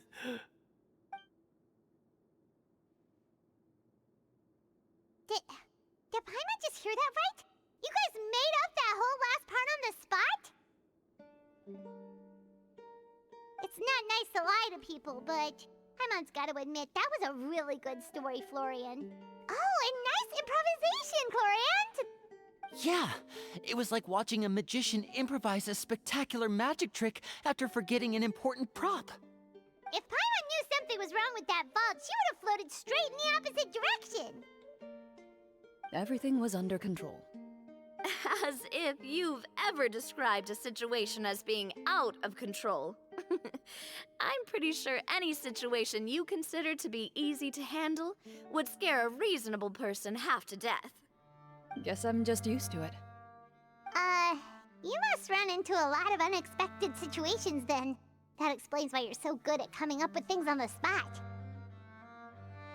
As for you, Florian, I know there's no excuse for what I did. I'll turn myself into the guards at once, confess my crimes, and accept any punishment that comes my way. I would say you've already suffered more than enough. What?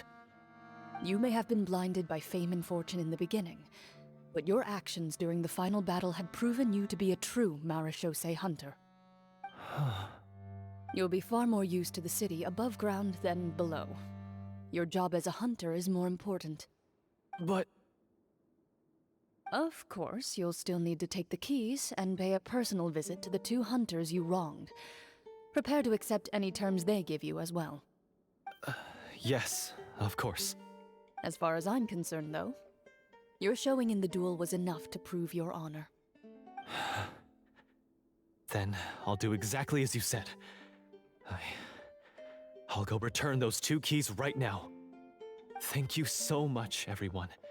I'll do my best to prove myself worthy of the second chance you've given me. I swear this on my name and honor as a marechaussee hunter. Until we meet again, everyone.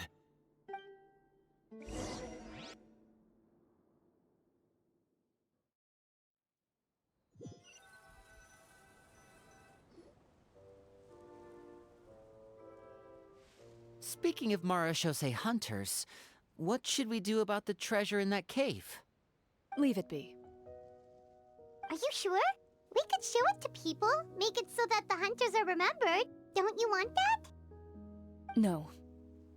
Every name on that tablet made the same choice. All hunters know what the path entails. I am no exception. My identity as a marechaussee hunter is not something I need people to remember. I wish only to be recognized as a champion duelist. Nothing more.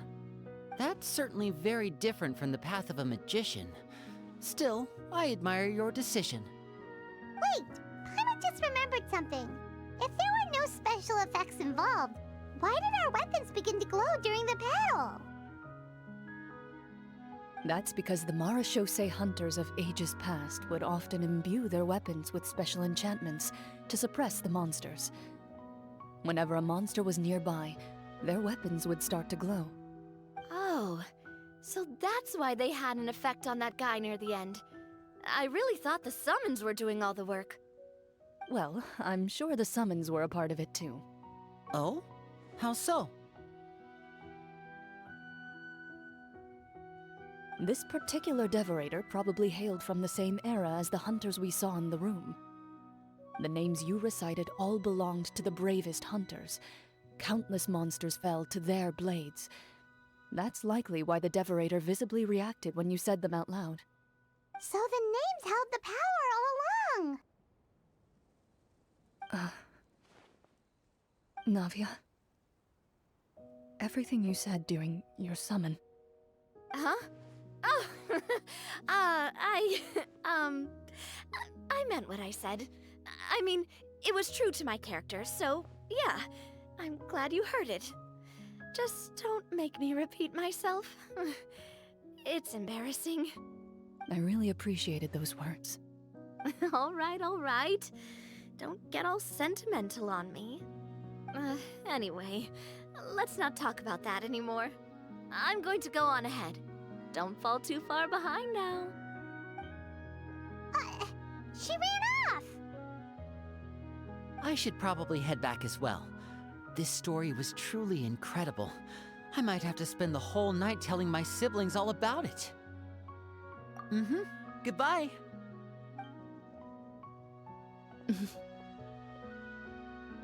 Traveler, should your name and deeds be forgotten, what do you think the significance of your journey will be?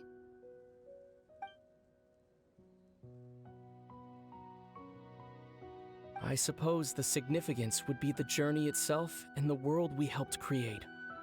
There's still value in the time I shared with everyone here, in the things we were able to accomplish, even if no one remembers them. A great answer. I'll remember it. Me? The marechaussee hunter says nothing in response to that question. Perhaps her answer lies in her silence. An unspoken vow left to echo through the night. The path she walks needs no explanation.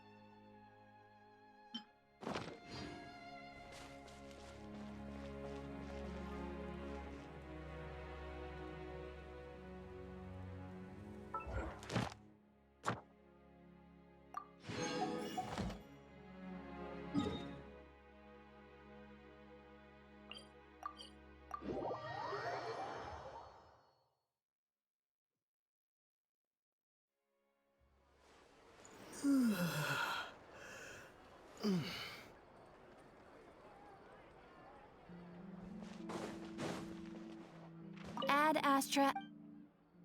Thank you for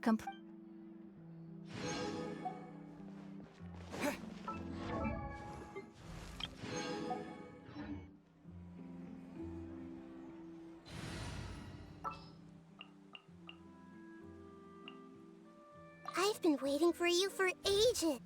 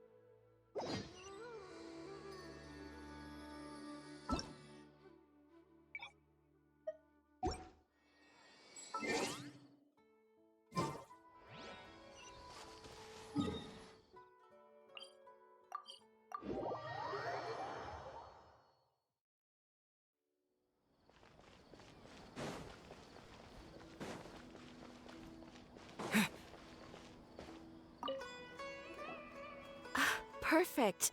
It's you two. I have a commission here that has your names written all over it. In fact, I'd even go so far as to say you're the only ones for the job. The only ones for the job? Huh. If our help is really that important, it's probably some Archon class commission, right?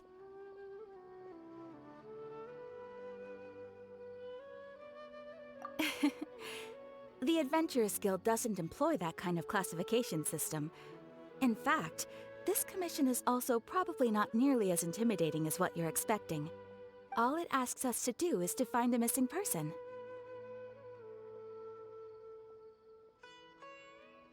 Huh? Then why did you say we were the only ones for the job? I came across this commission while reviewing our backlog not too long ago.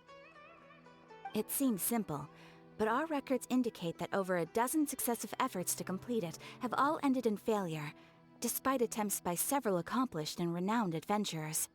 With the reputation of the Adventurers Guild and the performance of the Sumeru branch at stake, it's in our best interest to assign this commission to the adventurer with the highest completion rate over the past few years. Well, that's us for sure. All I'm asking is for you to give it your best shot.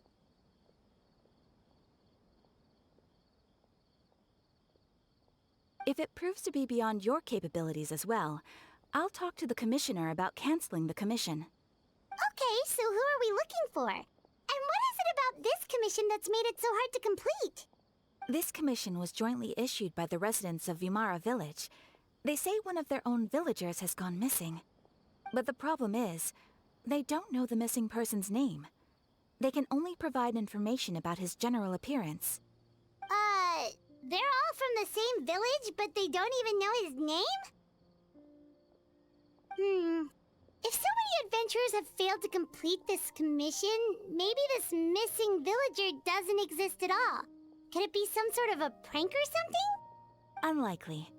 Several villagers came by to issue the commission, and judging by their appearance and tone of voice, they seemed incredibly sincere. It certainly didn't seem like a joke to them. Besides, putting up a commission requires a processing fee. There aren't many upsides to a prank that costs Mora to carry out.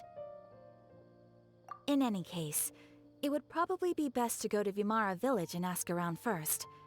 The Adventurers Guild does have some information on hand, but I would say anything you can learn directly from the villagers would be far more reliable. The best way to avoid misdirection is to go to the source. All right then, let's go! Paimon's starting to get really curious about this whole thing.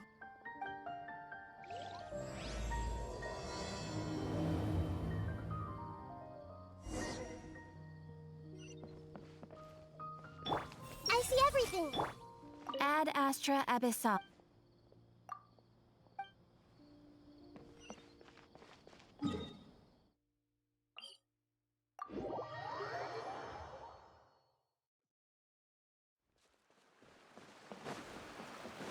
We made it to Vimara Village! Why don't we talk to some of the villagers to learn a little bit more about the missing guy? If this commission is really as challenging as Catherine made it out to be, we're gonna need to carry out a very detailed investigation.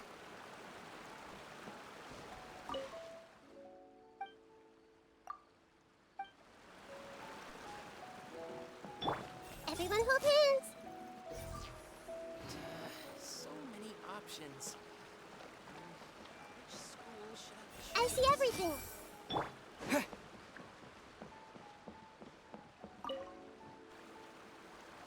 Hello there. You looking to buy something?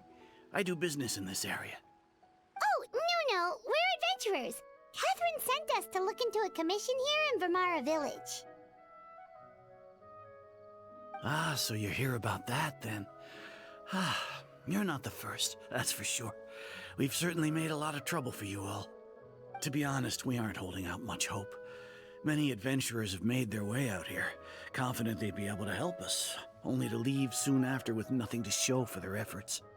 We've pretty much had it up to here in questions, and the area around the village has practically been overturned in search of clues, but no one has been able to make any headway.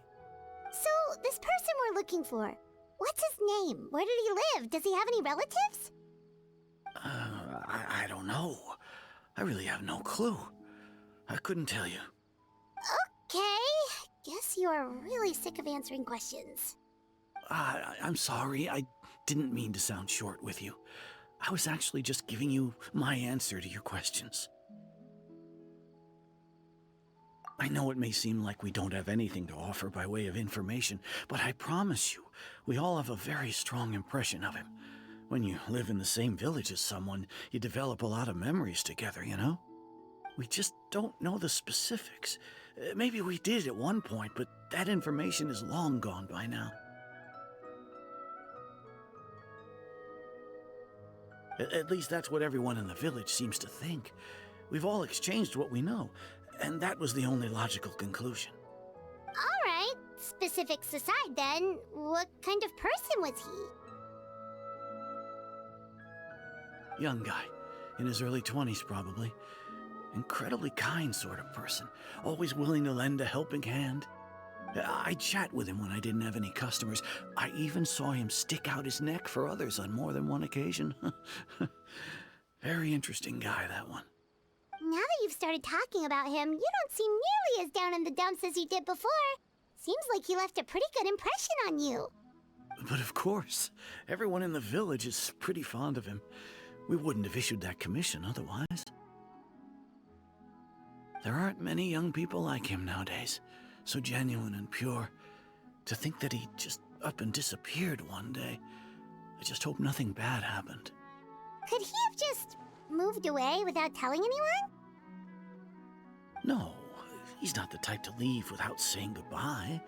And anyway, moving away without being seen by a single person in the village? There's no way he would have been able to manage that. Huh. All right, thanks for the information. We're gonna go ask around some more.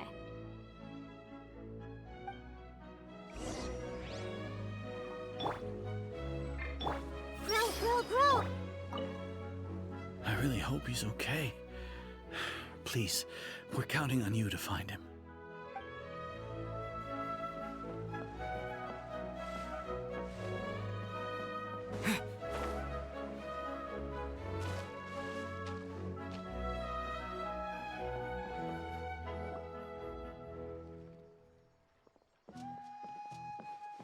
It's that guests I hear. Hi, Grandpa Amadea. We're here to help you look for the guy that's gone missing. Ah, so that's what brings you to these parts. Coming all this way for our sake. That's so very kind of you. With your help, I trust that young man's case is in good hands. Could you tell us a bit about him? Of course. I'm happy to help any way I can. With my failing eyesight, I'm afraid I can't offer much about his appearance. But I do remember hearing the sound of his voice. Not recently, of course. That loss has left me feeling quite empty. I don't think his parents are still living in the village. But somehow he never seemed lonely. In fact, he was usually the one offering companionship to others. He would often take time to visit the elderly or play with the orphans in the village. And whenever someone had something on their mind, he was there to listen with open ears. He always knew just what to say. As the village chief, I owe him many thanks. Helping villagers navigate difficult moments in their lives should have been one of my responsibilities. But he was often the one rising to the occasion. Wow. He seems like such a nice and gentle person. No wonder his disappearance affected you all so much.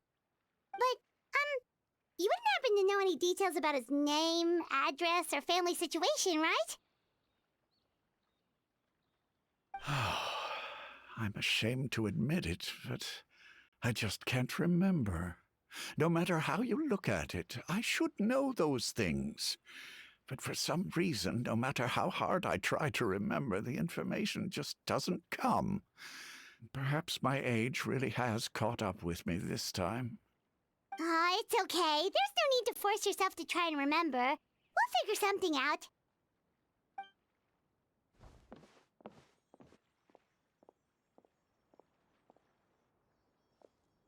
Well, Traveler, what do you think? I don't think so so too. Like, the name thing. It's so weird that no one remembers his name. And nobody has been able to tell us anything about his family or where he lived. It's like this guy's been erased from reality or something.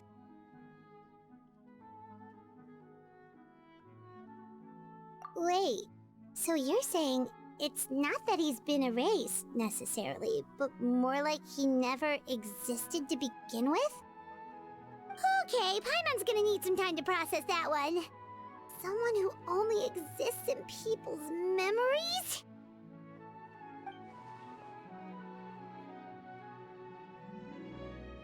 You two are the adventurers who just arrived, right? You're here for the Vamara Village Commission?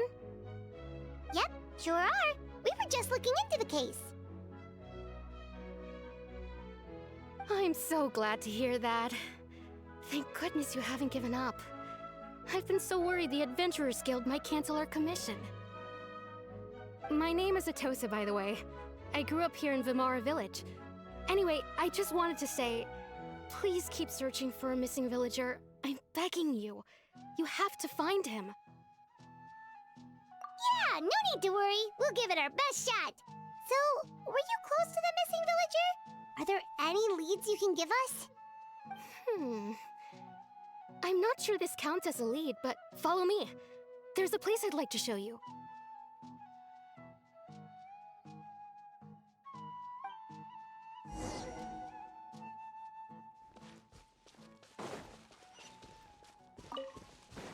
It's all thanks to Lesser Lord Kusanali that I now enjoy good health.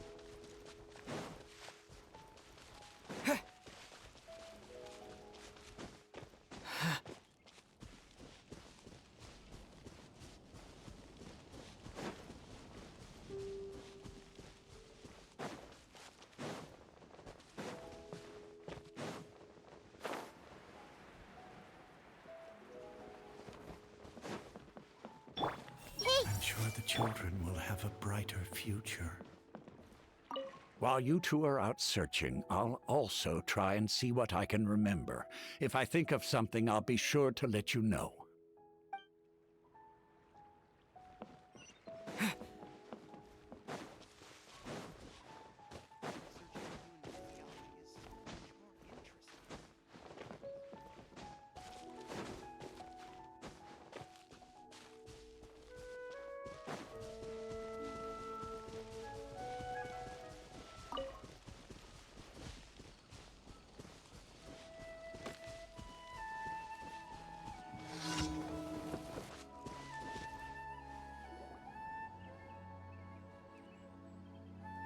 Is this the place? Under this tree? Yep. I know it doesn't look like much, but this place is very meaningful to me. It's so full of memories. We used to always sit together under this tree and talk. Sometimes we would look up at the clouds in the sky, or stop to feel the wind against our skin. We could sit there for hours at a time, never realizing how long it had been. I was actually adopted by the people of Vamara Village. The forest rangers found me in the woods as a child. I was surrounded by such good people, and growing up in the village was so lively. Still, there were times when I couldn't help but feel incredibly alone. Alone? How should I put it? When something's bothering you, or when you have good news to share, you always want to talk about it with somebody. But for the longest time, I didn't know who I could talk to, or if I should say anything at all. Everyone has their own problems to deal with. Even if I might want to confide in others, I don't want to become a burden.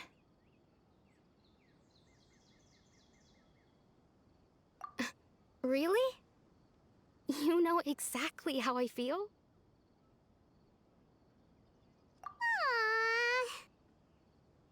Wow, that sounds really nice.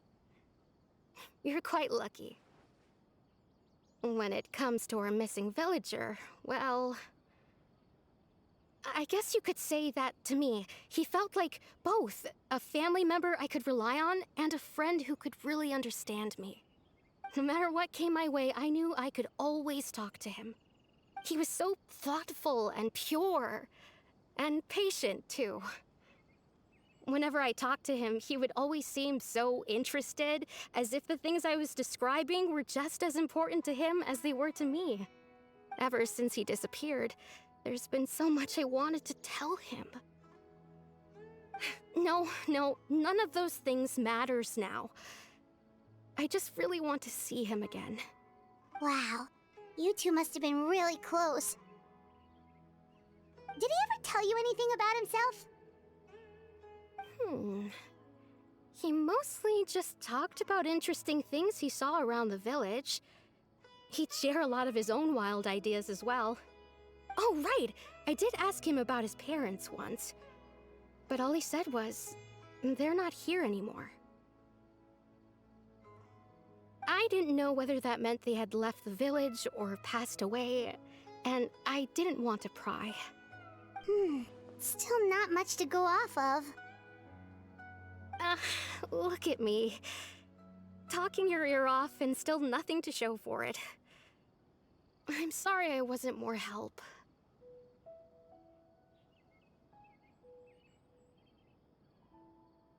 The last time I talked this much in one go was when we were still together. Come to think of it, every time we talked, it always seemed to be around dusk, just like right now. Time always passed by really slowly. Even when it felt like we'd been talking for hours, the sun would still be at the same position in the sky. Well, time always seems to pass slower when you're relaxed, right? What's wrong, Traveler?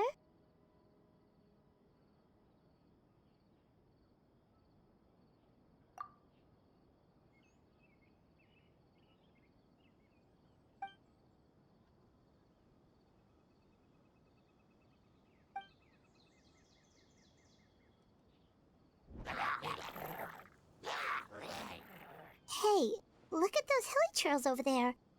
Doesn't it seem like they're acting a little strange?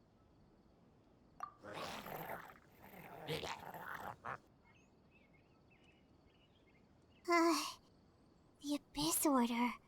Could they be the ones behind all of this?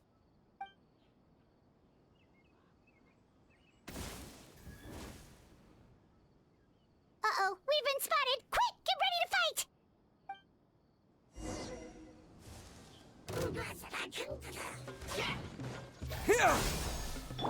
Way ahead of you! Quietly now. Things are about to get dicey. This way, Period. Give me some space. Propagate!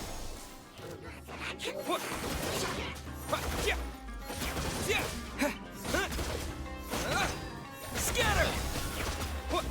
Spring forth! Busted.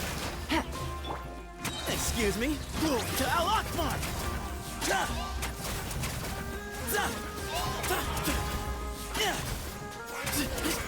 Give me some space.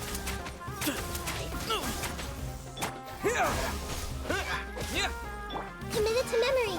Gotcha. Way ahead of you. Move or be moved. Propagate!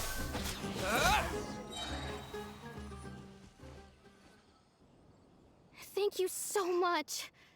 I wasn't expecting monsters to show up. If you hadn't been here, I'm not sure what I would have done. It was no trouble. Now that I think about it, the hilly trolls around Vimara village have been a lot more active lately. They seem agitated and would often attack anything in sight. Chief Amadea doesn't allow the children to play in the area around the village anymore. Maybe the Abyss Order really is involved. Well, we should head back and check out the situation in Vimara village just in case. If the Abyss Order is plotting something that could spell trouble for the villagers.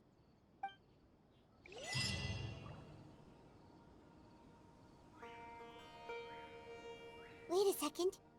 The person... It's Dainslev!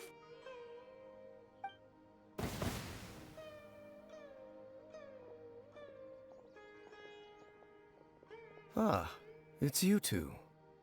Oh, a friend of yours?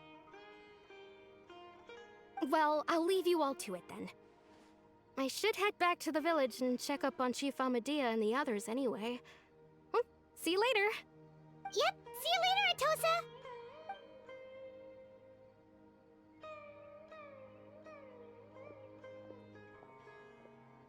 Why do you always have to pop up out of nowhere like that? Is it your life's mission to jump scare us or something? It's hardly personal, or intentional for that matter. As long as you and I are both in pursuit of the Abyss Order, we're bound to cross paths. Ah, so you're here to investigate the Abyss Order then. That would explain the monsters you were fighting just now. Naturally. Hold on. Are you not here for the same purpose? No matter. It may have taken you a while to catch on, but I'm sure you've also realized by now that there's something strange about this place. The Abyss Order is most certainly planning something in this area. Or worse, their plan could already be in motion. So you think the Abyss Order is behind the hilly trail activity in the area? As things stand, I highly doubt that is their primary motive. I would imagine the increased hilichurl activity is merely a byproduct of whatever it is they're really trying to accomplish. Still, the hilichurl activity is causing a lot of problems for the people here. We should stick around for a while and protect the village, don't you think? The best way to protect them is by figuring out what the Abyss Order is truly planning. That is how we prevent further tragedy. And you shall have them. I never intended to hide anything from you. Don't worry. There should be ample time to talk.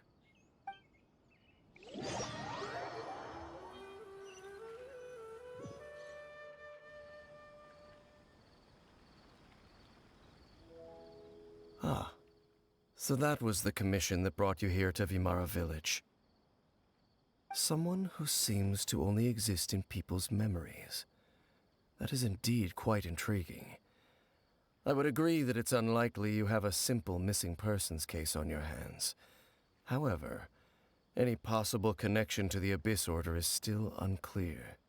It appears all we have by way of clues is increased hilichurl activity, and that is certainly not much to go off of. Right! That mysterious voice he heard in his sister's memory. The one who called himself a sinner. Who is he?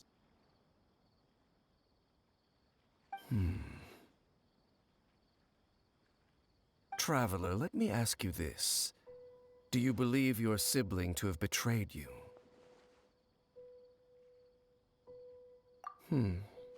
I sense hesitation in your words.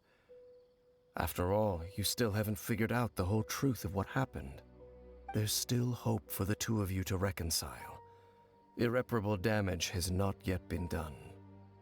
The sinner you wish to know about, his situation is different.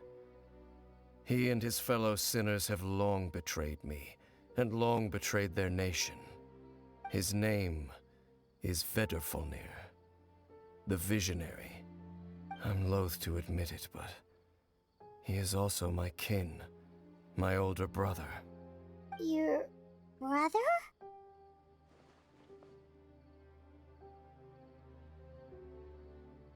There were 5 of them, the 5 sinners of Kanria.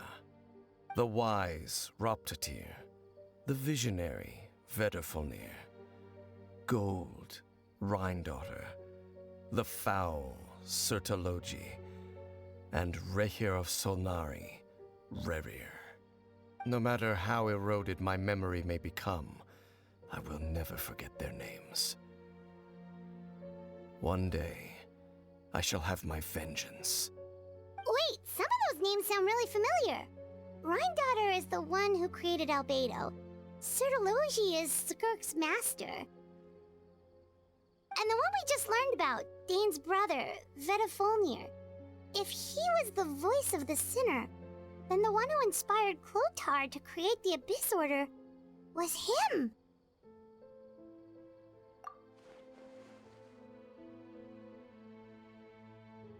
They were once people of great esteem in Kanria, those who carried the hopes of the nation. They were the best of their peers, outstanding in their respective fields. The 6 of us, together. We should have been the ones to prevent the disaster. The ones to stop the Vinster King from continuing to rock the foundation of the world. Yet, deep within, the 5 of them craved something more. They could not resist the call of the Abyss, and divided among themselves a power that could destroy the world. So they became sinners, but also transcendent beings, each in possession of world-shattering power. And when the cataclysm occurred, not one of them stood up in defense of their nation. Not one came forward to prevent the tragedy, and for that, they shall never have my forgiveness. Indeed, if they are not stopped, the day is sure to come when they will also betray the entire world. Of course, as I said, I never intended to hide anything from you. So, Dane, what have you been looking into all this time? I've continued to investigate the questions surrounding the Loom of Fate. It's been quite some time since the initial operation was launched. By retrieving the eye of the first field tiller, we were able to stop part of their plan from coming to fruition. Oh, Paimon remembers! Weren't they going to use it to corrupt Dosile and make a god or something? Indeed. However, it's obvious that was just some sort of technical experiment. The eye was integral to their plan, yet somehow, despite failing to obtain it, they've skipped the experimental phase and found some other way to keep moving forward. There are many signs pointing to that effect. Then, what should we do? It's not too late, is it? Our most pressing concern is to determine the purpose of the Loom of Fate. From there, we'll be able to deduce the Abyss Order's true objective. Based on the intel I've gathered so far, I suspect the Loom of Fate is related to the ley lines in some way. The ley lines? Traveler, you were able to observe your siblings' memories last time, yes? I believe that was due to the fact that the ley lines in that area were unstable. My recent investigation has shown that Abyss Order activity in a particular area is usually followed by a series of issues with the ley lines. Wait, then our commission here in Vimara Village, the person who seems to exist only in people's memories, could it be connected?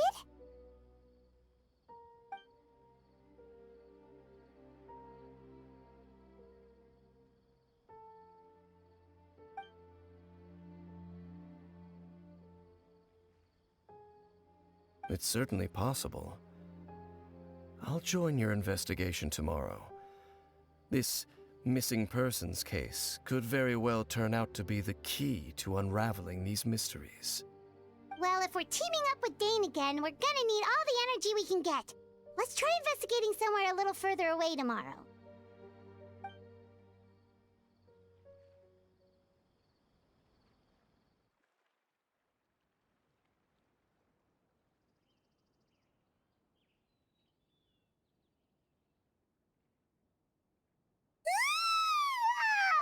So tired. Paimon used way too much brain juice yesterday. It's all Dane's fault saying all that complicated stuff.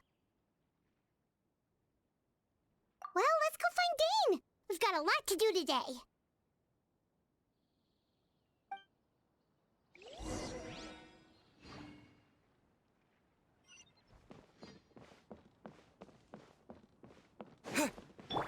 I see everything. I want to be a grown-up soon.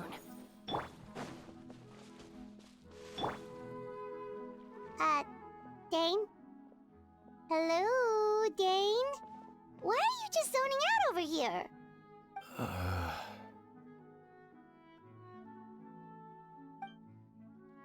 Did something happen?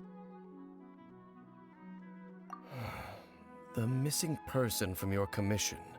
Could you describe them to me? Oh, young guy? early 20s? Seriously, Dane, what's going on?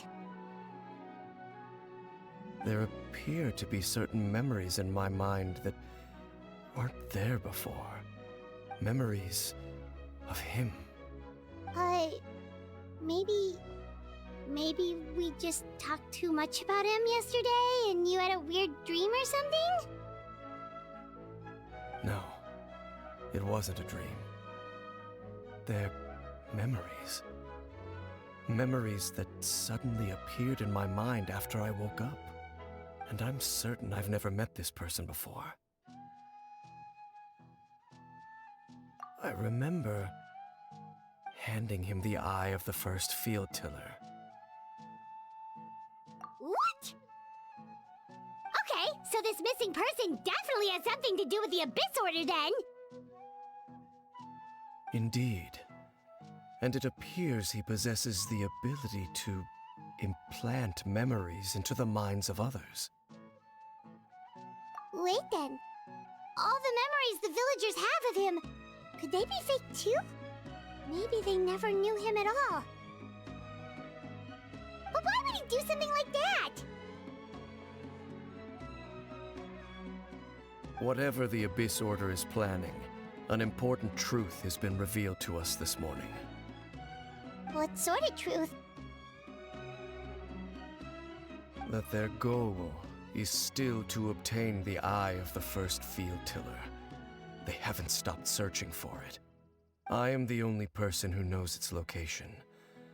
Perhaps implanting that particular memory was an attempt to interfere with my mind in some way. Your concerns are not entirely unfounded. I don't believe the Abyss Order is capable of altering reality like that just yet. However, considering their single-minded pursuit of the eye, I would say an equal level of caution is in order on our part. Come with me. We must check whether the eye is still in our possession. Oh, so you're going to take us to where you hid it?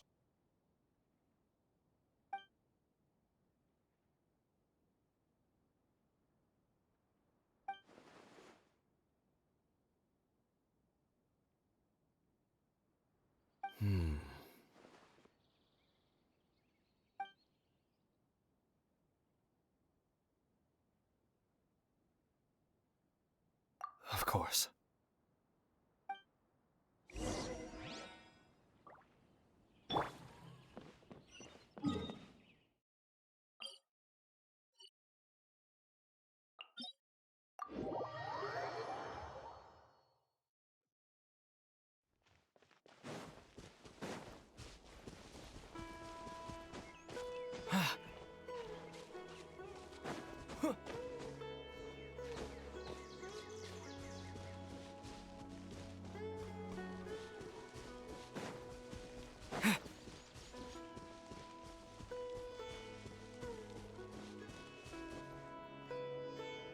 So you hid it way out here? Not an easy place to discover, that's for sure. Well, let's go check to see if it's safe. Traveler, wait.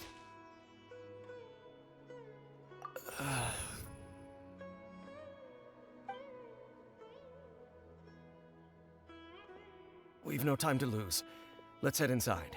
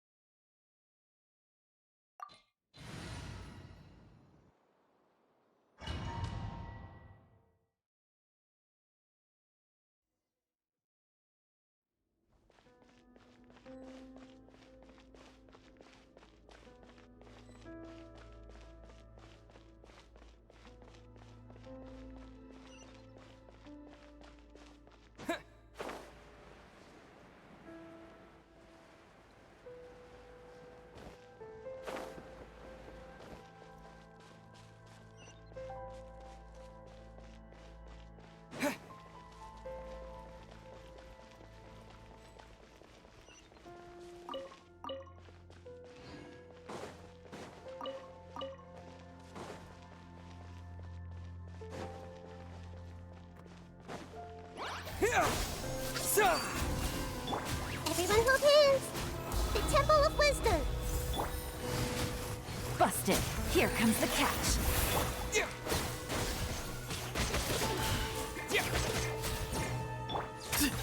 Excuse me? It appears the mechanisms here have changed over time. You can access the upper floor through the side door. Perhaps you should try reactivating the mechanism over there.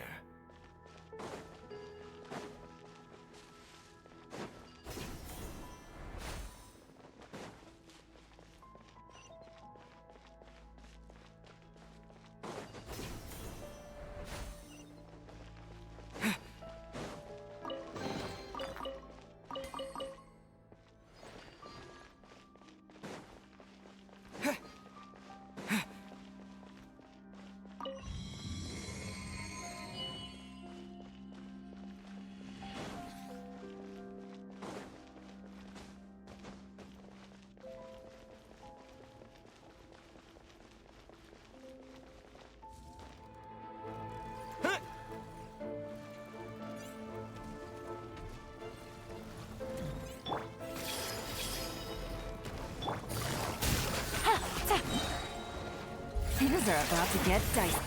Spring forth! Propagate! Glory to Al Akbar! Way ahead of you!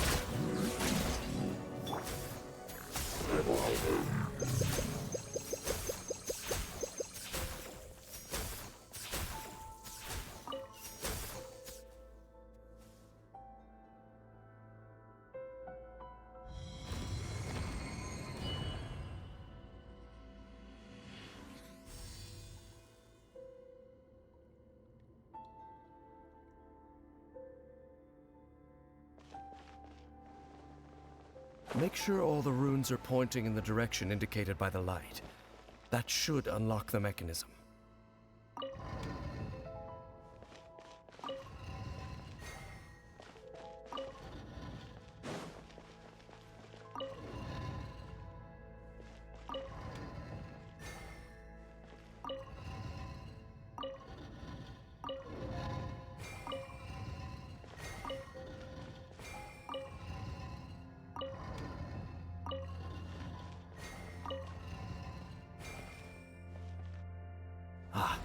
The door's open.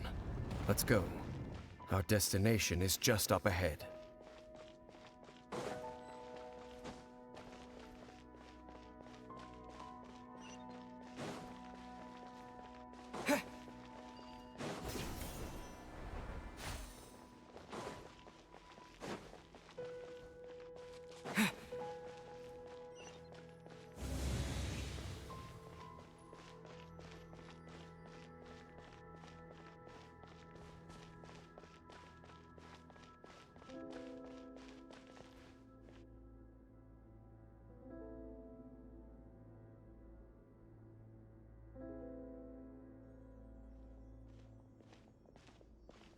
Looks like we can't go any further.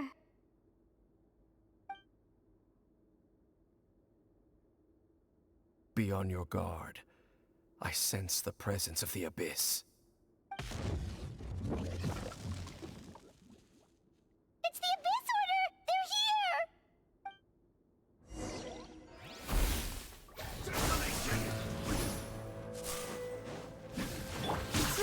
Grow! Sharing my knowledge! This may turn them off. Gotcha. Take it easy. Game's up. Fun's over. Our sage's wisdom!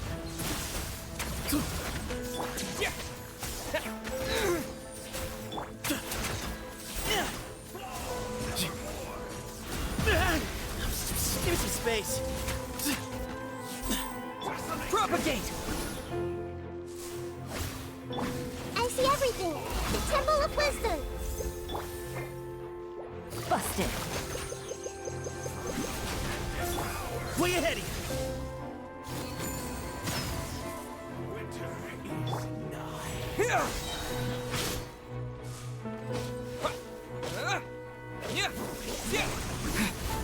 Germinate!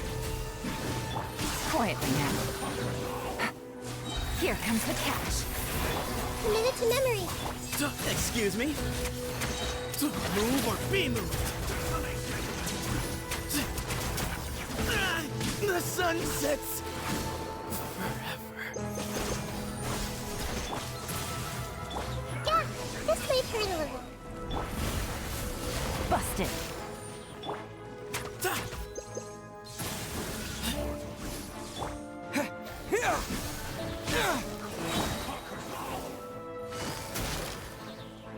Give me some space. Glory to Al Akbar!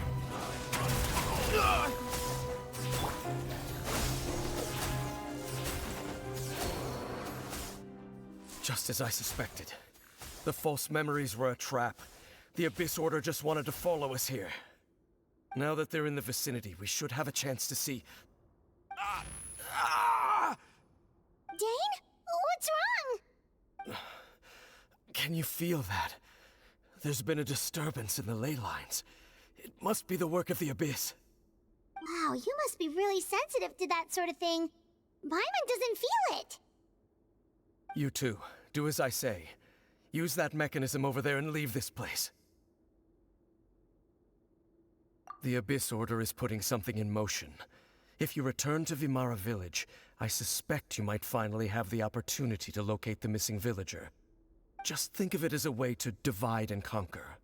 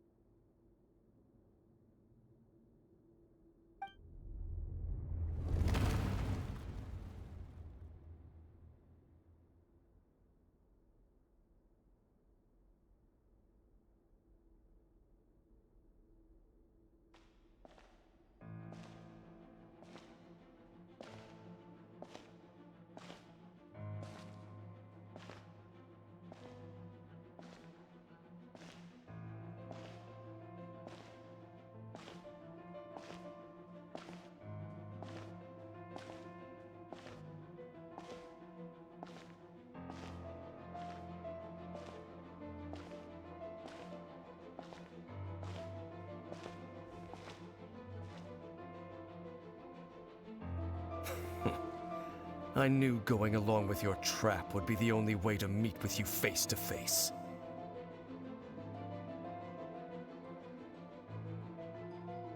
You risked your safety and that of the Eye? That's quite the gamble, Dainsleif. But I believe that I am the one walking into a trap laid by the Twilight Sword. So you came here all on your own? What about those followers of yours? When the Twilight Sword is prepared for battle, any army I could send would only be marching to their doom.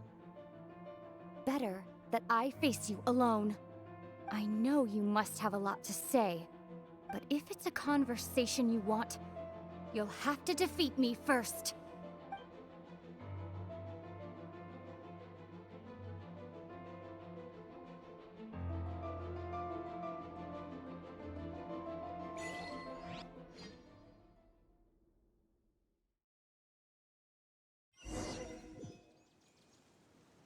The Abyss Order's on the move. The ley lines are all out of whack.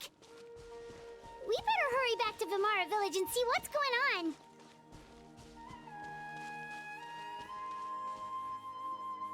Hey, look at those hilly trails over there. Weren't they acting super agitated just a little while ago? Why are they so calm all of a sudden?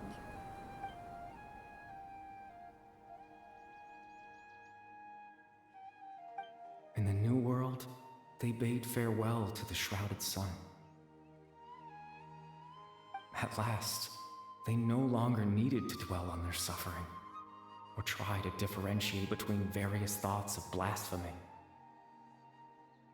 Such was the price they paid, and thus their souls became cleansed and pure. Did you hear that? What was that sound just now? It sounded so gentle. Could that voice be comforting the hilly trails in some way? Oh, this is weird. Let's check if this is happening anywhere else.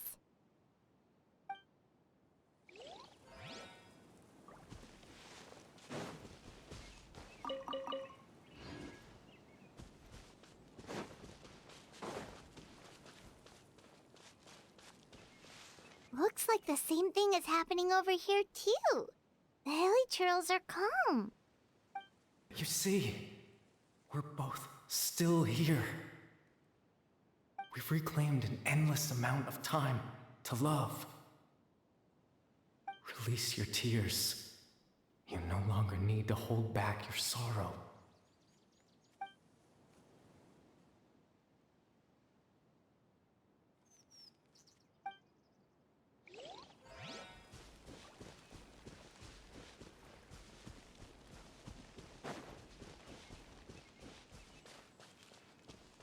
Over there. It looks like they're sleeping. In the end, he whispered softly. Sleep well, Father. Sleep well, my beloved people. When you awake, that which differentiates us shall be no more. It almost sounds like a poem or some kind of story. Well, now that the hilichurls have calmed down, Vimara Village should be safe at least. Let's put this situation to the side for now. Dane said this might be our chance to find the missing villager, so we should head back to Vimara Village before it's too late.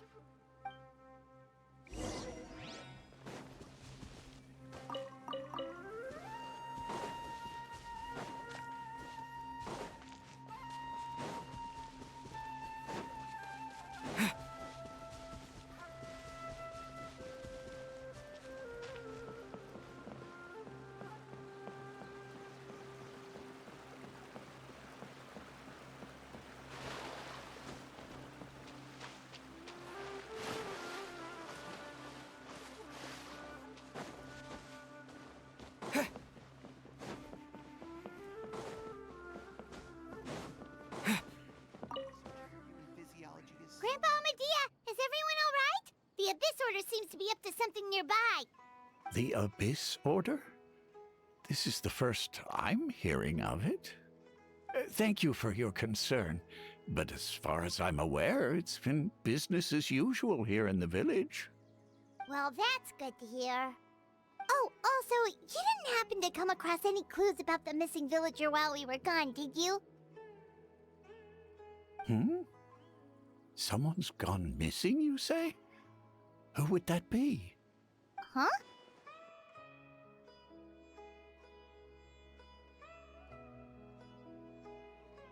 You know, the young guy from Vimara Village. The one you've been looking for all this time. You posted a commission with the Sumeru Adventurers Guild. That's kind of the whole reason we're here, actually. Your missing persons commission. Ah, I do apologize, you two. I hope I'm not worrying you too much. I'm sure it's just my age making me forgetful again.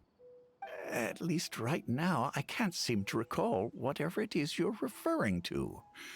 Perhaps you should try asking someone else. But how is that? All right. Thanks for your help, Grandpa Amadea.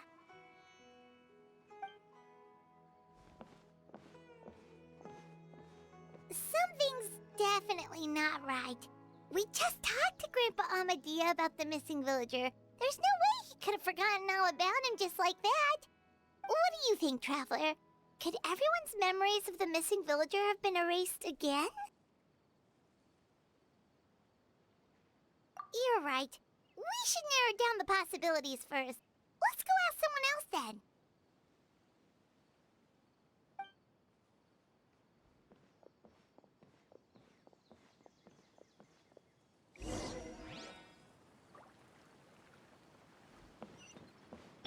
Hey!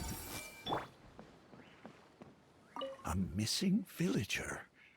Did I really forget something so important? As the chief, I can't afford to be so negligent.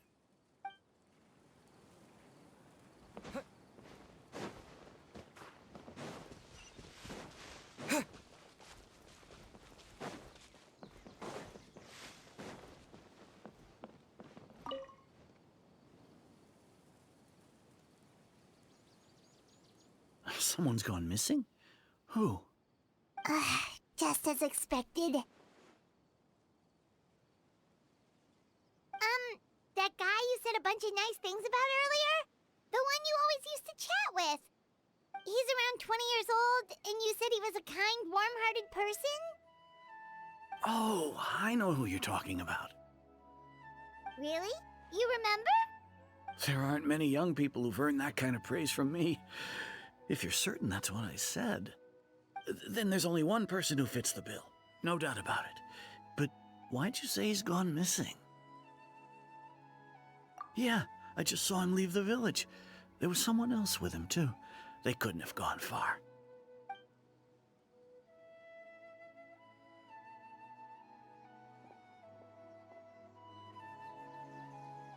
Strange. Bayram seems to remember him. And apparently he just saw him?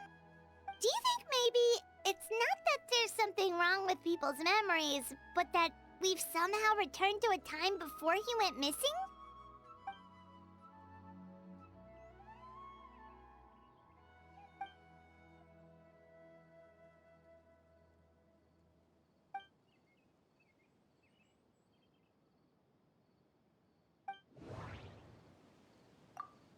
Just like what happened with Greater Lord Rukkhadevata, no one remembers him, because there's been a change in people's memories.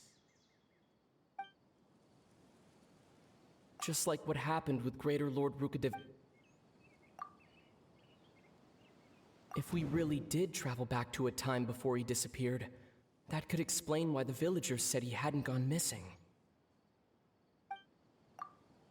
If this person only exists in people's memories, maybe we're in someone's memory right now.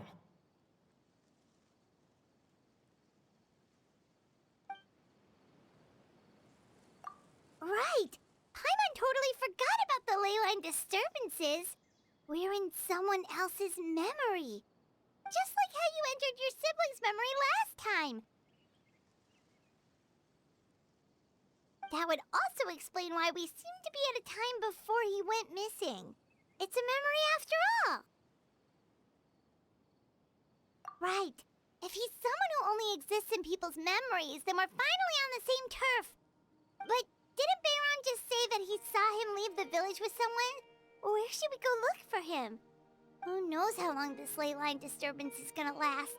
We might not have that much time, and we don't even know whose memory this is. Good idea! That'll help us narrow things down. We pretty much figured out that the missing villager has the ability to...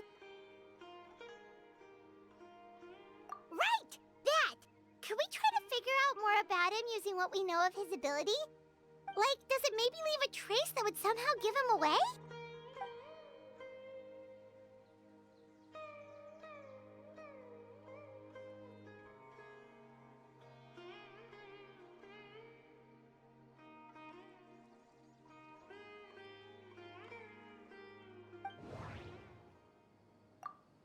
All the memories seem to be set in or near Vimara village, but I'm still not sure if they're restricted to this location. If time was allowed to pass within the false memories, there's a higher chance they might conflict with someone's original recollection. That would make it much harder to avoid suspicion. There's a difference between memories that arise from lived experiences and those that are implanted into the mind. Perhaps it has something to do with time. No wonder! All this time and the sky hasn't changed a bit! That must mean time isn't passing! That's the tell of the fake memories! The implanted memories are basically taking place outside of the regular 24 hours of the day. If the memories included the regular passage of time, it would be easy for people to tell that something was off. Like there could be overlap or something. People might start to wonder why they remember doing two different things at the same time of day. That's why he makes sure the memories take place at a specific moment in time rather than over a period of time.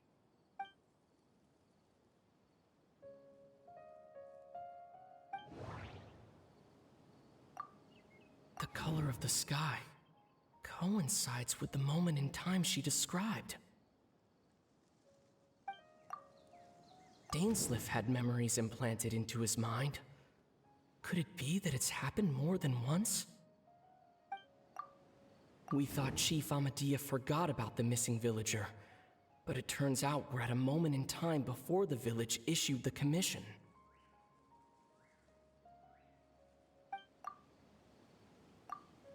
Oh, right! That's exactly what Atosa described! Come to think of it, every time we talked, it always seemed to be around dusk, just like right now. Time always passed by really slowly. Even when it felt like we'd been talking for hours, the sun would still be at the same position in the sky. Yep, that has to be it! This is definitely Atosa's memory. Yeah, that's where they'll be!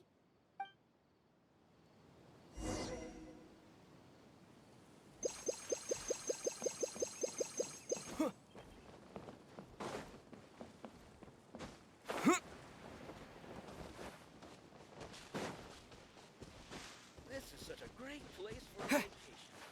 Researching human physiology is so much more interesting than research.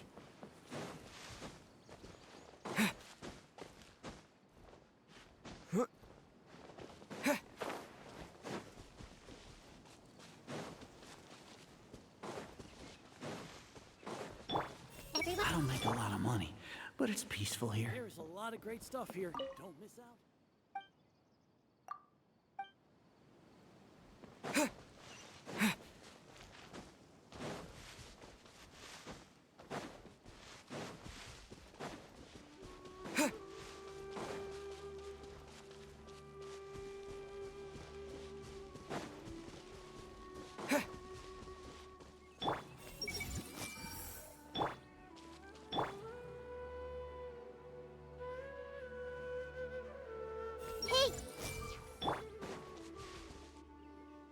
So, you see, Granny Jahiet was a mercenary when she was younger. She just talks like that out of habit. She's not trying to scare the children on purpose. Oh, there I go again. Always talking about my own things. Do you maybe have anything you want to share? It's okay if you don't. You could also just talk about what you think of me? Oh, I think you're an incredibly strong and thoughtful young woman. You'll meet many amazing people and live a very happy life. You won't miss someone like me. Huh? Are those your friends over there?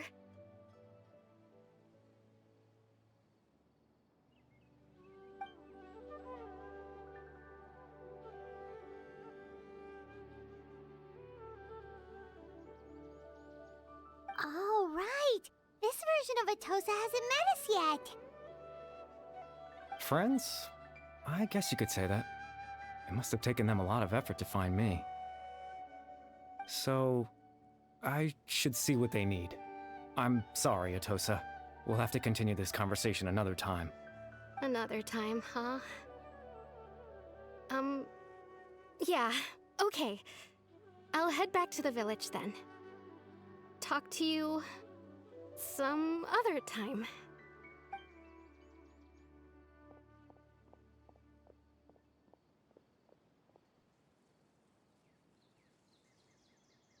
It's nice to see you, Traveler. I believe this is the first time we've met.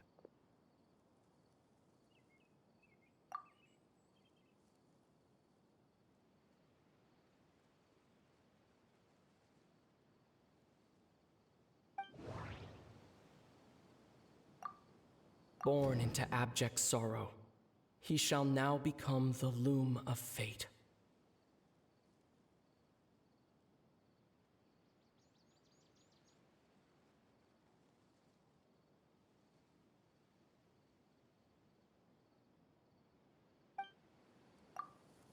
Dane's brother, one of the 5 sinners of Conria, the one who stole the power of the Abyss.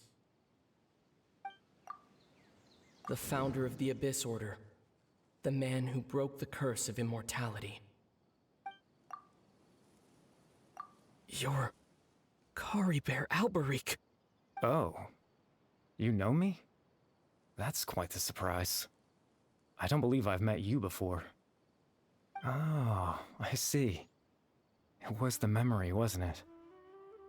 Your sibling's memory. You saw the me from back then. This is Atosa's memory. I came here to say goodbye to her. But I suppose I'll just leave her a message instead. Come, let's find somewhere else to talk.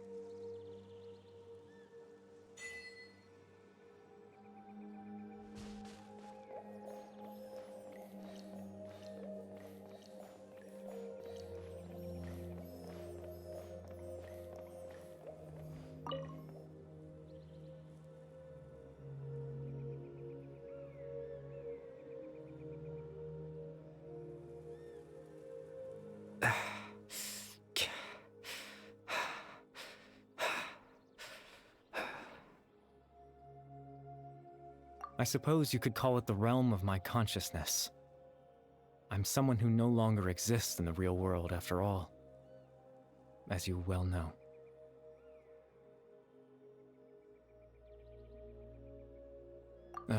It's nothing.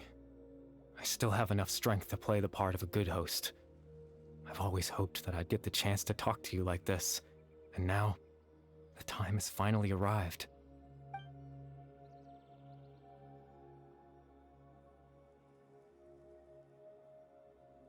Extreme sorrow and pain, hope and regret coursing through your veins, and a degree of abyssal power that defies comprehension. Father told me that once I possessed all those elements, I would become the loom of fate, but despite his intentions for me, I never truly became the loom of fate. I was merely used as a means for its construction. In truth, I died the moment I set everything in motion. The person you see before you now is nothing but a remnant of consciousness left over within the loom of fate.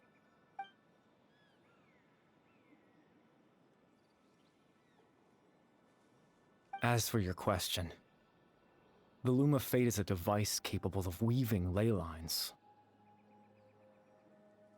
In its primitive form, it can only be used to create and implant memories. But as more of it is completed, its power becomes stronger and stronger, until finally, it has the power to weave real ley lines of its own. Once fully completed, the moment it gains the power to weave ley lines, it loses the lower-level ability to influence memories, but it also becomes a tool that can change the entire world. Yes, I have the ability to control the loom in its semi-completed form. I suppose you can think of it as a form of compensation. After all, its existence cost me my life.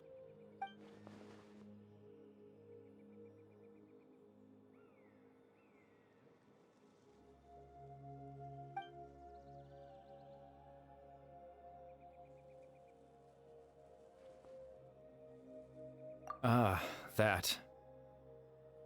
I was wrong to implant those memories. I'm sorry I caused so much trouble. Not only for everyone in the village, but for you as well.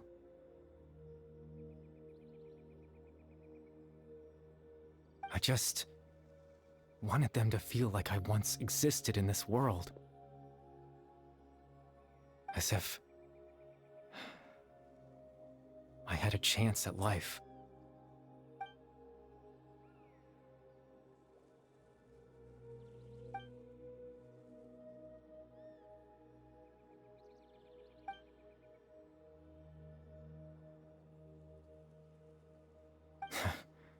I know what you must be thinking. Why would I do something so meaningless?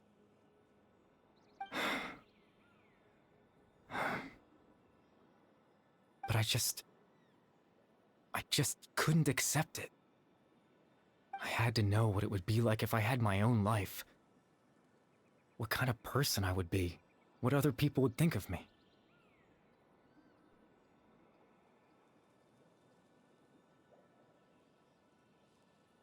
Chief Ahmadiyya, Baram, Granny Jahiyat, Atosa. What would it be like if I could live alongside them? No cataclysm, no curse. Just a quiet life in a peaceful village. I was curious, so I selfishly tried to have my own life. Even if that meant piecing together the version of myself that could have been. One memory at a time. I know it sounds stupid. After all, my life ended a long time ago. Any chance at living was stripped away from me when I was 8 years old. My consciousness left to mature in an illusory world of nothingness. Even the form you see before you was nothing but an invention based on my father's appearance. An imagined version of what I would look like if I had the chance to grow up.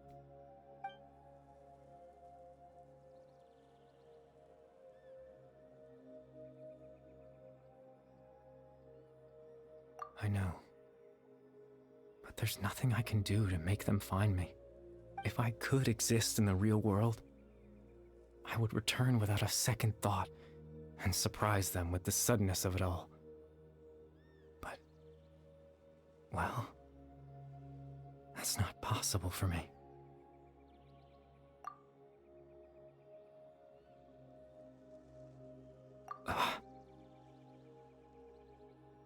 I know.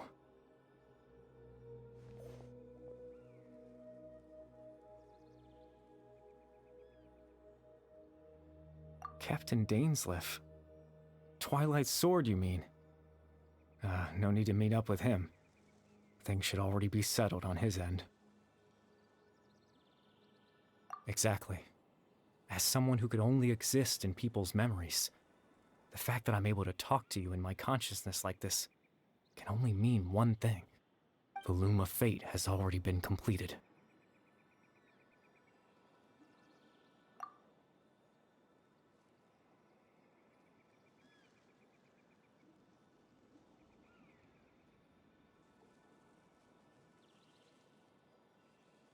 No need to worry about Captain Dainsleif. He's absolutely fine. The only reason he lost the eye was because I happened to guess exactly what he was planning. Captain Dainsleif has had the eye inside his body this whole time, hasn't he?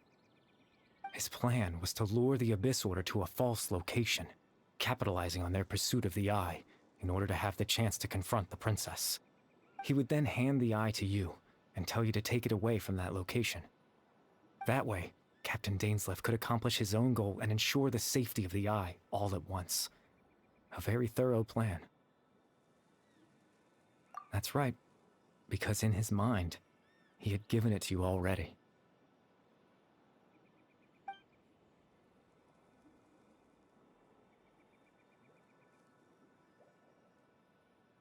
Before you two entered that false location. Traveler, wait.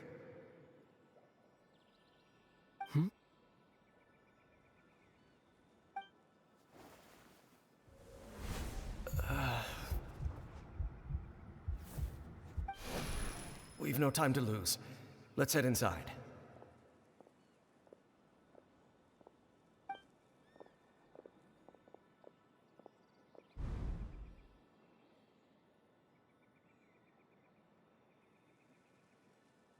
That was when I implanted the memory of him handing you the eye. Given the tense situation at that time, Captain Dainsleif failed to notice anything out of the ordinary, and took that memory to be real. I'm sorry, Traveler, but I needed the Loom of Fate to be completed. And to do that, we had to retrieve the eye.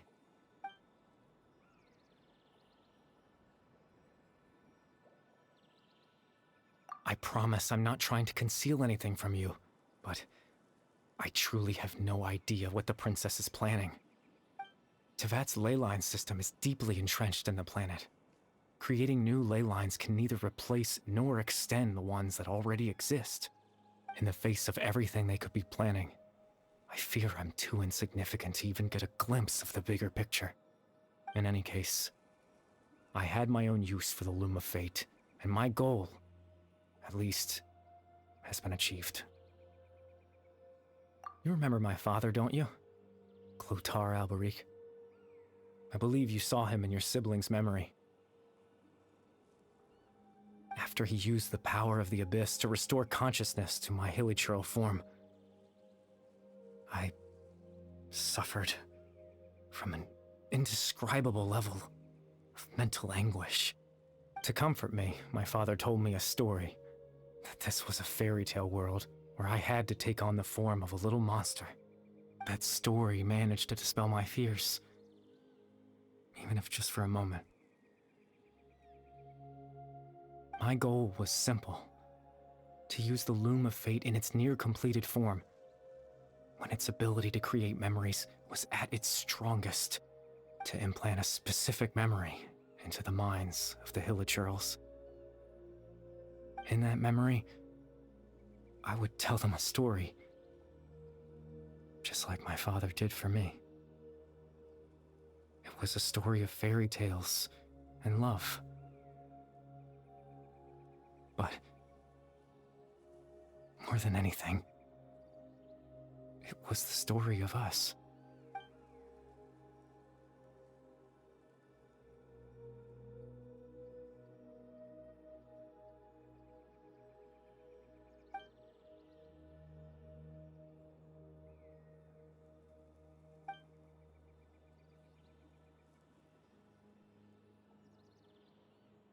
I can't change the world. Not when I lost the very right to exist within it. Implanting those memories, that was the most worthwhile thing I could offer. All that's left of my existence is a wisp of residual consciousness tied to the Loom of Fate. In truth, that trace of my consciousness should have dissipated long ago. My goal was the one thing that allowed me to hold on all this time. But now, the bedtime story is finished. And it's finally time to rest.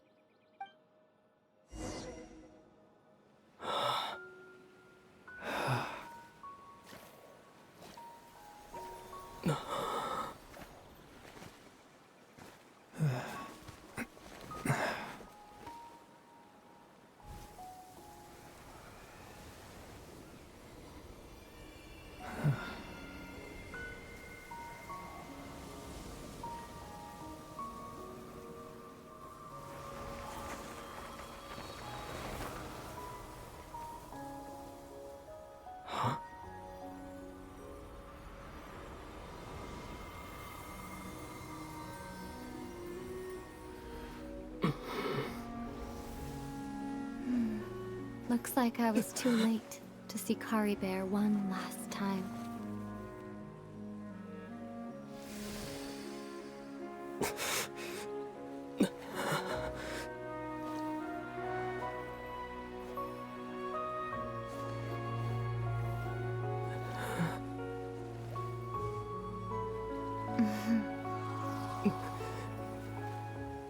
Kari Bear's consciousness is gone, and this space will soon disappear along with it.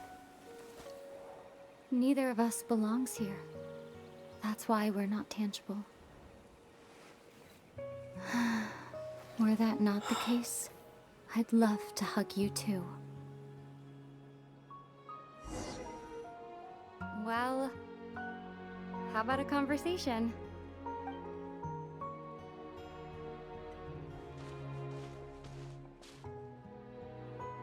The chance to just stop and talk like this is certainly not easy to come by. Wouldn't you agree? That battle earlier was tough. The one against Dane, I mean. I didn't expect that after everything, he would still hesitate to raise his sword against me.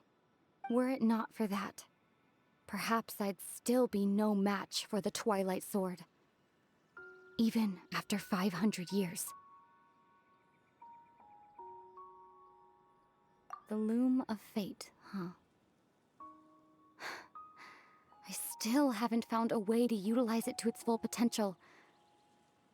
But there's still time before the heavenly principles awaken.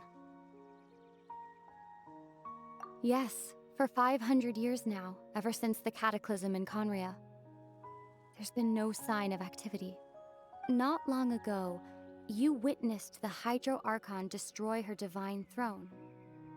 Yes, such a flagrant disregard for the rules, and still Celestia took no action. I suppose that's proof enough of the Heavenly Principles situation. However, the Heavenly Principles will awaken. We just don't know when that will be, or what might trigger it. You could say that. Just look at Caribert. He was so pure and single-minded. The space we now find ourselves is a perfect representation of who he was. Quiet and peaceful. Even as a hilly churl, seeing the terrible sight within the mirror wasn't enough to taint his spirit. He brought comfort to the people of this world, even though he was denied the very right to be a part of it. So ask yourself this. Who was it that deprived him of that right to exist? Of course, that's only one example. My feelings about the Heavenly Principles are too complicated to explain in just a few words.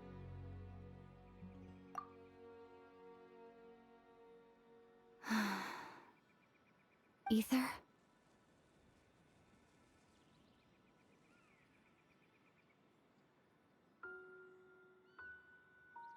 You're the only one in this world who calls me that. There's so much I wanted to ask you, but for some reason, I'm not interested in asking those questions right now. There's just one thing I have to ask. One thing I could never understand. Why? Why can't we continue our journey together?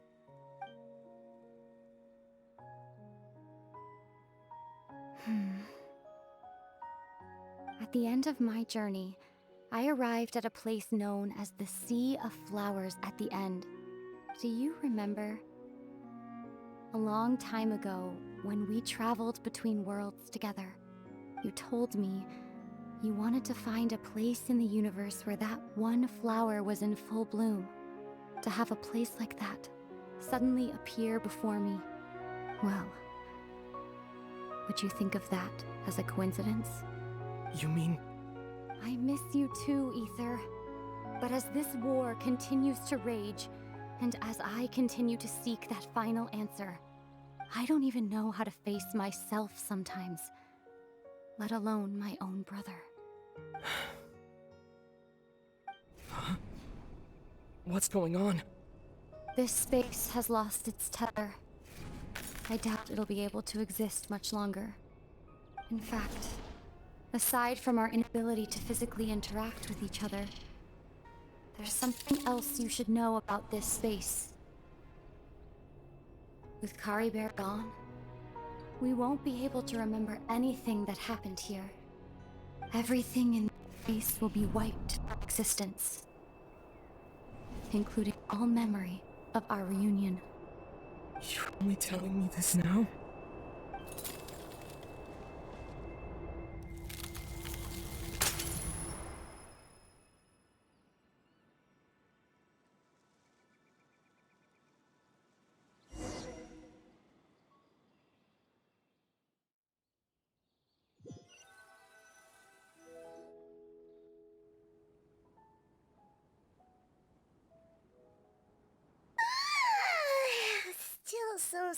sleepy.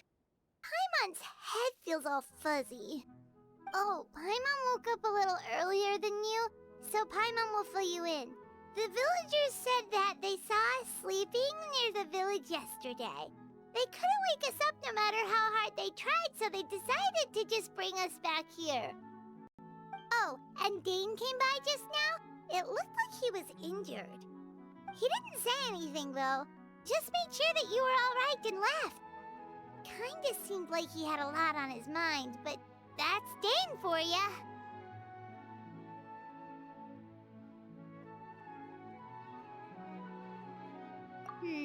Let's think for a second.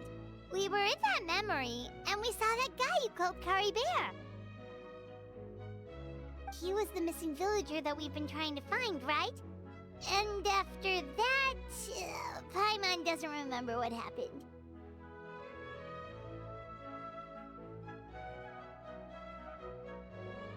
Wait, really? What a score!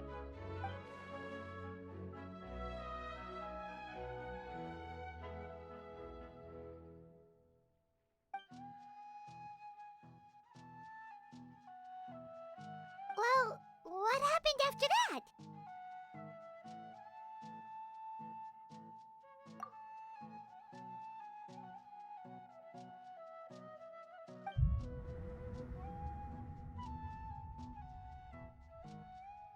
Ah, there you are. Sleep well? Bayram? You sure seem happy. Did something good happen? Something good? Huh. Wasn't anything good or bad, I'd say. It's just that, well, the village organized another search party yesterday. It didn't feel right to leave all the searching to the adventurers. So there we were, searching away, when suddenly this one guy said it all came back to him. According to him, one day around dusk, he was passing by this one tree outside the village, and he saw our missing villager. There he was, sleeping under that tree all by himself. His parents came a little later to wake him up, and they all left together. They looked like quite a happy family, apparently. And after that, well, we all started to feel like that really is what happened. Kind of strange that we forgot all about it for so long.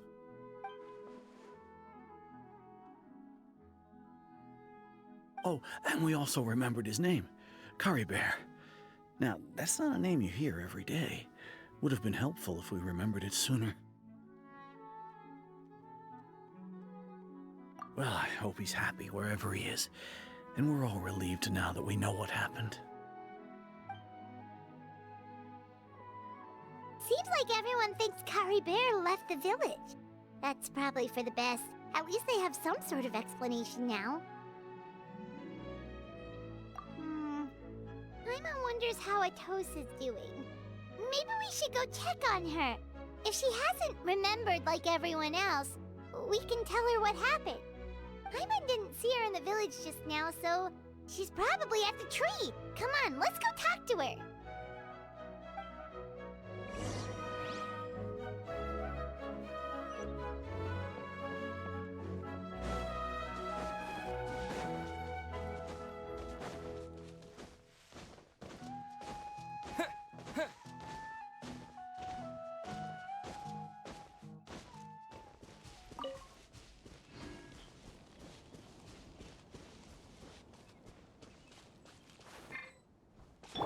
I see everything.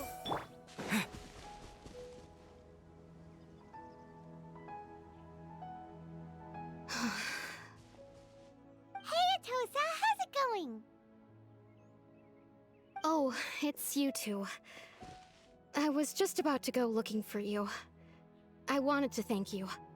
I was part of the search party, so I remember what happened to Kari Bear now. Honestly, I just can't believe I forgot something so important. It's funny, but I have this feeling he told me the same thing. I just can't seem to remember when.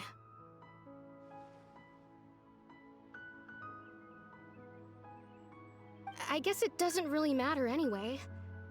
Life is made up of a series of memories.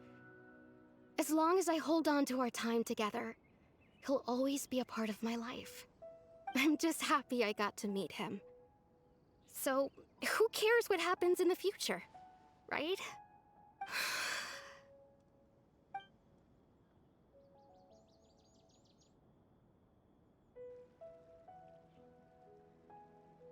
Okay, I'll admit, I'm just putting on a brave face. I was dumped, wasn't I? Otherwise, why would he just leave like that without saying goodbye? You don't need to comfort me. I'll be okay. It's just like Kari Bear said. It's the things we overcome that make life more precious. And you know, if he has a heart, maybe he'll come back and see me one day. Anyway, thanks for all your hard work, you two. I promised I'd help Granny Jahiet with something, so I should head back. Goodbye. Well, that should be it, right? Everyone's lives can go back to normal now. Oh, right! Weren't you about to tell Paimon what happened after your conversation with Kari Bear?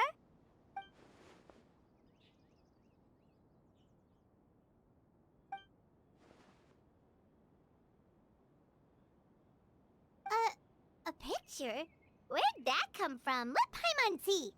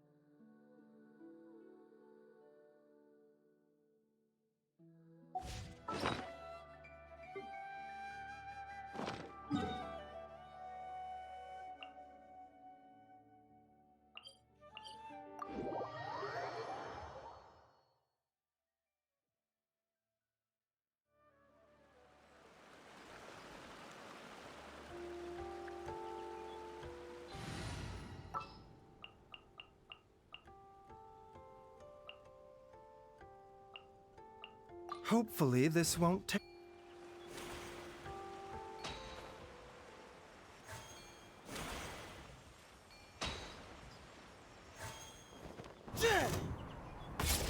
Commit it to memory. Make yourselves at home. Gotcha. Game's up. Fun's over. Mind the side effects. Taking a turn for the better. Excuse me?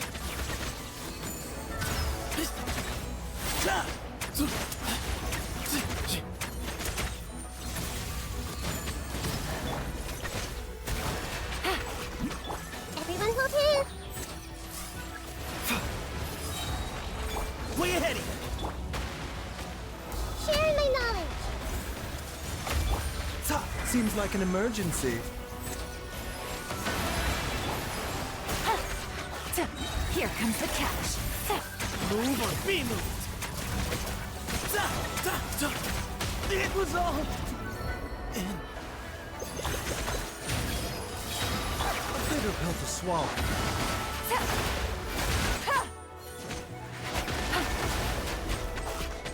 Give me some space. Make yourselves at home.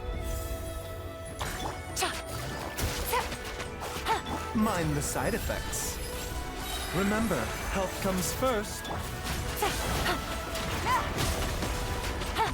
Quietly now. Game's up. Fun's over. Way ahead!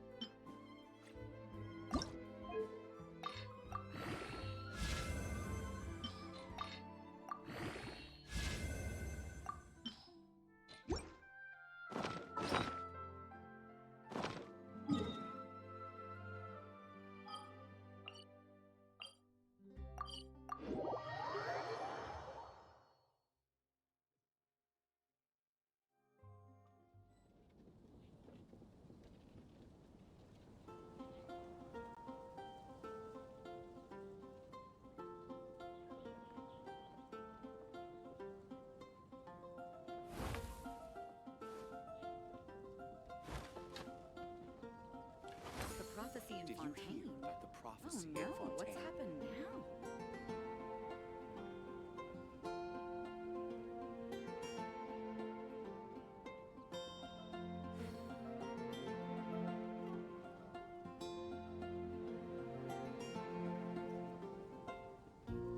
If you're always asking why, you end up thinking yourself into a corner. Sometimes it's better to let go. The prophecy in Fontaine? About the prophecy in Fontaine? What's happened now?